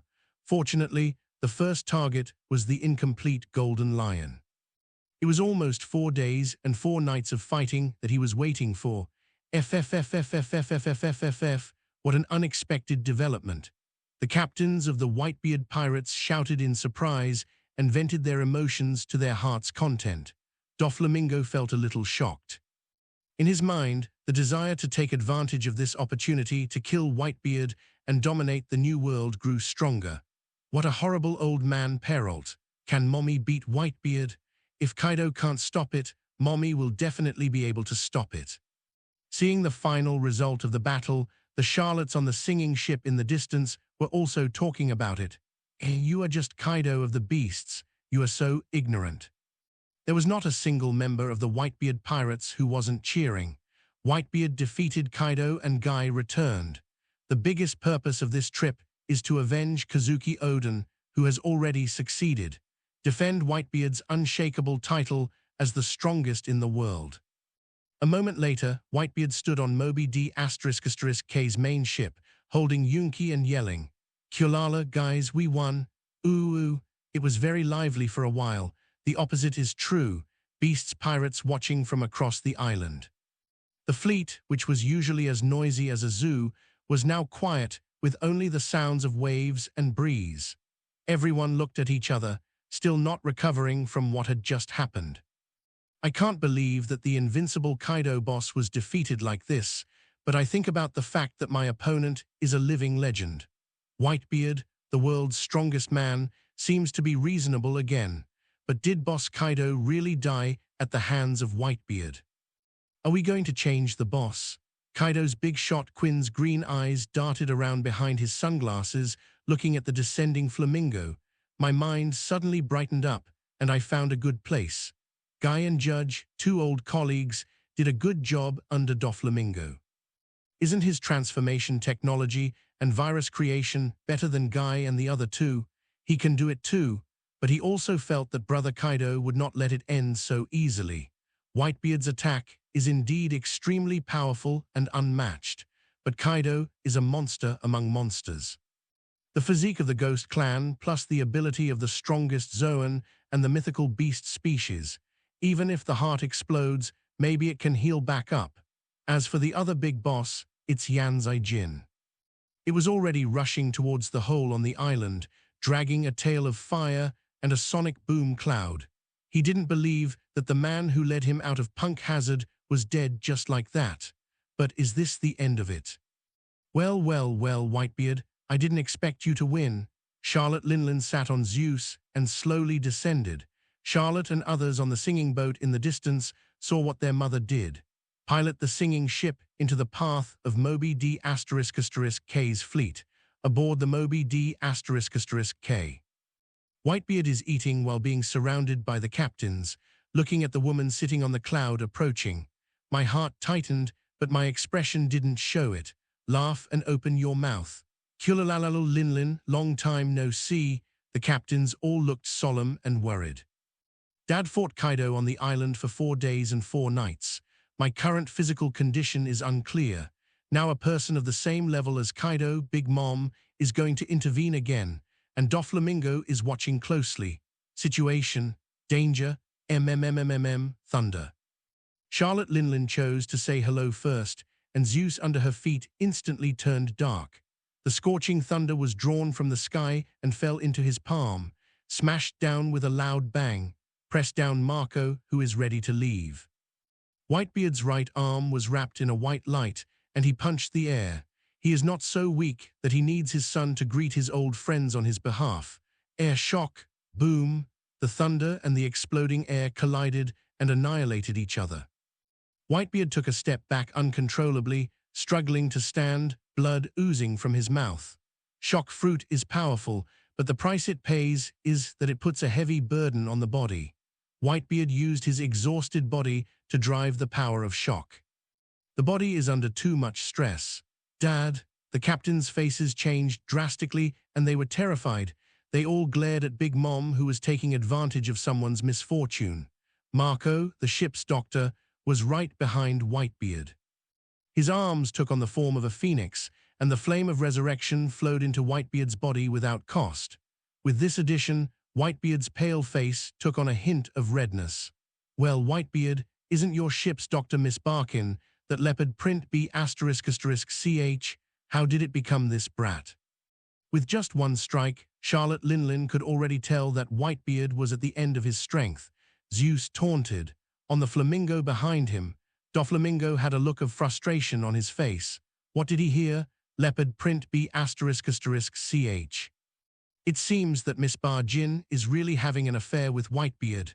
No wonder Whitebeard, who was on an IV drip, played so wildly later on. Nurses are all wearing seductive leopard print uniforms. Feelings are old lovers. Then the bloodline of that big fool, Weibel, is probably also very pure. Linlin, what do you want to do? Everyone, look here. Let's see how much strength you still have, old man. Looking at the flag rising from the distant horizon, Doflamingo took out the image shell from his arms and spoke downward. Crack! Drive the flamingo around the other side of the Moby D******K. The Whitebeard pirates glared at the damn sound subconsciously. To restore the physical strength and haki that have been drained. Well, Whitebeard, have you forgotten about me? Doflamingo smiled and spoke. FFFFFFFFFFF. Don't be impatient, Mr. Newgate. This war game is not over yet. He liked to see these people whom he hated to death, but couldn't do anything about. Now that Kaido's life or death is unknown, Whitebeard can't just leave so easily. Even though he was aware of the current situation, Whitebeard did not change his heroic character at all and questioned with a gloomy face. This is the crackling sound made by the knuckles of all the Whitebeard pirates. You are not qualified to touch my son-in-law. Big Mom, who analyzed the situation through Doflamingo, had a few more twists and turns in her mind. Break through this complicated situation. Taking a deep breath, Whitebeard calmed down the emotions that were bursting in his heart. Sengoku and Garp, she and her good son-in-law might not be able to handle it. Little brat, Brother Odin's family members were all killed by you. All the blood color disappeared and his face turned paler. The neglected menopausal woman says she is still alive. Crack. Doflamingo stopped his previous association and interrupted. Whitebeard has to be dragged into this, too. Licking the corner of his mouth, Doflamingo casually said something that made the entire Whitebeard team furious. I will get them all back for Brother Odin. Ignoring Big Mom's sarcasm, Whitebeard frowned and asked, while holding on to Yunki. Marco's resurrection flame is repairing his battered body. He started to get serious. His voice became more and more powerful, but behind him is Marco, a user of the mythical beast Phoenix with superb recovery abilities. But he needs time now. FFFFFFFFFF, of course, if you can still survive. No, I just killed Momonosuke and ended the continuation of this stupid bloodline. Kazuki Toki and Kazuki Hiyori are not dead. Underground of Jianan Island. Ouch, it hurts. My whole body hurts.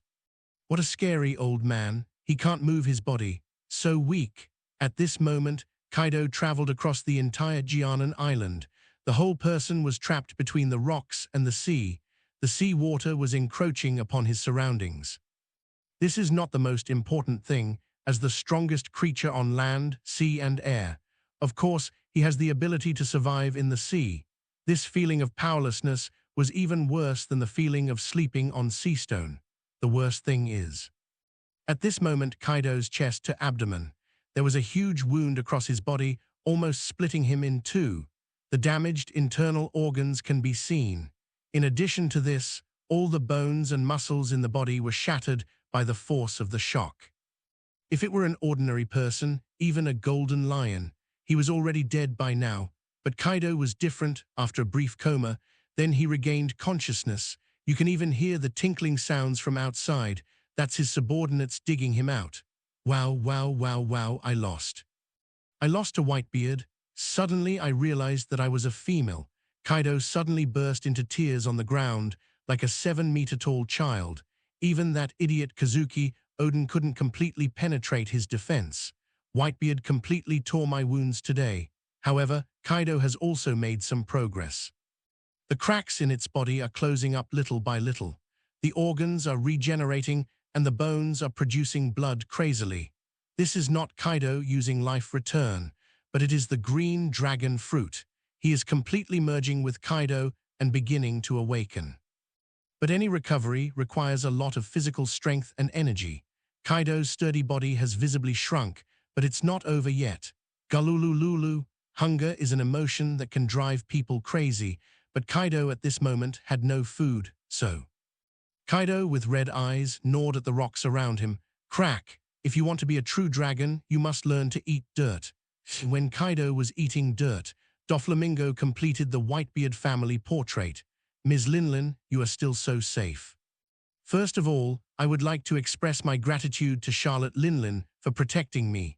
No matter whether the relationship will drift apart in the future, Big Mom is always true to herself now. Doflamingo then looked towards Whitebeard and his group and smiled. FFFFFFFFFFF, don't be so angry, Mr. Newgate. You should be grateful that I left you and your sons the way they are. Having said that, Doflamingo pointed at the marine fleet that was approaching at a very fast speed and continued. Maybe this time, you're the only one left in the Whitebeard pirates. FFFFFFFFFFF. With wild laughter, Doflamingo flew the flamingo to Jianan Island. His observation Haki could sense that Cutie hadn't called GG yet. Help Kaido defend the house first. Ms. Linlin, let's get down to business. Guys, let's get to the island. Big Mom flew away. Whitebeard did not pursue him because Marco's efforts could not be used in a fight of pride. He is responsible for his sons. Boom. Having exhausted everything, Marco rolled his eyes and fell to the deck. There were a few streaks of white in the golden hair on top of his head. Margo, all the captains exclaimed. He quickly lifted Marco up. Take Marco to rest. We are going to prepare for a breakout. Whitebeard's eyes were filled with tears and grief flashed across his face. For the first time, he felt a little regretful. Marco, in order to restore his body and strength, wasted his own life. Maybe this war should not have started. Stay, Whitebeard. The golden Buddha came across the sea, and the huge shock wave pushed away the waves like a substance, causing a strong wind. The person who came was none other than Marine Admiral Sengoku. Sons, get out. Whitebeard jumped out of the ship and cut through the clouds onto Conqueror's surge. Boom! The two came into contact, and in the next moment, they separated due to the recoil, collided again. As soon as the battle started, it became intense. Whitebeard, it seems Kaido didn't consume much of your stuff. Sengoku slammed down. Kulalalal, this is all thanks to the hard work of Laozi's son. Whitebeard laughed, and his courage increased by another 3 points. He wants to live with his sons. Sengoku felt his heart sink as he sensed the force in his hand. This was different from his pre-planned strategy. His original plan, Garp, who has cultivated her armament Haki to ultimate, suppresses Big Mom, who has the steel balloon. Zephyr is secretly on guard against Heavenly Yaksha, whose purpose is unknown. Sakazuki and his two companions clear out the remnants of the beast's pirates and capture Kaido, whose life or death is unknown. The seven people, Flying Squirrel, Doberman, Burning Mountain, Spider Demon, Stolo Berry, Jin, and Cake, are on guard against Charlotte's family. Possessing the power of a mythical beast, he personally fights against the weakened Whitebeard. Use the strong to attack the weak and take it down quickly. Then return to the battlefield of Jianan Island for support. The New World situation was cleared in one fell swoop. But now, what's up with Whitebeard's stamina? Just now, Jianan Island, the huge dent made by Whitebeard. Dust was flying and the area was expanding. The beast's pirates were inside, using swords to gouge their boss. The Overseer Quinn looked at the approaching Doghead warship, shuddered and shouted, "Damn it, Marine Hero Garp is here. What, Marine? Too baby hot, damn Marine." Take advantage of this opportunity. Kaido was gone, and the backboneless orcs cried out in fear, and panic spread. Puff! The fleeing gecko-headed pirates was cut in half by the sword light. The rising blood calmed down the pirates who were drenched in it. Quiet. He swung the Tianyu Yujin in his hand, which had no bloodline at all. Jaehin's cold eyes swept over every pirate who tried to escape. Take out your secret medicine and prepare for battle. We are the beast's pirates. Pirates are never afraid of death. Ooh, these words gave a shot in the arm to the reformed people with brain stem defects. But a shadow fell over everyone present. Everyone looked up. A huge bomb appeared above everyone's heads and was falling at a very fast speed. It makes people feel desperate. This is the special skill of Marine Hero Garp. Extra large iron ball. Jaehin was about to make a move, but someone was faster than him. Thunder. Charlotte Linlin came from nowhere. Zeus at his feet fired a bolt of lightning that was level with the ground. Boom! The falling oversized bomb was pierced directly by thunder. The dazzling explosion filled everyone's eyes. Sniff, sniff, sniff. In the light that had not yet dissipated, a series of sounds of breaking through the air were heard. The pirates who had not yet escaped from the pit were blown away one by one. It's a bombardment. The attack arrives before the person arrives. The warship's firepower coverage range is not enough to reach Jianan Island, but Garp stood on the bow of the Doghead warship. Shells are being fired one by manpower. Not only is the speed amazingly fast. With the help of Haki, its power far exceeds that of ordinary cannons. What's even more terrifying is the range. On the sea, range is truth.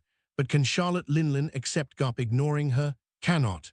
Charlotte Linlin threw the cartoon sun out with a gloomy face and shouted, "MMMMMM, Prometheus." "Mom, I'm here."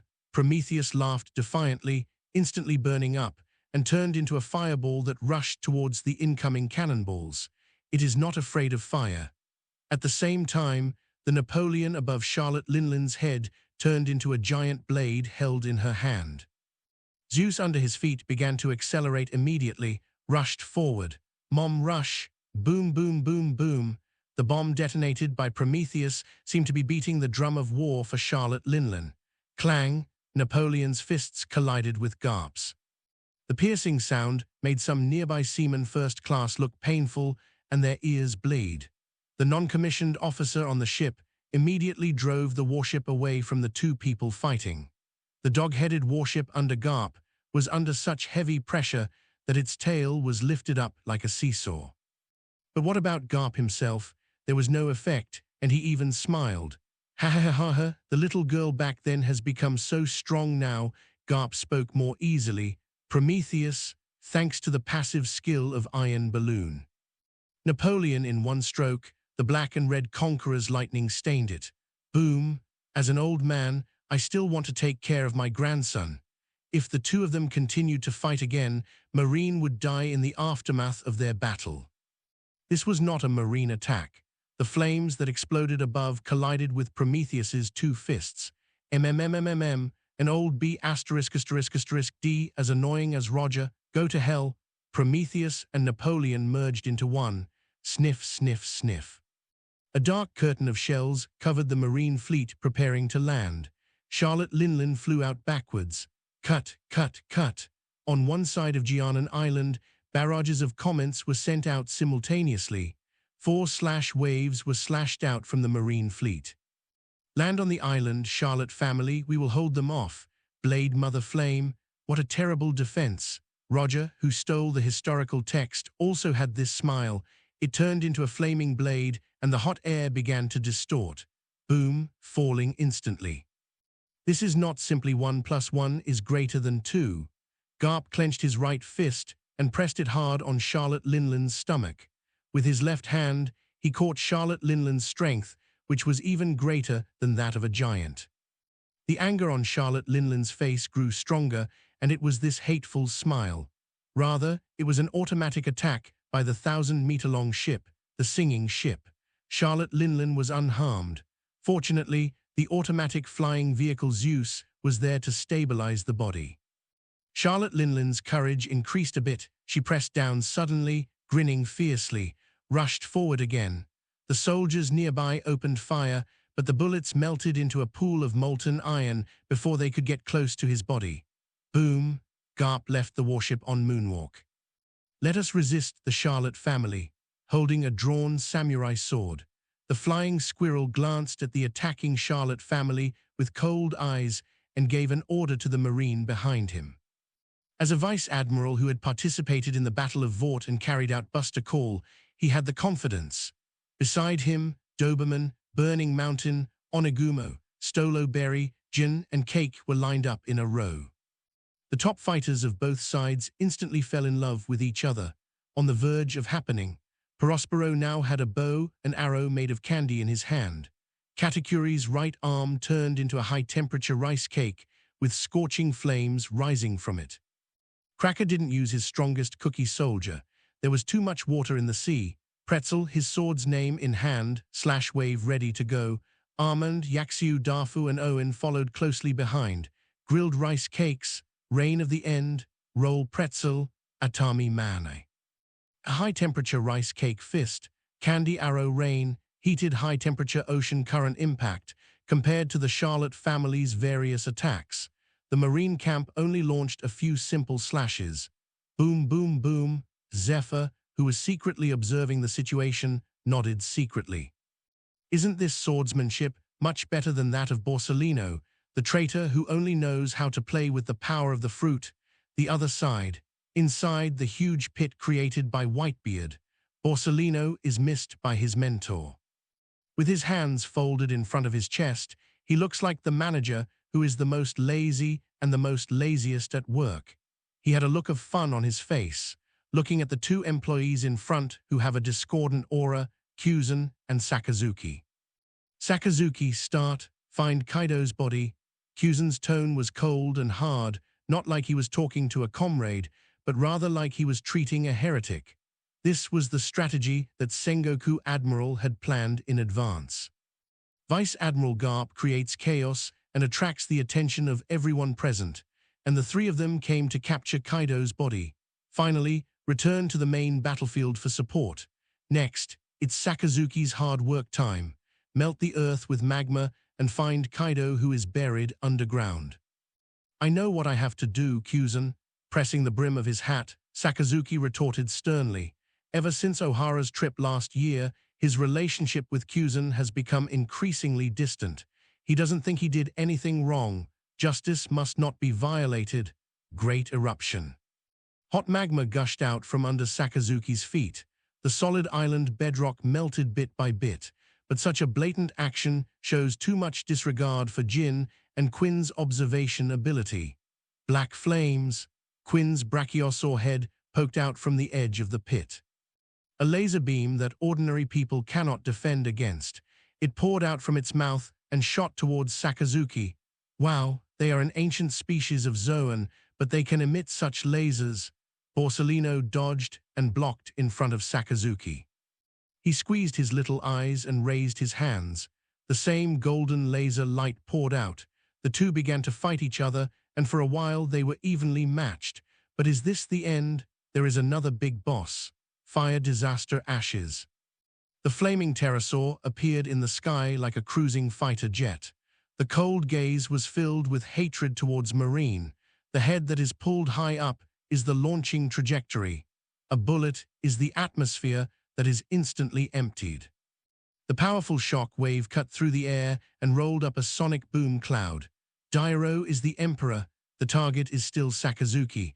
Great eruption, ice ball. The part where Sakazuki disappeared was instantly covered by the ice ball.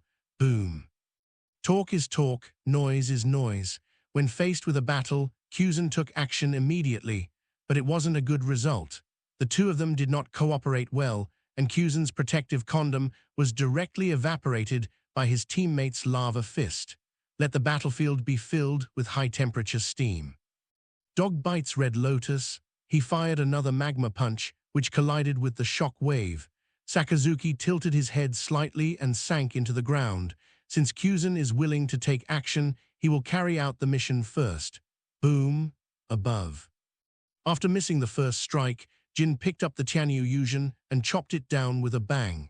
Now that these Marines are here, they might as well die here. Fire Dragon Emperor, Pheasant Mouth.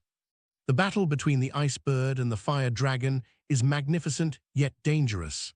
Shaking his cold arms, Kyuzen condensed 2 ice spears and shot them into the sky. Those who use fire are just annoying. FFFFFFFFFFF. It turns out there's a little mouse trying to steal the chicken. This harsh sound distracted Kyuzen for the first time, and he clenched his fist and looked up. Doflamingo stood on the flamingo head, his smile twisted and nervous. Where are you looking at? Damn Marine. Kyuzen was distracted, but Jae-hin was not, and he knocked away Kyuzen's distracted attack. A huge amount of flames are controlled by Jae-hin Ultimate. It transformed into a fire dragon and entwined around Tianyu Yuzhen. It's like holding a giant dragon and wanting to whip the world. Jin rushed down angrily, guarding the Fire Dragon King. Ice Cube Wind Cry. The steam that filled the battlefield gave Aokiji plenty of room to maneuver. A huge icy wind emerged from behind Kyuzen and crashed into him. Boom, boom, boom. The silhouettes of Kyuzen and Jae-hin, a basket and a red flashed back and forth between the sky and the earth. For a moment, the battlefield was like ice and fire. The continuous explosions even affected Quinn and Borsellino. After the continuous confrontation, Quinn roared, "Damn Jin. Don't interfere with Laozi's fight." Quinn stopped the oral S*X, raised his head, and swallowed an exclusive modified version of the secret medicine, then entered his pseudo-awakening state. This was a whole new power that he had turned to his own use. Speed and strength increase again. Power generation Queen. Quinn's beast form rose up with human power, and his modified fat tail displayed an unmatched speed. With lightning, it rushed towards Borsellino like a war hammer, shouted, "Look, Laozi will smash you. How terrible." It was not until he was in front of him that Borsellino dodged it easily. The next second, he appeared in front of eyes as big as Quinn's. I wonder if you've ever been kicked by the speed of light, a whip kick, smashing down suddenly. Spark Queen. In Borsellino's constricted pupils, beam bombs swept out from Quinn's eyes. Boom, boom, boom, boom. Even after transforming into a photon, Borsellino still couldn't completely avoid the attack that exploded on his face. Fly away backwards. Puff. Quinn's head was hit crooked, and blood was oozing from the corner of his eyes. The next moment, under the effect of the secret medicine, Quinn's size increased by another 3 points, and he shot lasers out of his enraged mouth. The figure of Borsellino flying backwards in a frenzy of pursuit. The injury at the corner of his eye was recovering visibly. What a terrifying resilience. Borsellino couldn't help but sigh. For the first time, he felt that what the old man Zephyr said made some sense. Some monsters have physical conditions that make it difficult to defeat them with fruit abilities alone. Haki is needed to deal with it. Trouble, we can only wait until his energy runs out. You deserve to die. You're a disgusting monkey who can only run away. After several missed attacks, Quinn, whose IQ had dropped, yelled in anger. Lasers also emanated from his right hand and his completely remodeled left limb. Black flames, 3 laser beams crossed and swept towards the moving Borsellino. Borsellino's face turned completely dark as he fled. Just fight, why make personal attacks? FFFFFFFFFF, what a beautiful picture. This chaotic battlefield is what he wants. Especially Quinn's insults made Doflamingo's smile even wider, with his 2 rows of teeth clearly visible. He instructed to the side. Virgo, let the puppy from underground come out and don't disturb Mr. Kaido's rest. With his current observation ability, he can feel it. Cornetto is not dead, but has fallen into a state similar to hibernation. Maybe it's the blue dragon fruit's unique way of restoring physical strength. I understand, Dover. Virgo, standing behind Doflamingo, took off the feather stuck to his mouth. His body turned and transformed into a black dragon that covered the sky and the sun, even though it is known from the video that there is a copy of Kaido next to Doflamingo. Zephyr, who was watching the battle secretly, felt mixed emotions because he recognized this person. Virgo is not only a person with special abilities at this moment, he was once his disciple. Is it defection, or does he never belong to the Marine? Still thinking about it here. Virgo's open dragon mouth sucked in the surrounding air like a black hole. Its throat became swollen as a result, and it lost some of its dragon-like demeanor. Raw, a gas bomb compressed to ultimate, it flashed through the air in an instant. Sink into the magma where Sakazuki disappeared. Virgo followed closely behind and dived in. Being in the lava for a short time didn't matter to him. Boom! Sakazuki, who had just descended less than 200 meters in the magma state, stopped. A magma fist blasted towards the top of the head. Boom! The Dragon Man and the Magma Man leaped out and entangled with each other. Leave a message. The bottom of the canyon began to crack open little by little. Crack! Both of them bounced away. But the temperature continues to rise. The ignorant consciousness loosened a little. Lightning rained down from the clouds that had been stirred up by Charlotte Linlin. Thunder, Hawkeye, it's free time now. Having seen enough of the chaos, Doflamingo rushed towards the most intense battlefield. Kaido, the fanatical warrior underground, has already felt the heated atmosphere above, wrapped around Virgo's entire body. As for Sakazuki, his lower body completely turned into magma. Boom, boom, boom, boom, boom. Boom, boom, boom, boom. 2 different explosive forces collided violently. Boom. FFFFFFFFFF. I'm going to go have some fun. Smoothie, watch my boat. Like a volcano ready to explode, speed as fast as thunder, if it weren't for the gushing magma. Virgo raised the black stick in his hand. Since fire doesn't work, he'll try another method. It seemed that there was a sealed demon king underground who was trying to break free from his shackles, causing a series of explosions, just like what Whitebeard did. Smash off the lingering magma fluid in your chest. A huge tongue of fire entangled with magma fluid rushed out and soared into the sky. Dark Hound, the oozing magma filled the entire canyon with hot air and scorching red light. Virgo held up the Thunder Dragon tooth staff, and the lightning wrapped around his body further strengthened his razor, connected to the magma pool below. But we are still eating dirt. A fierce fight. Hello, everyone. As we wrap up this video, I want to share a quick note. I have a Patreon account. If you'd like to support me and enjoy on-demand audiobooks, you can become a Patreon member. Alternatively, you can check out my Google Drive link, which has 500+ novel audiobooks available through my Ko-fi or Patreon shop. I appreciate your support.